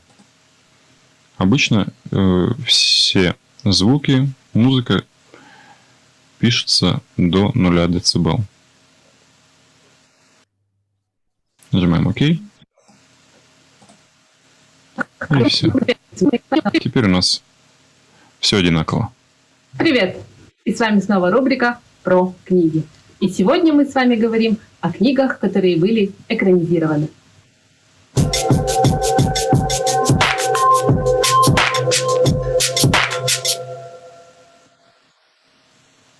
Отлично. Итак, нам нужно назвать нашего ведущего. Для этого опять переходим к нашим шаблонам и ищем титры.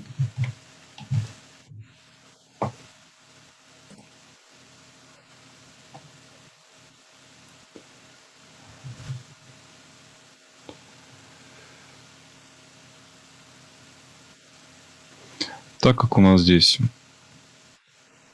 много разных цветов, тени, где-то светло, я думаю, что нам лучше выбрать титр с подложечкой. Давайте возьмем, попробуем вот такой. Перетаскиваем на таймлайн. Смотрите, чтобы ваши шаблоны не закрыли предыдущие. То есть, если получится вот так, у вас просто пропадет заставка. Да? Чтобы этого не было, или вдруг это случилось, мы просто делаем чуть выше. Да, видите, уже пропало. Мы нажимаем, чтобы исправить ошибку, мы нажимаем Ctrl-Z. Ctrl-Z, Ctrl-Z. И все. Просто чуть выше.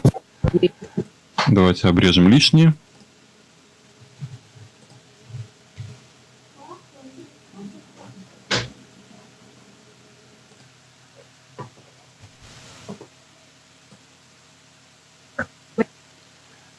Так, как мы видим, у нас опять титр очень большой. Нажимаем правой клавишей «Масштабировать по размеру кадра». Чтобы перенести данный элемент, нам нужны настройки этого элемента. Да? Для этого мы в окно Здесь ищем элементы управления эффектами. Вот он у нас появился вот здесь. Выбираем наш элемент и нажимаем на движение. Все, у нас появилась такая рамочка. И мы можем спокойно передвигать, куда нам нужно. Поставим вот сюда. Назовем ведущего.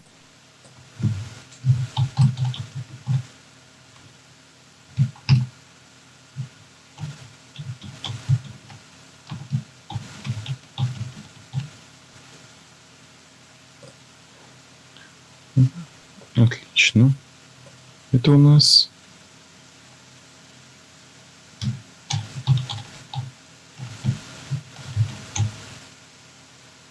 библиотекарь. Угу. Так, чтобы у нас по стилистике наш титр подходил к заставке, мы возьмем цвета отсюда. Возьмем красный, просто скопируем, перейдем опять к титру и ставим вот сюда. Окей. Также у нас будет не чисто белый, а белый вот такой. И пусть здесь будет не голубой, а серенький. Также Ctrl-C. Переходим сюда. И вставляем. Ctrl-V. Вот так. Давайте посмотрим. Привет! И с вами снова рубрика про книги. И сегодня мы с вами говорим о книгах, которые были... Вы видите, да, что просто обрывается титр, чтобы он плавно уходил, так же, как и... Привет! И с вами снова... Появляется. Мы обрежем немного конец. И копируем этот элемент также с зажатой клавишей Alt. Просто немножко перетаскиваем в сторону. Теперь соединяем. Нажимаем правой клавишей по второму элементу. Скорость и продолжительность. Скорость инверсии. Так же, как мы делали до этого. Посмотрим. Привет! И с вами снова рубрика про книги. И сегодня мы с вами говорим о книгах, которые были экранизированы. Замечательно.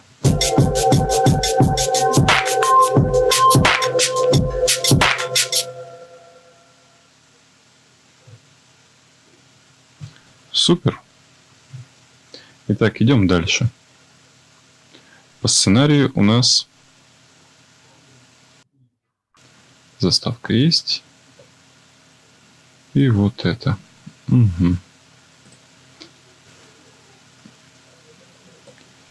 Переносим сюда. Смотрим, что слишком приближена книга. Почему это происходит?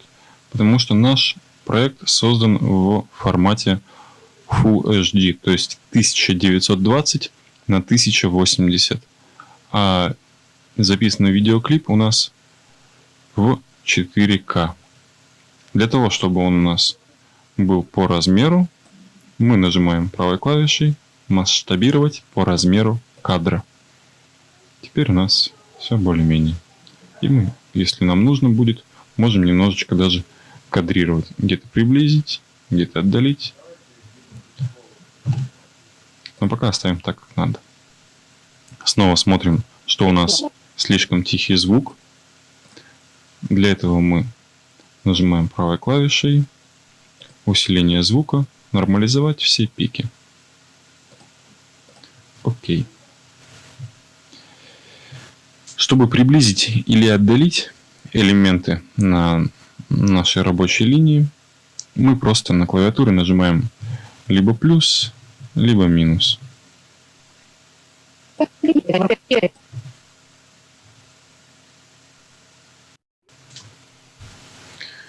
Книга Джорджа Оруэлла «1984». Если ведущая будет просто говорить без музыки, будет немного скучновато, и передача покажется неполной. Нам нужно добавить какую-нибудь фоновую музыку. Для этого опять же идем в YouTube, в фонотеку, и теперь выберем что-то более-менее. Обычно более нейтральное я выбираю либо джаз и блюз, либо ритм and блюз и соул. Давайте. Вот здесь переходим в фильтр, жанр. Выберем ритм and блюз и соул. Применить. Теперь изменим продолжительность. Вот так. И что-нибудь сейчас выберем более-менее. Выбирать можно очень долго. Поэтому слишком сильно лучше не увлекаться.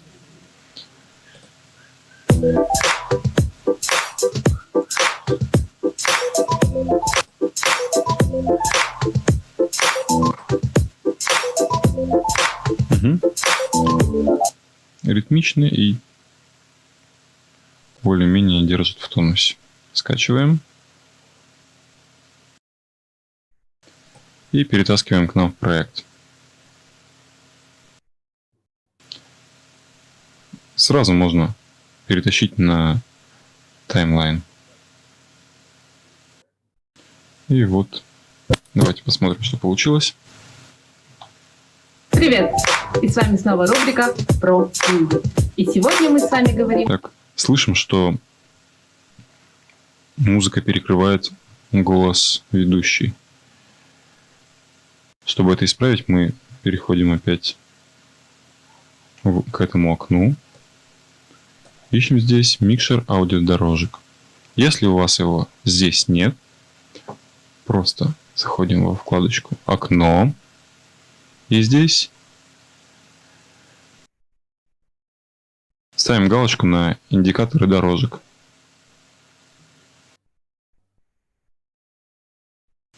Угу. Это у нас вторая дорожка. Обычно фоновые звуки ставятся в районе минус 16 дБ. Привет! И с вами снова рубрика про книги. И сегодня мы с вами говорим о книгах, которые были экранизированы. Так, чтобы у нас звук на звук не заходил, мы просто вырезаем кусочек вот так.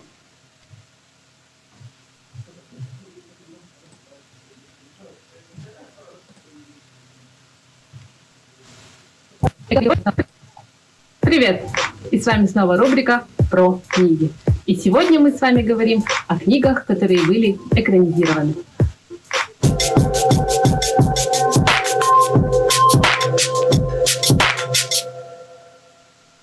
И первая книга Джорджа Оруэлла 1984. Угу. Замечательно. Так, что по сценарию? Добавить картинки, кадры из фильма.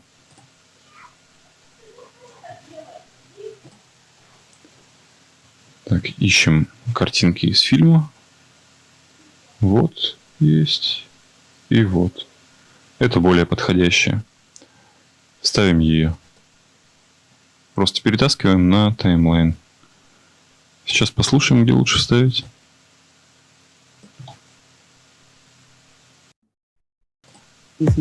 Произведение глубокое и емкое. Одно из лучших в своем. Так. Еще раз слушаем. Если у вас здесь картинка зависает или тормозит, просто качество можете снизить. Вот. Теперь он будет побыстрее. Подгон людей под систему, узнаваемые черты гипертрофированного тоталитаризма. Угу. То, что нам нужно. Ставим вот сюда.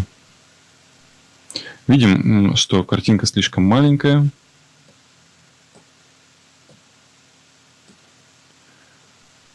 Для того, чтобы ее изменить, переходим в элемент управления эффектами и просто увеличиваем масштаб. Да? Я не хочу делать ее на весь экран, поэтому я немного ее увеличу и просто перенесу в уголок.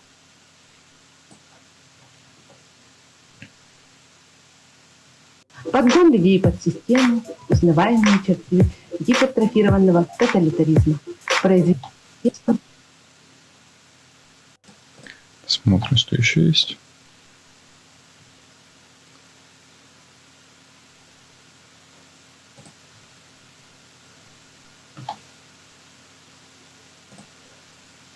Таких как понятие истины, чувство любви, общественной морали.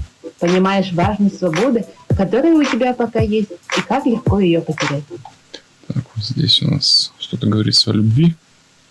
И мы ставим картинку сюда.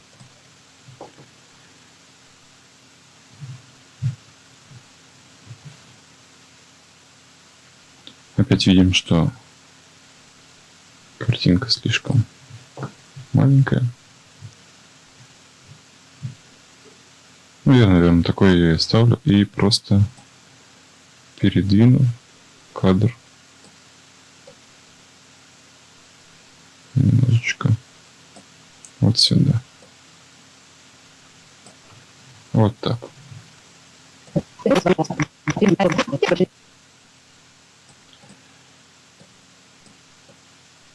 Для того, чтобы какие-то элементы на экране, да, нам казались более объемными, я добавляю эффект тени. Как мы это делаем? Переходим в окно, открываем эффекты и перетаскиваем их вот сюда. Здесь ищем видеоэффекты, перспектива и тень. Давайте заранее выберем. Чтобы сразу на два элемента применилась тень, мы выбираем эти два элемента и просто перетаскиваем эффект на них. Вот вы можете обратить внимание, это не сразу может бросаться в глаза, но в целом красота в деталях, да? Вот. Можете увидеть, как вот здесь у нас появляется небольшой объем. Вот так.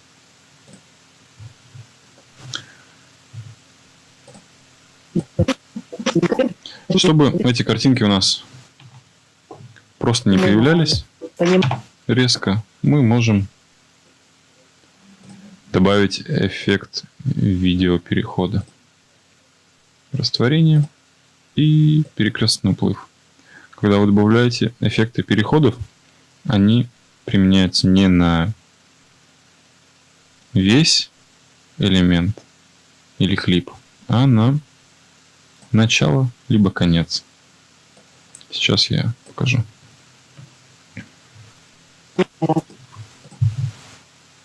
Морали. Понимаешь важность свободы, вот которая у тебя пока есть, и как легко ее потерять. Отлично. Как легко ее потерять. Также проделываем со вторым кадром. Изображено уничтожение индивидуальности, подгон людей под систему, узнаваемые черты гипертрофированного тоталитаризма. Произведение. Чтобы увеличить длительность картинки, мы просто тащим ее конец куда нам нужно. Итак, далее по сценарию у нас плавный переход и четвертый кадр. Окей. Мы для этого берем вот этот кадр,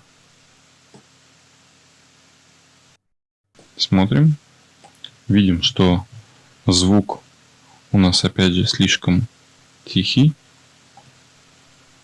Усиление звука.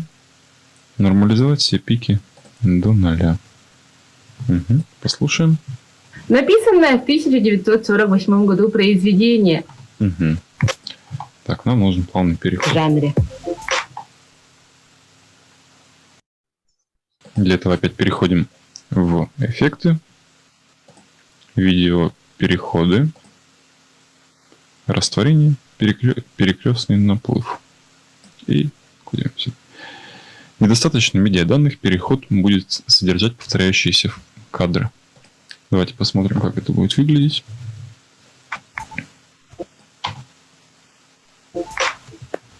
Написано. В целом все хорошо. Продолжим нашу аудиодорожку. Можно довести ее до конца. Написанное в 1948 году произведение о годе 1984 остается и по нынешний день актуальным и пророческим. И не стоит забывать, что 1984 – это не конкретный опыт. Угу. Все хорошо. Посмотрим здесь конец. Так, видим, что конец можно немного подрезать. Вот так.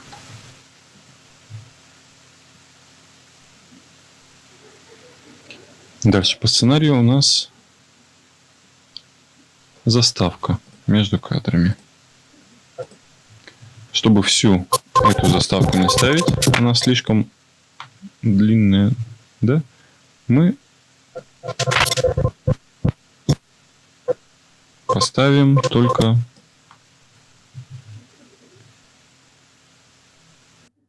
конец заставки.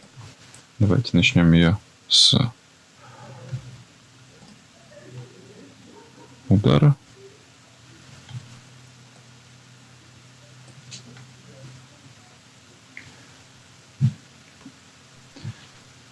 Я обрезал музыку, чтобы тащить, опять же, не весь файл туда. Просто Ctrl-C. Переходим, перетаскиваем наш указатель в конец.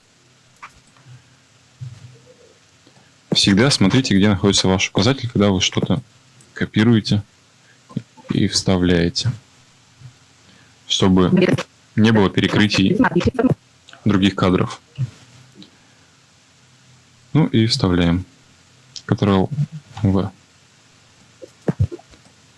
Здесь промежуток. Мы его убираем. Приблизим. Видим, что оно здесь. Пустое место, заполняем его и посмотрим. Так. Обрежем ненужную музыку. Берем. И теперь посмотрим. Любого возможного автократического общества. Отлично. Итак, следующая книга у нас Маргарет Этвуд. Переходим к проекту. Ищем Маргарет Этвуд. Вот у нас. Тащим на таймлайн. Угу. Усиление звука. Окей.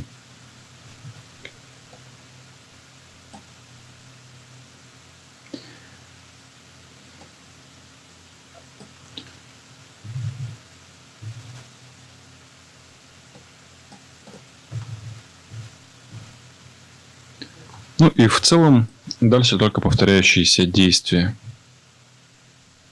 То есть мы также вставляем картиночки, как в этом случае.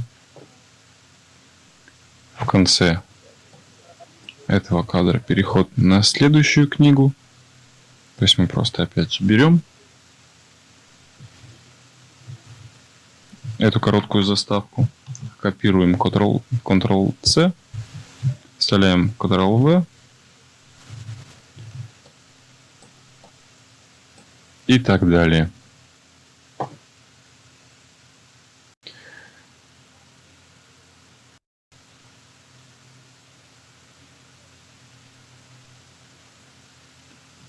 Давайте посмотрим, что у нас будет в конце.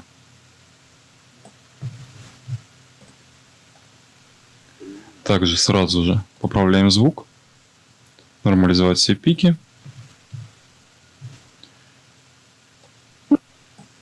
Копируем титры нашей ведущей. Ctrl-C. И если мы их просто вставим на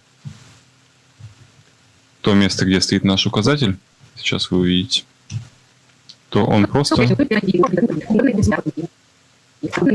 вырезал нашу ведущую и вставил титры. Ctrl-Z. Так делать нам не нужно. Чтобы этого не произошло, мы можем просто перетащить наши титры с зажатой клавишей Alt. Видите, под значком как раз у нас стоит промежуток и два одинаковых элемента. Вот. То, что у нас сейчас и получилось.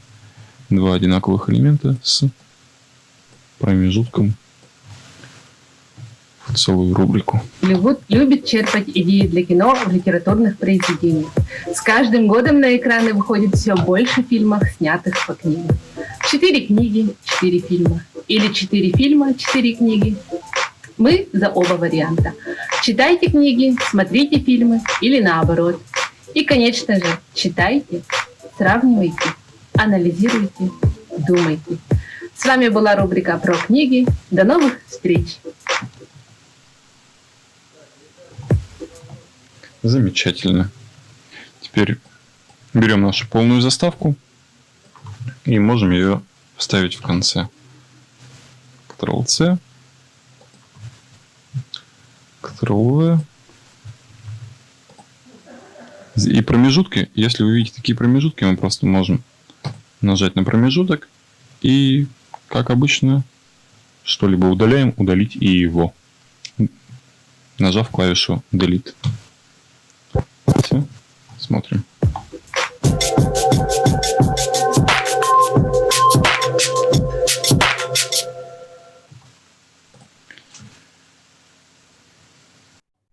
Таким образом, мы получаем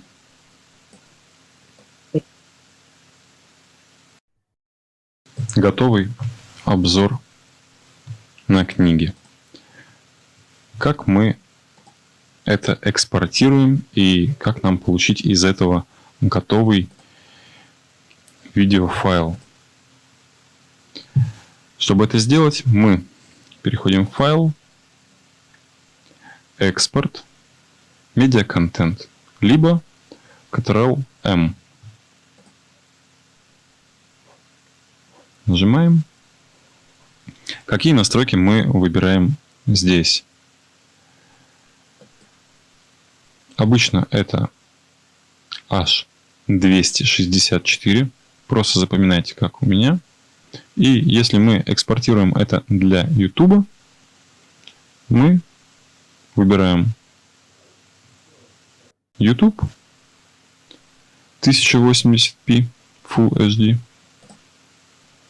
И смотрим, чтобы у нас везде стояли галочки. Здесь делаем рендеринг при максимальной глубине и наилучшее качество визуализации. Имя выходного файла здесь, когда вы нажмете на имя, он покажет, куда вы его экспортируете. Давайте нажмем. И он у нас экспортируется как раз в папку с исходниками. Так и оставим. Сохранить. И просто нажимаем экспорт.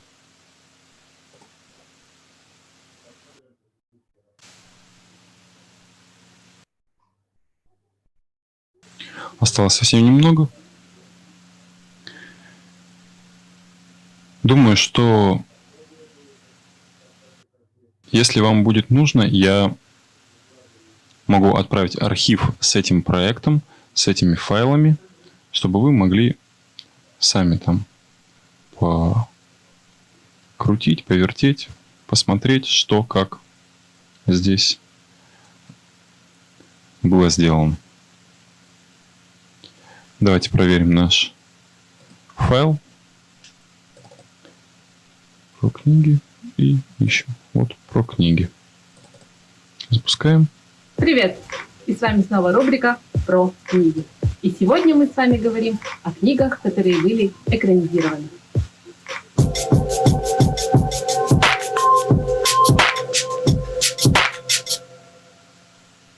И первая книга Джордж Думаса о 1948 году. Все сферы жили в оригинале. Смотрите фильмы или наоборот. Все отлично. Если остались какие-то вопросы, можете их мне задавать. На этом все.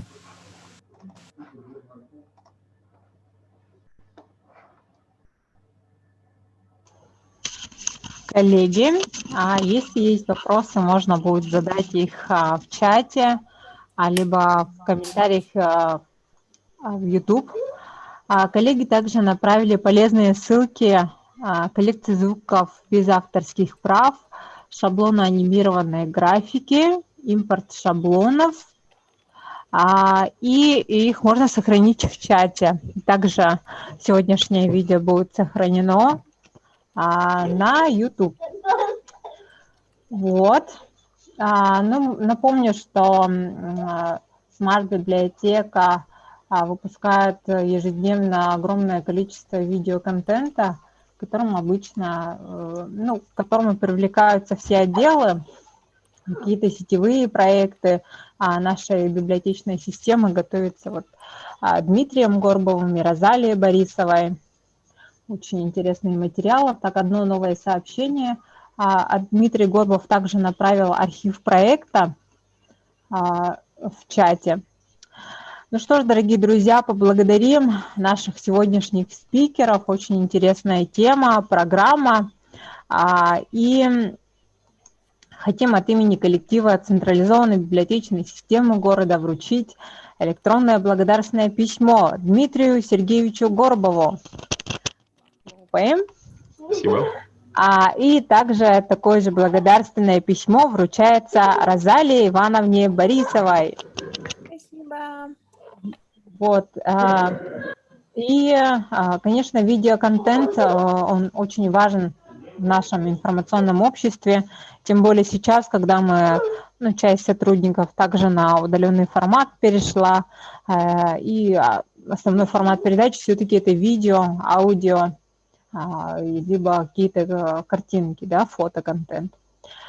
Ну что ж, дорогие друзья, есть время еще перейти на следующую платформу. Поток – это Movavi видео. Коллеги работают в другой конференции. Ссылка на чат указана далее. Но мы сейчас, наверное, прервемся, потому что в 3:30 к нам подключится Артемий Чукров, который расскажет о том, как упаковать культурные проекты. И на этом мы завершаем наш третий блок, который назывался «Творческая мастерская», и будем продвигаться к заключительному этапу нашего библиофорума. Ну что ж, дорогие друзья, приглашаю перейти на параллельный поток Movavi видео, как работать. И у нас есть 35 минут до начала следующего блока. Это библиотечные тренды.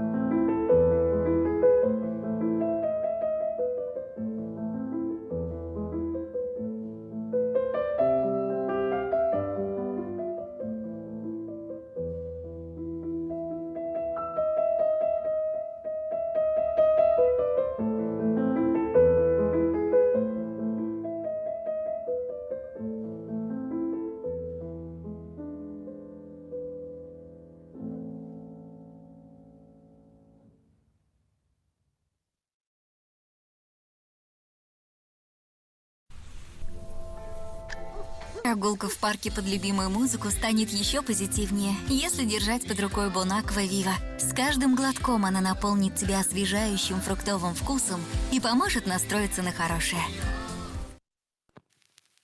Если не по себе, значит не с тем, значит не там мы наедине. Шум от пленки кассет, обратный билет. Молча уйти, так будет проще всем.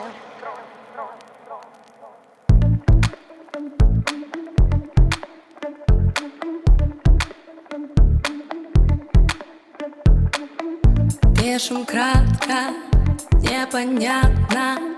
Причесал сам свою правду. На пол жемчуг, мне не легче.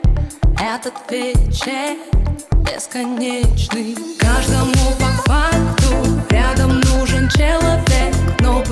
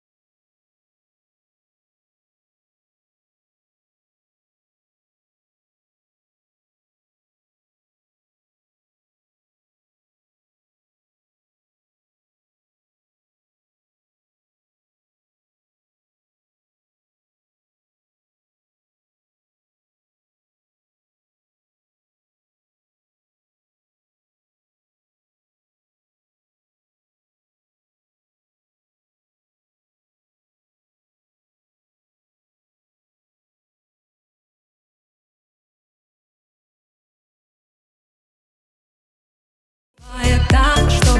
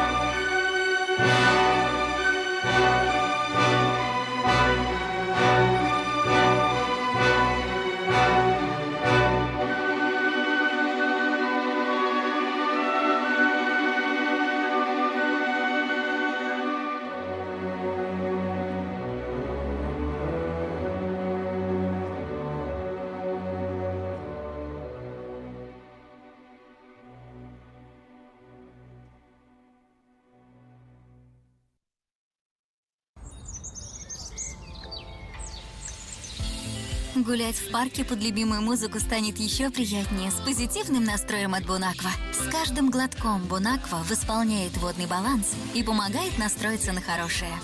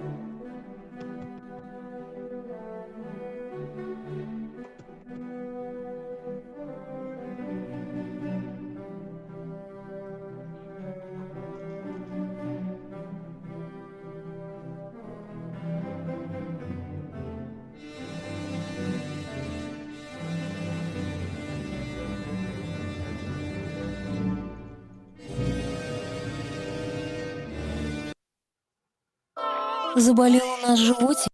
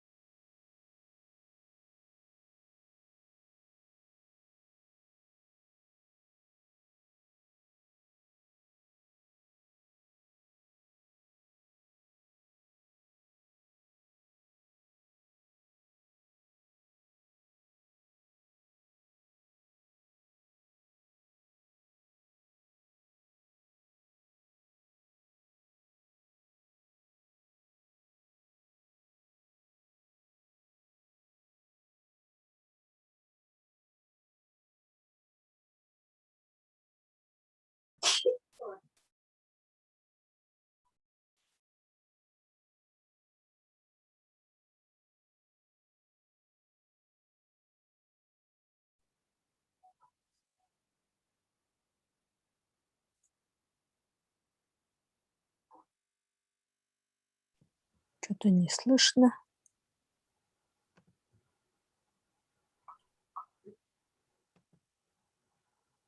Катя, как все, что ли, блин?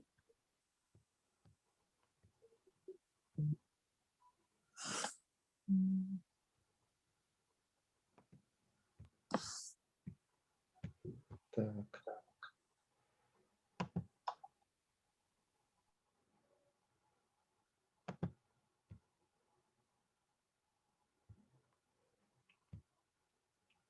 Сейчас мое выступление должно быть. Слышно меня?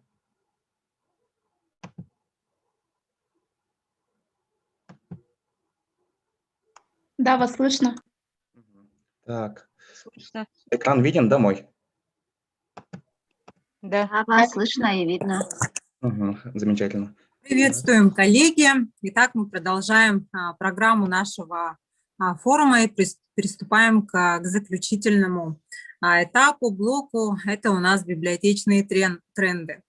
Сейчас слово предоставляется Артемию Ариановичу Чукрову, продюсеру фестиваля электронной музыки Open Space Фестиваль, интерактивной выставки КУТ, клипов «Паранойя Уран» и Google Q&A. Как упаковать культурный проект и продюсирование масштабных мероприятий. Спасибо. Так, давайте начнем, скорее всего, с презентации, с ознакомления, кто я и чем я занимаюсь. Меня зовут Артемий Чукров, и я продюсер фото и видеопроектов, а также мероприятий масштабных. Ну, не масштабных, но и мастер-классов, и также разного уровня. Одним из больших кейсов это был электронный фестиваль Open Space. Это молодежный фестиваль электронной музыки. Это техномузыка, в основном техномузыка была. И мы тогда охватили, это было 2013-2014 год, и мы тогда охватили порядка 7-8 тысяч человек. Вот как проходило. Вы можете задавать параллельно вопросы, чтобы я мог отвечать, и у нас состоялся диалог. Договорились? Вас не слышно. Вот проекты. Коллеги будут задавать в чате, а также у нас идет параллельное подключение в YouTube. Там тоже, если будут вопросы, я буду озвучивать. Угу. Зачитывайте, да, из чата, если вопросы будут. Да, я буду в паузе, наверное, либо можно в конце все это озвучить. Не, лучше параллельно, чтобы было, ну, чтобы диалог был. Хорошо. Спасибо. Вот как было, вот как у нас были промо-материалы. Также мы использовали для продвижения фестиваля, это в основном это инфлюенс-маркетинг, то есть работа с блогерами, а также соцсети. В то время у нас Инстаграм не так развит был, и мы использовали в основном ВКонтакте, социальную сеть ВКонтакте и также на ЕКТ. У нас был фирменный стиль, чтобы узнаваемость был, чтобы люди могли посмотреть и сразу знать, о, вот этот фестиваль. А также, конечно же, СМИ и создание определенного образа. То есть у нас был референс, это как фестиваль Коачелла, и также мы разыгрывали, конечно же, билеты, и также мы делали, так сказать, розыгрыши, а также игры в социальных сетях, то есть это игровой форме. Также я проводил мастер-классы, я привозил в Якутск фирмы Fujifilm, а также и Nikon. Так как я работал в творческой платформе пространства, у нас, конечно, это фото и видео продвижение, и для продвижения я сделал мероприятие. У нас там были свои сложности, то есть это у нас должно было быть по их райдерам, чтобы состоялся. Райдеры, то есть их задания, то есть их требования, мы выполняли их требования, и они приезжали. Так. Также проводил я мастер-классы. Это мастер-класс Константина Орлова. Как вы видите, вот это референсы, как должны получиться снимки. И мы работали вот с моделью Ули Сергучева Q&A. И она вставала подобную позу. Вот процесс съемки. Также другой мастер-класс. Это вот этот мастер-класс это Николь Давыдовой, московский фотограф, но она родом из Якутска. Дальше. Это клип «Паранойя Уран». Также приходим к документации, да. Для того, чтобы организовать съемку, мы используем план определенный, календарный план. Там должно состояться, ну, там должно быть время, дата, а также вот локация и, конечно же, мейкап, это то есть макияж, а также что там должно быть в кадре. Мы делим план по кадрам, то есть это, ну, клип состоит из кадров, во-первых, да, и каждый кадр это определенный план, что должно быть. То есть вот первый день съемок мы используем какую-то технику, сцену, время съемки со скольки-то до скольки, а также мейкап и что происходит. И, конечно же, нужно перечислить реквизиты. Если какого-то реквизита не будет, то уже провал съемки. Образ Ули и также персонажи. То есть определенный персонаж должен быть. Если кого-то не будет, нужно будет срочно заменить, чтобы не сорвалась съемка. А также план по локациям. Тоже дата съемки, и что за локации. И вот, как вы видите, вот картинки, то есть это референс, как должна выглядеть локация.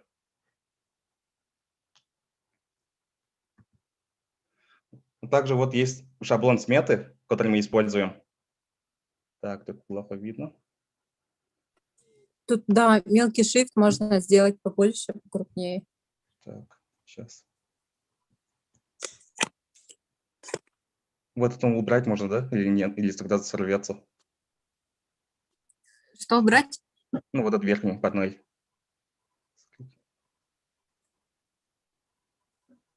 Ну, не, лучше не использовать. В общем, тут стоит... Так, ой. Может так показать? Я зачитаю сейчас. Можно просто вот увеличить масштабирование и потом прокрутить вниз.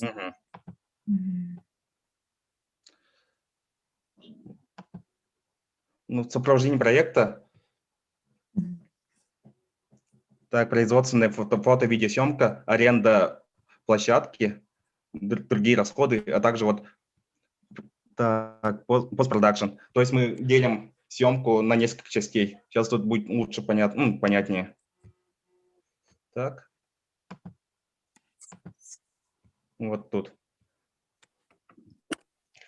Вот это вызывной лист. Что тут должно быть? Клиент, продукт, локация, дата, время съемки и продюсер. А также вот и другие участники группы. Вот это нужно, чтобы потом рассчитаться с клиентами. Ну, клиент должен рассчитаться за работу с другими. Вот эта программа, вот как раз это со съемки в Google. Вот тут мы видим, как должен, вот это, скорее всего, документ для визажиста и также для стилиста. Мы вот тут видим образы Ули, как должно выглядеть.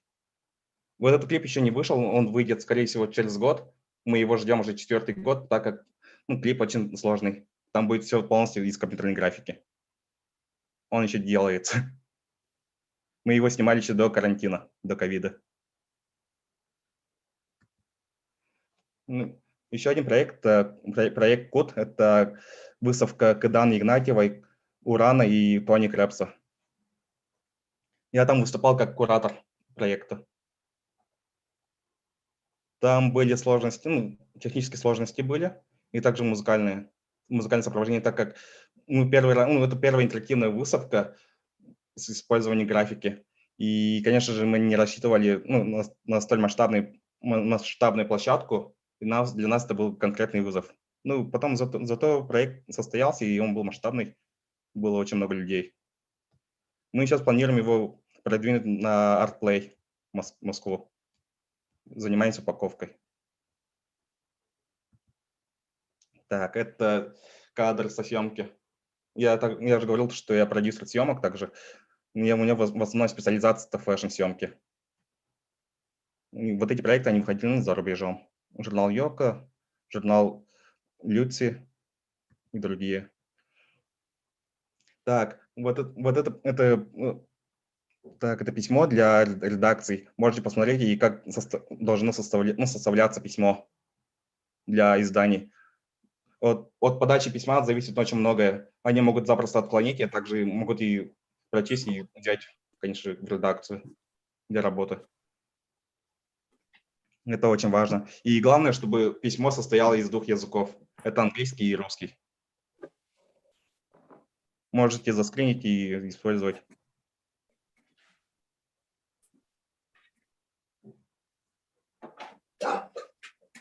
Так.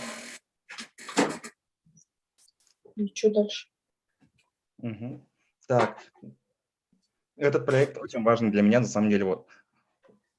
Это фотосъемка фотографа Света Максимовой. Эта съемка состоялась в Москве. Так, посмотрим. И вот как прием заявки, например. Каждый проект, он должен упаковываться в PDF-файл, да, чтобы, ну, так как другие форматы редакции не принимают. И желательно он должен состоять из 2 языков тоже, русский и английский. Вот тут идет описание проекта. Мы делали съемку для, ну, вдохновившись своим регионом. И, конечно же, это, чем мы славимся, это северное сияние наше. И также нашим холодом. Вот тут видим, ну, то, что кристалл – это холод, холодные оттенки.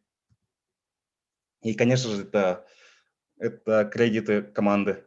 То есть, вот сама съемка, да, и, конечно же, эта съемка состоит из участников. И нужно будет перечислить всех участников, вплоть до спонсоров.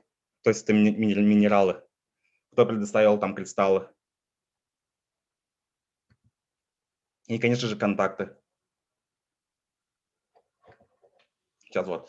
И вот 6 шагов, да, для безболезненного продакшена. Вот мои чисто советы.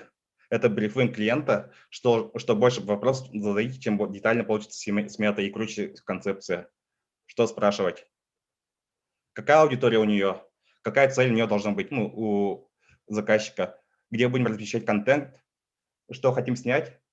И что мы хотим сказать, главное, что мы должны рассказать, наши задачи. В каком формате они видят это все. Сколько надо контента, то есть это сколько фотографий, это видеоматериал, сколько он секунд должен состоять, либо это серия видео. Все должно быть прописано. Сколько секунд. Это должен быть на телеканал, либо это Инстаграм, либо это соцсети. Потому что от этого зависит формат. Ну и, конечно, пожелания по героям. Какие это герои должны быть. Это русские, либо азиаты.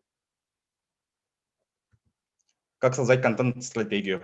Планирование, стратегия. Продвижение все начинается с плана. Чем мы хорошо запланируем, чем оно лучше будет.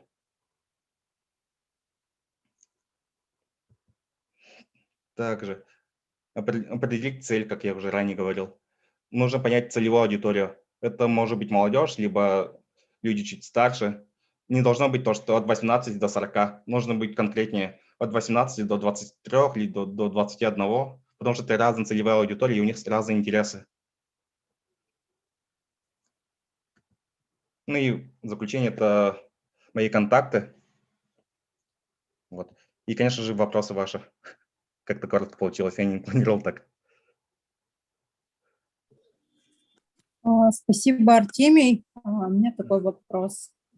Ну вот по выставке КОД, как проецировались это музей истории «Россия. Моя история». Да, и получается, вы проекторы одалживали или в самом музее есть такие? У музея есть на самом деле, да, проекторы, но там недостаточно проекторов было, мы брали дополнительно. Но я думаю, сейчас они уже закупились, так как уже достаточно времени прошло, и он уже позиционирует себя по-другому. В то время он совсем по-другому себя позиционировал. И они, скорее всего, закупились, и, скорее всего, там уже есть. Мы проецировали сначала, проверяли, конечно же, под цвет передачи, мы уже там уже на месте уже дорабатывали. То есть подправляли уже под цвет по-другому, чтобы мы видеть как мы уже представляли себе. То есть, получается, проекторы были ваши, да? Нет, наши проекторы там было, от силы 2-3, но там уже висели. Мы принесли дополнительно 2-3 проектора. Музыку транслировали, получается, сотрудники музея, как только начинается день, выставка открывается, они подключают, и, в принципе, без вашего участия... Да, так как они 3 раза продлевали выставку, на самом деле оно планировалось только на ночи музеев, одну ночь только должен был быть. Но они попросили так, что они продлевали 2 раза.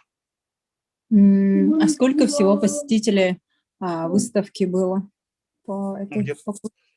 Я уже не помню, на самом деле.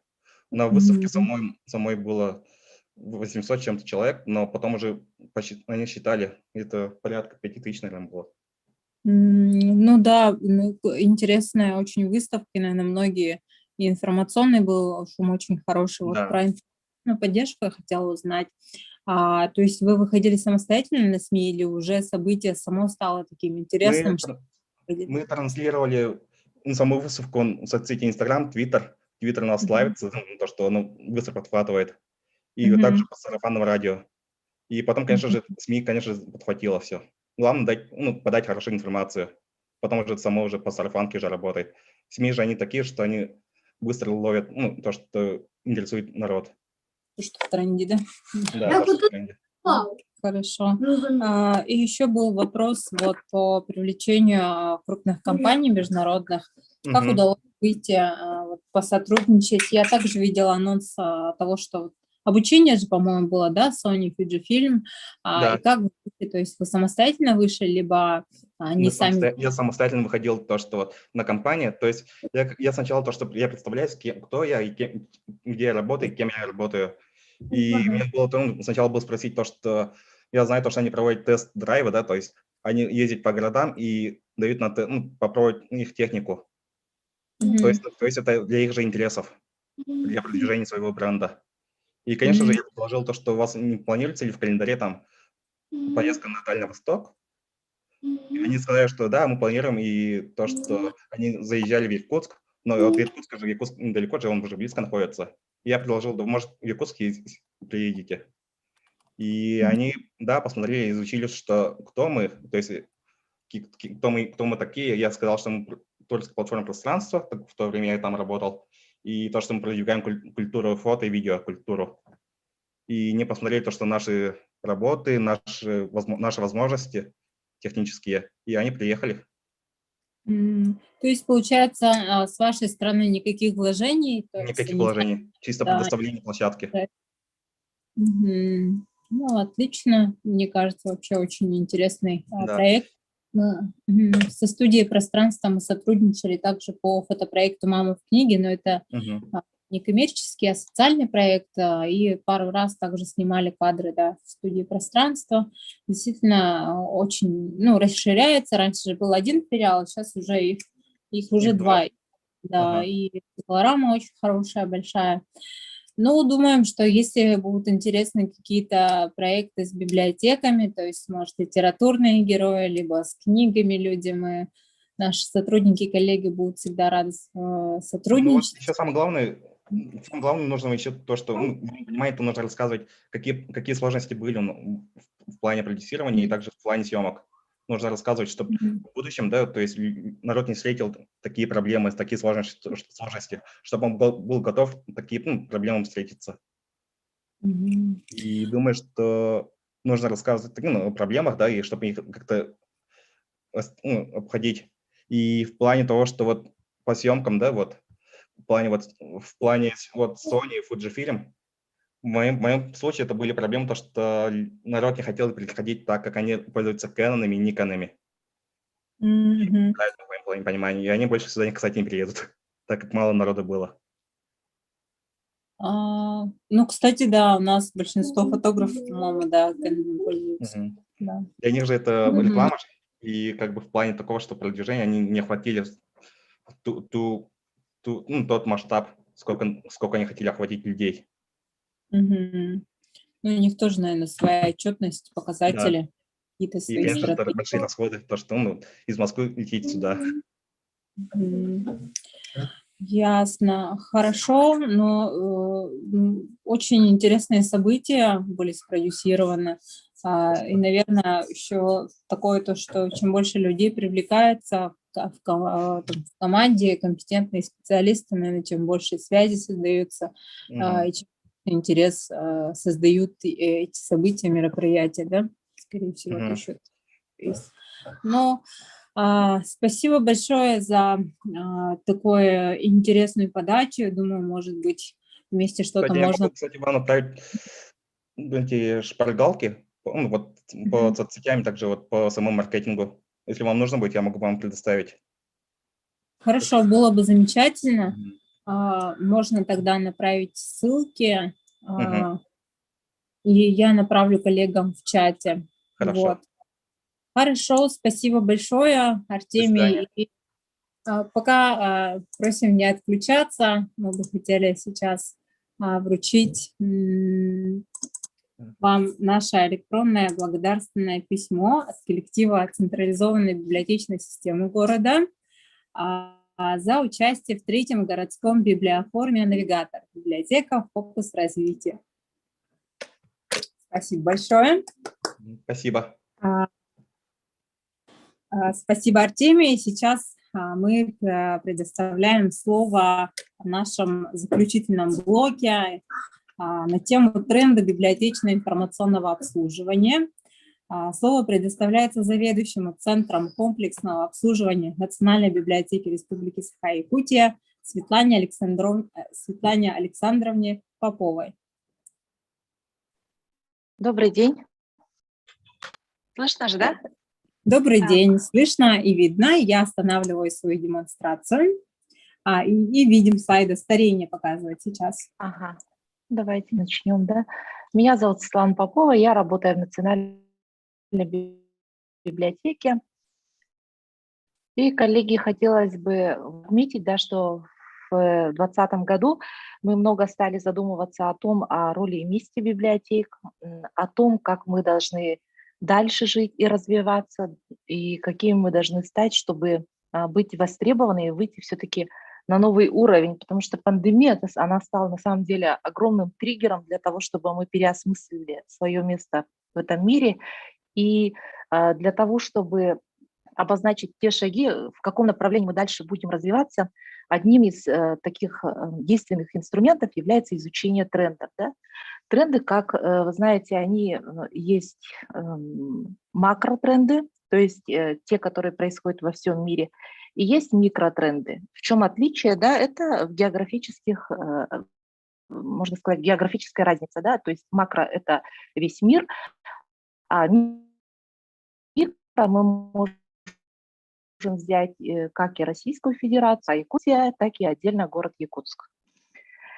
Вот, в принципе, я сказала, что такое тренды, да, здесь более есть официальная формулировка, то есть это термин, который подразумевает изменение чего-либо с течением какого-либо промежутка времени.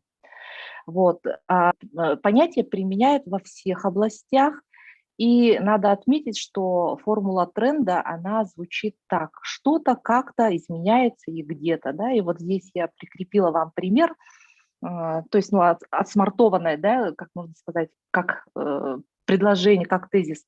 К концу 2023 года, например, 40% компаний будут применять операции в любом месте. То есть из любой точки мира можно заказать на другой конец страны или планеты даже, да, какую-нибудь услугу, например, чтобы объединить виртуальное и физическое взаимодействие с клиентами и сотрудниками. И здесь же я сделала ссылку на 100 трендов будущего. Можете зайти и прочитать, там очень интересно. И глобальный директор МИЧО, да, Wonder Woman Thompson, да, она пишет, что тренды для чего? Я эту цитату специально выписала, потому что есть такое мнение, что на самом деле футурология – это бесполезное занятие, для чего оно вообще нужно, потому что самое главное – цифры, факты и так далее. Но тем не менее. И в том числе библиотечной отрасли, на наш взгляд, да, понимание того, какие тенденции имеют значение, почему, никогда не было так важно для маркетологов в то время, когда само выживание зависит от скорости адаптации. Это очень цитата понравилась, поэтому я ее выделила. Тренды не можно, да, нужно разделить на 5 видов. Это социальные, технологические, экономические, средовые, политические и ценностные. И вот еще, коллеги, хотелось бы, чтобы это мое выступление сейчас звучало скорее не как монолог, да, но и чтобы была некая обратная связь. И уже как бы по определению можно интуитивно догадаться, о чем идет речь. Да? Очень хотелось бы, чтобы вы, может быть, кто-нибудь озвучил политический, например, тренд, который происходит, да, или ценностный. Вот здесь я специально оставила многоточие. Можете включаться, врываться в эфир и прерывается, да? А сейчас это у меня связь, по-моему, у меня сейчас все дети тоже сидят на удаленке, решают. Можно, наверное, видео свое может отключить, тогда нагрузка на связь Да, будет окей. меньше. Да. Окей. Ну, по Ага. политическим Вот так трендам, лучше, да? наверное, да, так лучше слышно. Если что, мы будем писать в чате. Про политические открытость подойдет, да? Что-то где-то вот становится, например, политическая арена становится во всем мире открытие, да? Мгм. Да. И ценностные, да, какие? Ценностные тренды. Ну, осознанность, ответственность за Гражданская будущее. активность. Абсолютно верно. Видите, вот даже вот за небольшой промежуток времени мы успели очень много отметить. То есть во всем мире там, допустим, экологическая осознанность, да, эмоциональная осознанность. Все больше ценится, например, эмоциональный интеллект, да, какие-то такие вещи можно. Но здесь я отметила в социальных, это то, что у нас старение, открытость, бейджинг и так далее. Об этом я дальше расскажу. И технологические, само собой, разумеется, да, что сейчас вообще происходит, и как Илон Маск, он сейчас покоряет, да, наш космос. Экономически, вот из средовых экологических хотелось бы отметить микромобильность и экологический тренд, ну и так далее. И здесь тоже, например, после COVID-19 тоже в качестве наглядного примера лайфстайл как изменился, да, у многих людей, как их мировоззрение поменялось, и что в дальнейшем, можно сказать, будет развиваться больше и будет в тренде больше, да. Это, например, вот противомикробная упаковка, да, когда сейчас мы заказываем доставку, мы обращаем на это внимание обязательно, чтобы у нас как можно было меньше микробов, да, грубо говоря. Возрождаются пригороды, например, да, строительство будет больше частных домов вестись. Очень актуальны темы о борьбе с одиночеством, как справиться, потому что многие люди оказались изолированы дома, самоизоляцией связанной. Что может, например, библиотека предложить? Очень развивается аудиосоциальные пространства, да, Clubhouse тому подтверждение, оно еще больше будет дальше. Электронные книги, они уже совмещаются, уже не просто электронные книги, но еще и аудиокниги, да, вместе с ними наравне. Потом в дальнейшем, скорее всего, они будут вообще на передовой. Искусство уже воспринимается как терапия для души, потому что сейчас говорят, что у нас эра депрессии, да, эра такого вот какого-то попыток осознать, кто ты и так далее. И в этом плане искусство, библиотерапия, арт-терапия, искусствотерапия, оно воспринимается как терапия для души. Ну и демократизация красоты, это само собой уже разумеющееся, это бодипозитив и так далее. Вот, опираясь на тот вопрос, вообще актуально ли, правильно ли, что мы изучаем тренды и насколько они действительно сбываются, я решила, вот что касательно библиотеки, посмотреть в интернете и что писали в 2012 году, например. В 2012 году писали о том, что информация вся будет находиться в облаке, что появятся высокоцентрализованные хранилища, которые будут содержать весь мировой библиотечный фонд и так далее. Второе, например, библиотеки будущего в разных форматах будут органично увязаны. Вот в 2012 году аудиокниги, они только начинали, да, развиваться. И в 2014 году уже вот наша передовая библиотека, Российская государственная библиотека, они среди своих трендами сложно назвать, да, ну как лозунгами они выбрали такие, что библиотека — это уже не просто собрание книг, это библиотека — место для собрания людей. И работать не по часам, а как часы, да, то есть за более короткий промежуток времени выполнять больший функционал, например. И вот хотелось бы еще тоже задать вам вопрос, сбылись ли эти вот футуралистические их взгляды в 2021 году? Как вы думаете? Ну, скорее, да, сбылись. То, что сейчас электронные библиотеки очень популярны. Они централизуются, да, это большие библиотеки, например, Национальная электронная библиотека, в Европе там Европеана, огромная китайская электронная библиотека уже есть. И они даже поглощают более мелкие электронные библиотеки, возможно. Потом, о разных форматах мы уже тоже говорили, правильно сказали, да, абсолютно, о том, что они все органично увязаны, и текст, и бумажная книга, и электронная, и аудиокнига, они никак не противоречат друг другу, но могут идти рука об руку вместе развиваться, да, и быть востребованными. И от собрания книг к собранию людей, к этому мы уже активно приступили. И вот, в частности, я наблюдаю, как работает смарт-библиотека, концентрирует, да, в себе сообщество, собирает людей по интересам и так далее. Это у нас уже и в Якутске активно, и в модельных библиотеках это активно уже сейчас набирает обороты, и работать не по часам, а как часы. Мы уже сами видим, что время как будто оно становится меньше, да, а работы все больше, тем не менее мы успеваем как-то адаптироваться и быть результативными. Вот. И пыталась из разных источников нащупать, какие же тренды окажут влияние на развитие библиотек. Вот. Первый тренд я выделила, он очень, на мой взгляд, актуальный, это старение. Это старение не то, что мы все раньше стареем, да, абсолютно нет. Наоборот, как раз-таки о том, что сейчас и продолжительность жизни увеличивается, и пенсионный возраст, он как позже, да, наступает, но тем не менее вот огромное количество людей, они уже находятся в таком, можно сказать, возрасте, да, и они могут работать по достижению пенсионного возраста, и причем могут работать не так же результативно, как и молодые.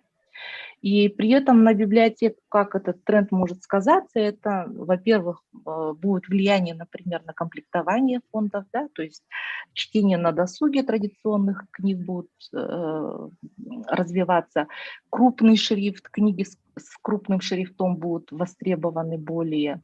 Потом обучение различным технологиям, да, это цифровая грамотность, и развиваться будут также услуги, такие как доставка книг и прочее, прочее. Анонимность. Мы сейчас знаем, что в интернете, хоть и мы говорим, что сейчас большой брат за всем наблюдает, тем не менее есть много достаточно площадок, которые можно выражать свое мнение, причем не совсем компетентное и так далее. И, например, наглядный образец – это у нас WhatsApp, да, по которой очень много распространяется и фейковой информации, и ерунда, да, иногда, в которой люди верят. И в связи с этим, вот с нарастанием этой фейковой информации и с развитием анонимности предполагаем, что все-таки у людей будет больше возрастать будет, да, потребность в открытом диалоге и в проверенной компетентной информации. То есть библиотека может как раз стать рупором для такой достоверной информации, коей она является, тем не менее это можно будет как-то более выпячивать, да. Дальше искусственный интеллект, это уже, наверное, очень очевидный тренд. Тут это инструмент для организации и обеспечения доступности больших коллекций информации и так далее. Здесь я не буду заострять внимание. Так, совместная работа, совместное проживание. Вы сейчас, наверное, видите, да, что сейчас слово «совместное» очень часто звучит, и звучит оно не только вот на уровне организации каких-то групп, да, то есть, например, как работают в точке кипения, да, собираются вместе, проектируют, как в библиотеках собираются, но еще и вот совместное проживание, да, то есть коммуналки, грубо говоря, как раньше были, они уже не те, да, в кавычках, если так утрировать, но это преподносится как стильное пространство для того, чтобы люди собирались, коллаборировали, изобретали какие-то новые вещи интересные и приносили пользу обществу. Но на библиотеке это может сказаться как то, что библиотека будет стремиться к открытости, и при этом будут очень актуальны небольшие учебные комнаты. То есть на пространстве, на организации библиотек это, несомненно, скажется. И коллективное воздействие. Тут это уже библиотека как демократическая, можно сказать, точка кипения, да, будет являться ключевым участником для проектов, которые решают важные социальные проблемы. Ну, с предыдущим это немножко связано. Меня нормально слышно, да? Да, звук хороший, все слышно, видно. Слава богу, хорошо. И далее это перевернутое обучение, обратное обучение.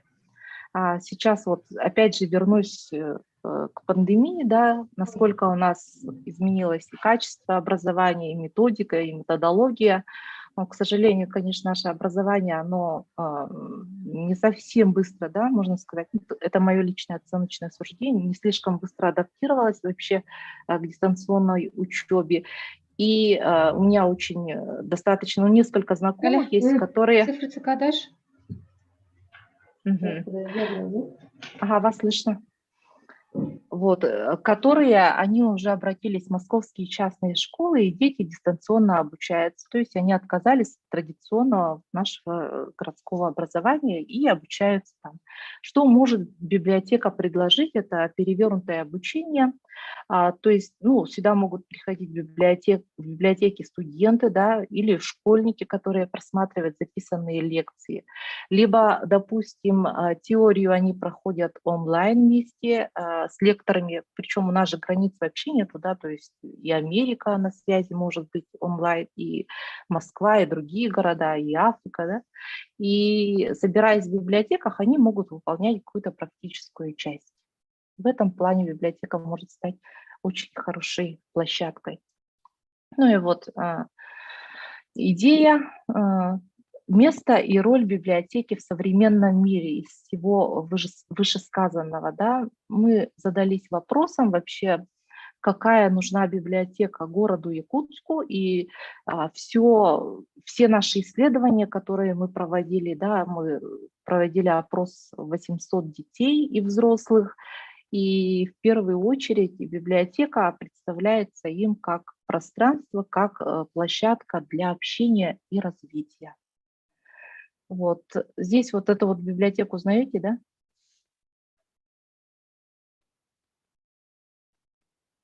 Никто не узнает. Алло. Меня слышно, да? Слышно, слышно. Нет, не узнаем. Вот эта библиотека Оди, вот здесь, вот это вот. Видите, да, как она выглядит? Она находится в центре города Хельсинки, Финляндии.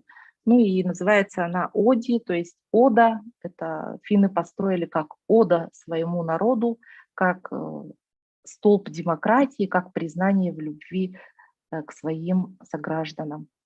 Вот следом после эффекта Оди библиотека была построена вот в левом верхнем углу, библиотека в Калгари. Она находится на железнодорожных путях, и тоже такое же красивое открытое пространство. Потом, конечно, это наши товарищи, вот китайцы внизу, да, видите, библиотека Ока Бенихая называется, тоже уникальное архитектурное пространство, тоже открытая, шикарная библиотека. И вот правее, наверное, те, которые в Сеуле были, они обязательно посещали это место как одно из достопримечательностей Сеула, да, это тоже библиотека, которая находится внутри торгового центра. Но история этого торгового центра уникальная, потому что когда они сначала построили просто торговый центр с торговыми рядами, посетителей было мало. И к чему они пришли, да, решили построить библиотеку прямо в центре. То есть эта библиотека, она как и сердце, как и мозг, да, вот этого вот всего огромного просто торгового центра, и поток и туристов, поток и корейцев самих, да, он возрос в разы, конечно, и это сейчас вот, ну, одно из таких красивейших мест. Это, да, все открытое, причем я здесь сама была, меня очень удивила и культура самих корейцев, и те, которые попадают в эту среду, библиотеки лежат, вот книги, да, они все в открытом доступе. В этом огромном зале всего 2 библиотекаря, которые ходят в такой темной одежде, Их прямо просто даже незаметно, они как-то стараются максимально быть незаметными. Любой подходит, берет книгу, какую хочет, тут же занимается. Вот здесь в центре проходят у них встречи и лекции, они там стихи читают, очень много тоже, прямо ну, очень активные люди. Вот. И причем эти книги, они как вот и внутри этой библиотеки, так и снаружи прям. И причем никто не ворует, нету такого. Может быть, сама среда, либо, ну, воспитание, конечно. Вот. И резюмируя обзор библиотек, мы поняли, что вообще в целом, да, стремительно меняется функционал профессии во многих отраслях. Ну, это касается того, что я немножко тут из другого контекста выдернула, да. И вообще профессия библиотекаря, она значительно трансформируется. И в дальнейшем эта трансформация будет еще более очевидна. И тут, ну, к своей, как можно сказать, к своему удивлению или к радости я заметила, вот, кто читал стратегию развития библиотечного дела до 30-го года, там видно, да, что библиотекари в качестве сотрудников библиотек можно привлекать сотрудников и из других отраслей. Вот, то есть сейчас мало быть просто библиотекарем, сейчас будет востребован там, не знаю, библиотекарь, проект-менеджер, библиотекарь-экономист, библиотекарь, кто там еще, например, географ, историк, да, какими-то другими дополнительными компетенциями владеющий человек. Это затрагивает не только IT-специальности, но вот постоянно вот написала, что всем нам нужно будет апгрейдиться и как-то меняться, и новые навыки это уже не пожелание, это уже скорее насущная необходимость. Так, и кроме этого, один из макротрендов, это то, что у нас во всем мире развиваются креативные инновационные проекты. Регионы уже сейчас создают благоприятную среду для того, чтобы общество претворяло в жизнь какие-то социально значимые инициативы. Да? И тоже, когда читала в интернете, изучала этот вопрос, натолкнулась на то, что сейчас даже многоквартирные дома вот за рубежом строят, и обязательно там где-нибудь вот посередине ставят помещение для кластера, для того, чтобы жители этого МКД могли там собираться и взаимодействовать, да, заниматься каким-то общим делом, или просто собираться и общаться. Вот. И библиотека – это все-таки, мы все знаем, что самое демократичное учреждение культуры – это единственное бесплатное место, куда можно прийти, да, в городе Якутске, везде вообще. И это часть городской инфраструктуры, которая, на наш взгляд, в будущем будет полностью удовлетворять запросы современного человека в развитии. И стремиться она к этому должна. Тут я привела примеры, да. Мы задавались вопросом, есть ли у нас вообще такое пространство вот где-то в центре города, так же, как у финнов, так же, как у других, да, развитых городах и странах.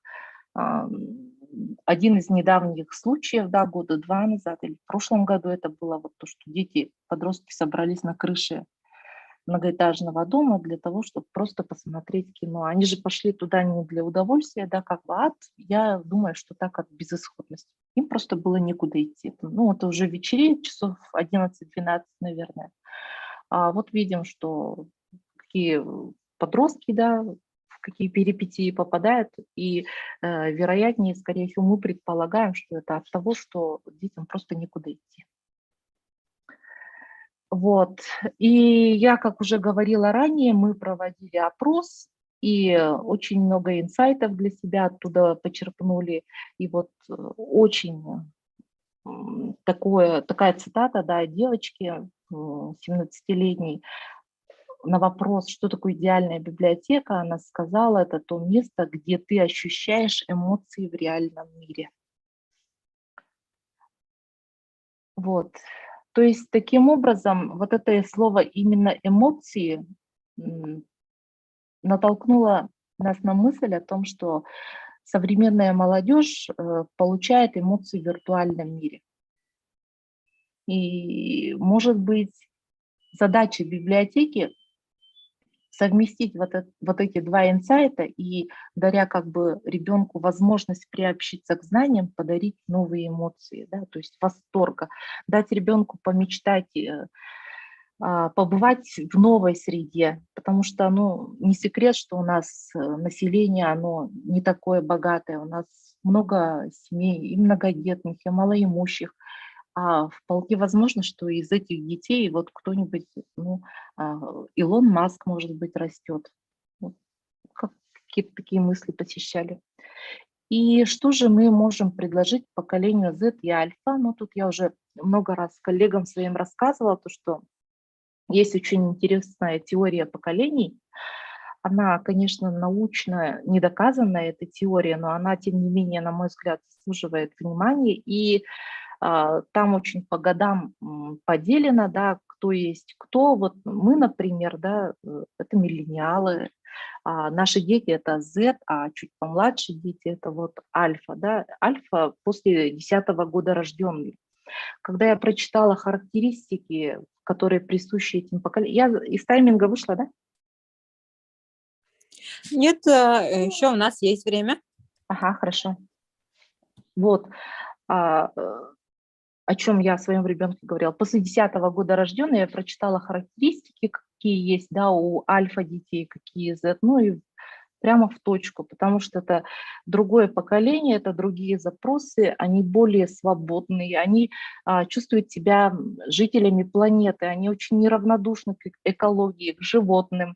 Вот такие вот, какой-то немножко... Ну, меня на самом деле вот восхищают сейчас современные дети. И что же мы можем предложить, вот исходя из тех запросов, какие они предъявляют к миру и к самому, к себе, к своим друзьям, да, и к родителям тоже, кстати, и причем в довольно такой острой форме они предъявляют эти требования. Это, во-первых, экологичность, да, мы можем им дать перевернутое обучение, вот о чем я раньше говорила, да, в библиотеку они приходят, чтобы позаниматься.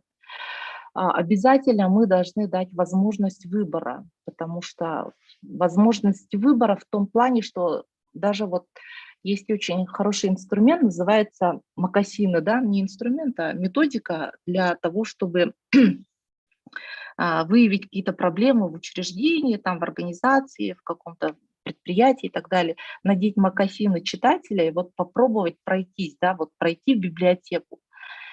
Ребенок идет в библиотеку, первое, с кем он сталкивается, охранник, да, злой там, хаикаллин девик крутых, ну что-то такое, да, шлагбаум он видит, миллион там каких-то, принеси паспорт, принеси согласие, миллион вот этих условностей мы должны дать возможность детям, ну, возможность, свободу, да, для того, чтобы он мог просто прийти к нам, и от него ничего не требует, он просто зашел, если ему нужна книга, он ее взял, не хочет, ну ради бога не бери, просто посиди у нас, да.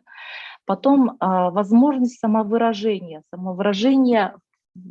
ну это тут понятно, да, как он хочет быть лицедеем, там, не знаю, математически как-то самовыражаться на площадке библиотеки. Счастье общения, тоже вот, когда дистанционное обучение было, дети, многие даже, на мой взгляд, они испытали гораздо больше стресса, чем мы, взрослые, потому что они оказались запертыми, они оказались полностью в гаджетах. И вот эта вот коммуникационная часть, которая необходима им для полноценного развития, она вот, ну, целый год выпал. И шестое, вот выделила, это навыки, которые ему точно пригодятся в жизни. Навыки – это то, что мы называем сейчас софт-скиллами, да, это умение говорить, умение проектировать, это умение собирать возле себя таких же детей, как он сам, ну и так далее. Умение писать и умение читать осознанно тоже. Ну вот коротко у меня так, или не коротко. Спасибо большое. Если есть вопросы, буду рада ответить.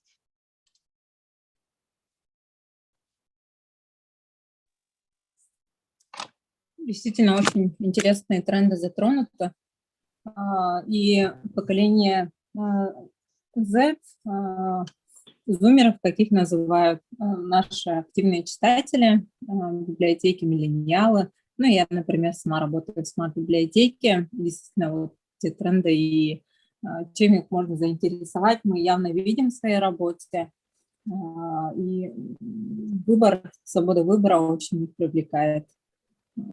И миллениалов, ну, это мои, получается, мое поколение, и зумеров, те, кто чуть попозже родились.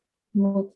Коллеги, вопросы можно будет задать в чате, либо в YouTube-трансляции, если вы сидите, просматриваете через YouTube. И мы завершаем наш заключительный блок «Библиотечные тренды».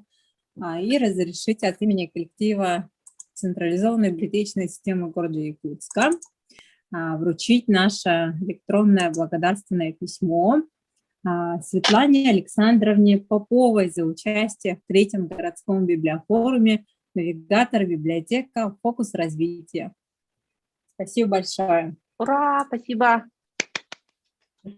Мы вам вышли Слышно на было, как хлопает, да? Хорошо. Спасибо большое, коллеги. Вот. Дорогие друзья, коллеги, мы подходим к заключительной части нашего библиофорума. Еще раз хочу сказать и поблагодарить за доверие, за то, что нам доверили провести программу библиофорума. А сейчас мои коллеги подключат, ну или я сама подключу. Так, мы подключаем нашу заставку и пройдем опрос. Как раз пока опрос будет проводиться, мы передадим, наверное, сейчас сделаем опрос и потом передадим слово Марии Витальевне.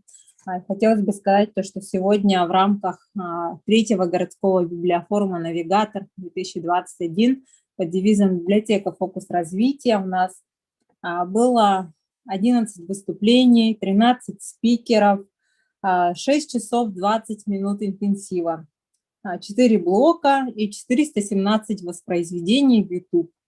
Ну, казалось бы, как будто нас немного через Zoom, если мы видим, а средняя глубина прослушивания составляет 23 минуты. То есть мы видим как раз на то время, которое мы отдали нашим спикерам, выступающим, вы подключались, смотрели какие-то интересные темы, которые вас волнуют.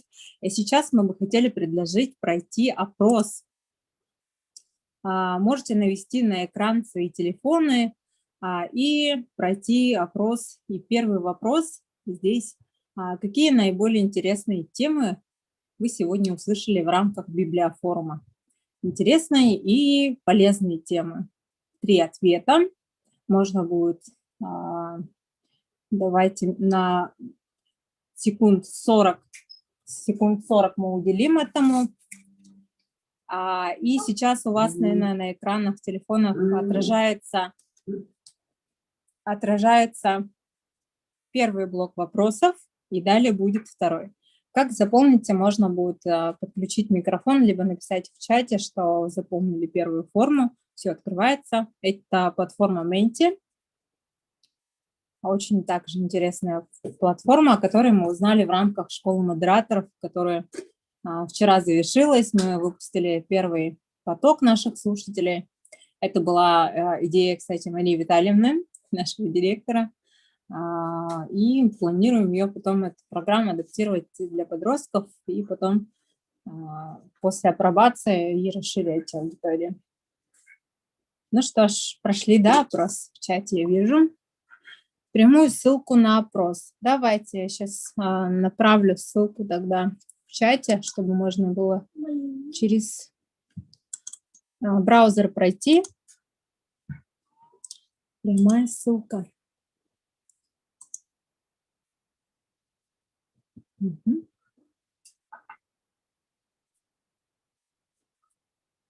Угу.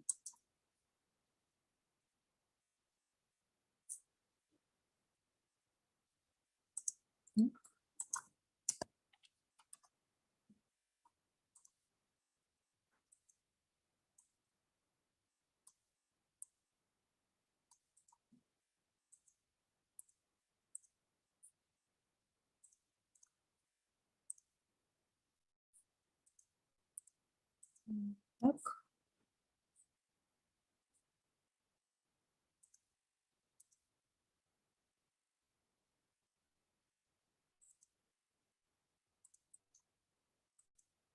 Так, прямая ссылка направлена в наш чат.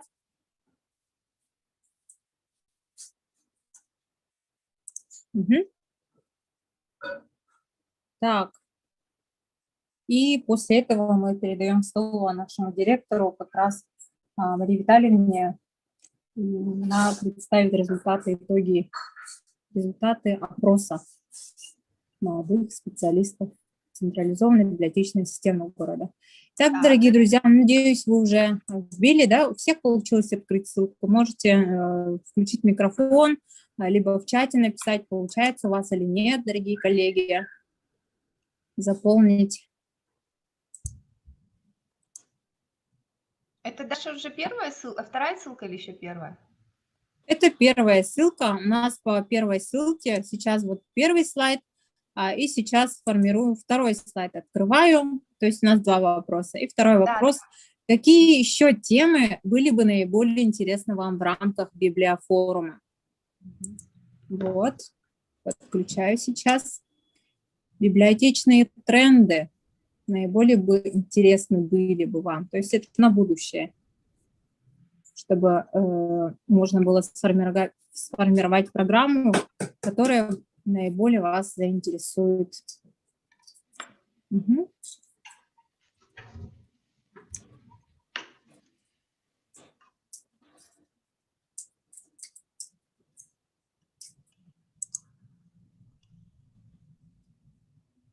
Так, пока я вижу только один почему-то ответ. Угу. Пока отвечаем, наверное, мы начнем. Слово предоставляется директору централизованной библиотечной системы городского округа город Якутск Марии Витальевне Андреевой. Ну что, коллеги, еще раз здравствуйте, только уже вместо доброго утра у нас добрый вечер. Смотрю, участников в Zoom больше, и там в Ютубе тоже посмотрела, вроде так есть, слушают. Я это к тому, что остались выжившие или все те, кто был.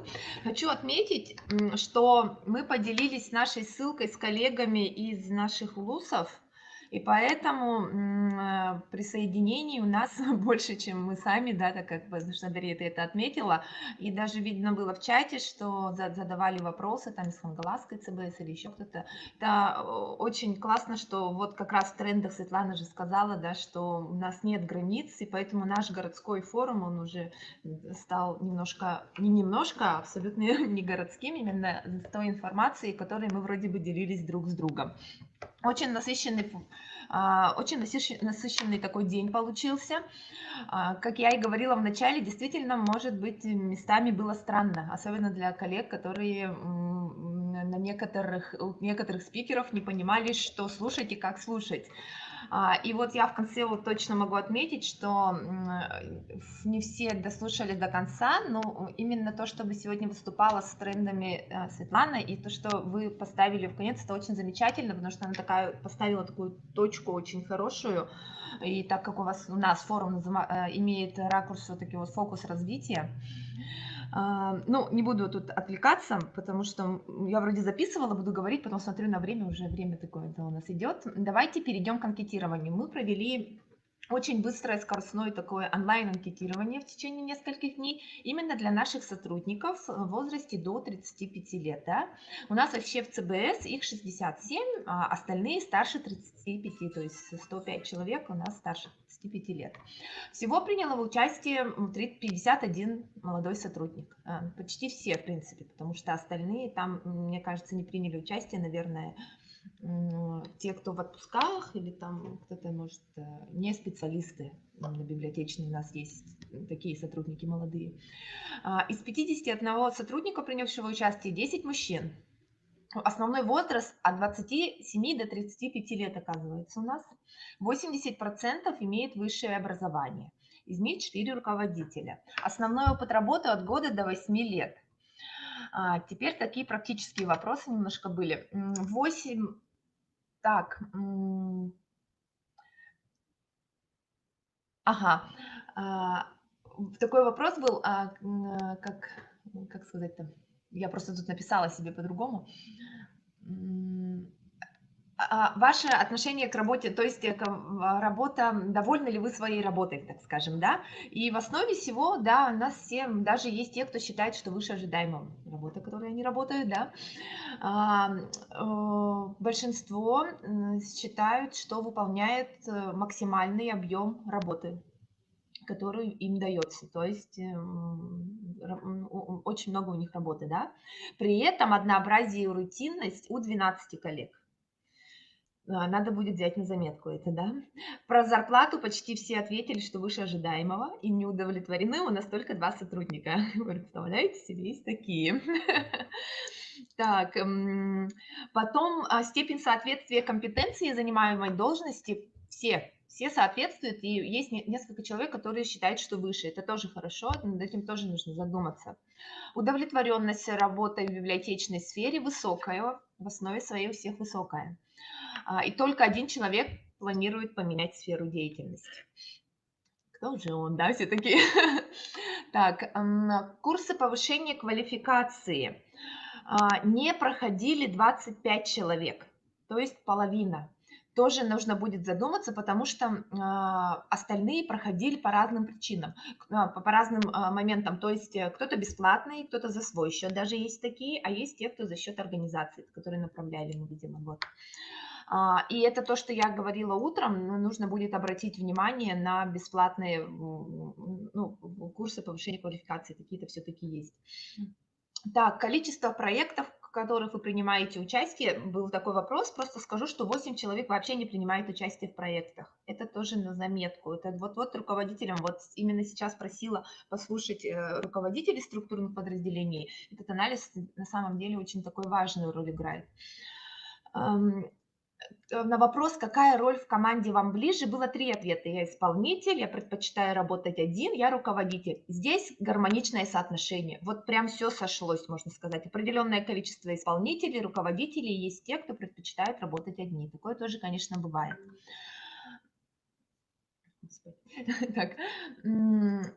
Так, потом обращение к непосредственному руководству с инициативами, в принципе, среднее.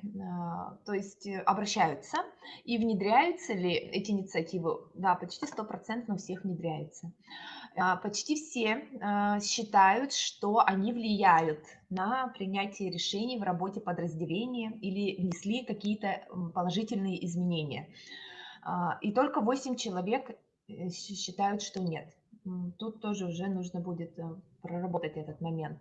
Далее был блок оценки уровня коммуникации. В целом он оказался высоким. Как в учреждении, в самом нашем ЦБС учреждении, имеется в виду, да, как между отделами, как в самом отделе.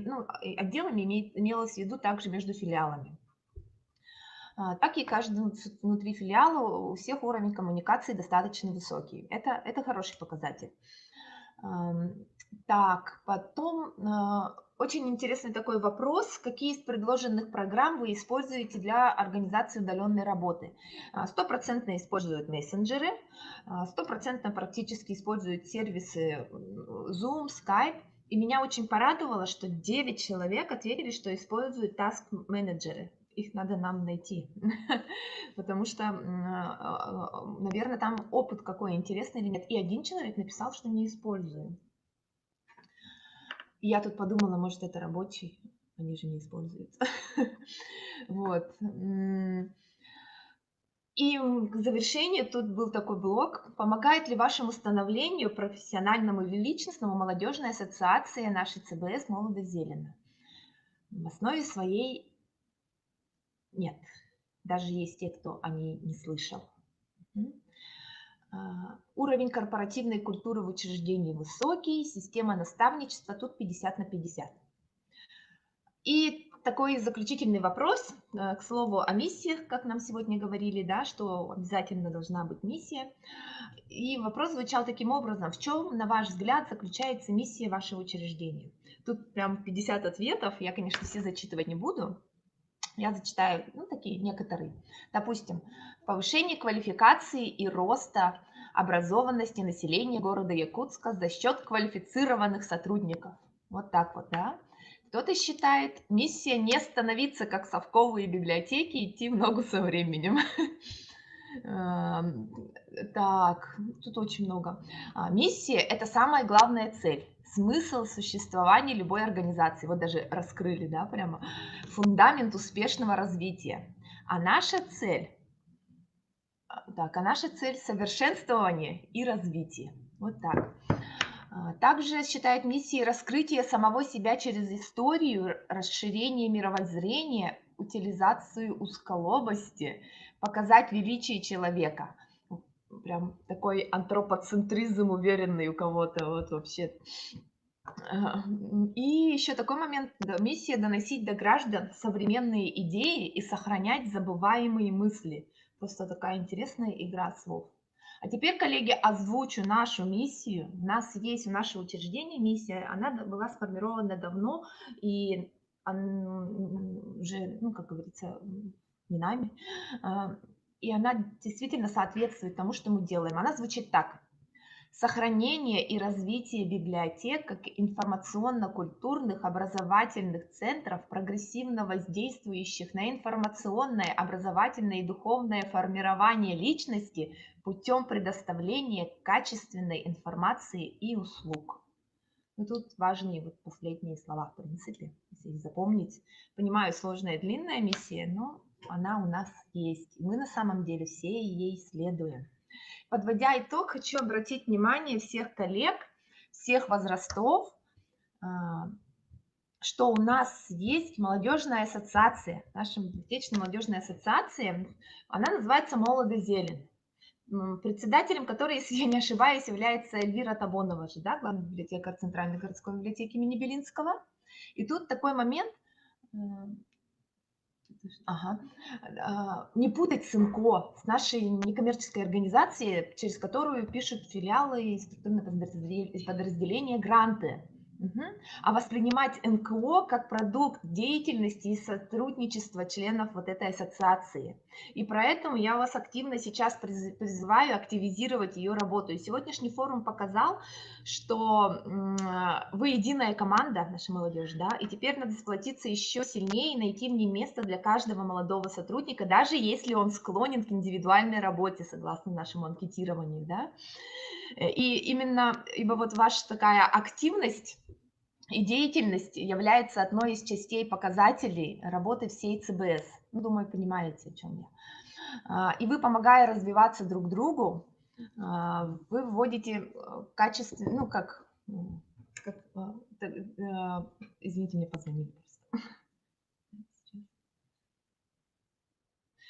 В общем, вот так, помогая развиваться друг другу, вы усиливаете качество нашей миссии, которую я озвучила, да? И у нас же не зря есть премия «Молодо зелено», где голосованием выбирается ее лауреат ежегодно, в День библиотекаря 27 мая. А чтобы быть объективным, надо вместе вам не только отдыхать, но и работать, как сегодня.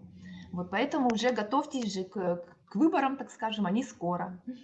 И к слову о наставничестве, да, наставничество же может быть не только от сотрудника с большим стажем, как мы привыкли думать, да, но и от сотрудника с прокачанными софт-скиллами, про которые я вам говорила сегодня с утра. Тоже подумайте над этим.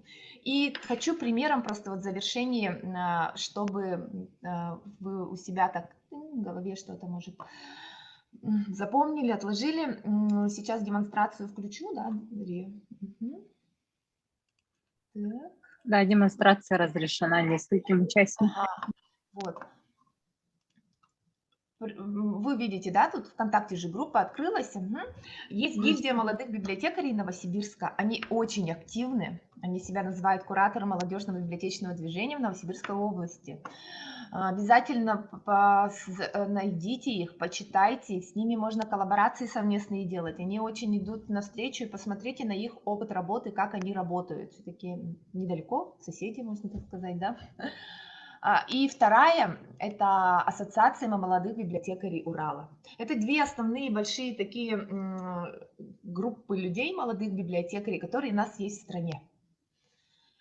И предлагаю вам вот и председателю ассоциации, да, и вот молодым сотрудникам как-то вот собраться еще раз потом, можно же сейчас онлайн, да, и обсудить, все-таки составить план какой-то своей работы, потому что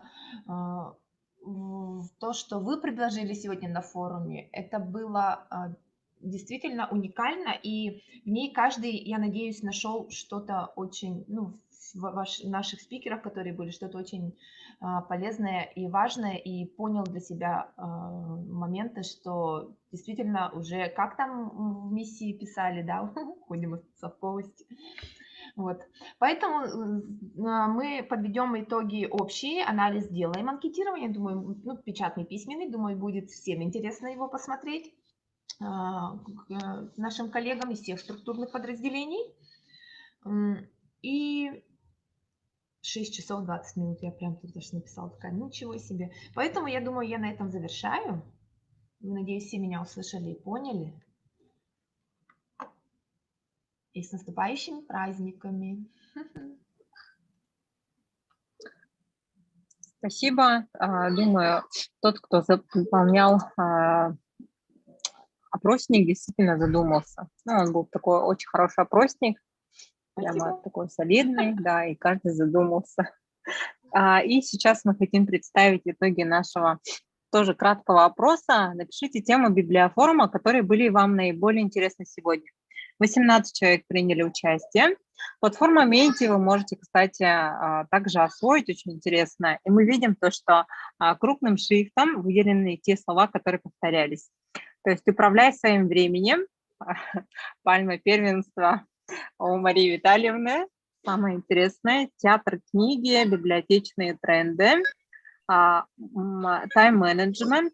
Ну, кто-то написал, например, по-другому, но вот тренды библиотечного обслуживания. Также мы видим, что в лидерах «Горите или жить», виртуальные выставки, клубная работа от коллег Благовещенска, виртуальная выставка WordPress, «Читай город» также понравилось, Adobe Premiere, продюсирование масштабных мероприятий, работа с волонтерами, у кого-то музыка. Так, и следующий вопрос, на который ответили, так, Анатолий, кажется,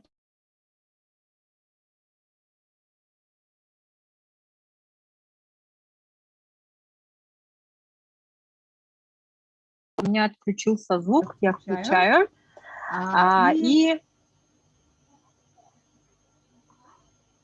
наиболее интересные темы библиофорума, которые были бы интересны в будущем. Здесь приняло 7 человек участие в вопросе. Инновационные формы работ волнуют наших коллег, маркетинг в библиотеке, тренды библиотечного обслуживания также остается актуальной темой. Опрос читателей, больше практики, SMM и контент, soft skills и обучение MOV AV еще пишут. Вот. Ну что ж, дорогие друзья, если нет вопросов и предложений, мы, наверное, на этом завершим наш библиофорум. Третий городской, он состоялся сегодня и был насыщен. Но мы передаем дальше эстафетную палочку и благодарим за доверие и желаем всем отличных майских праздников. Угу. До свидания, до новых встреч. До свидания. До свидания. До свидания.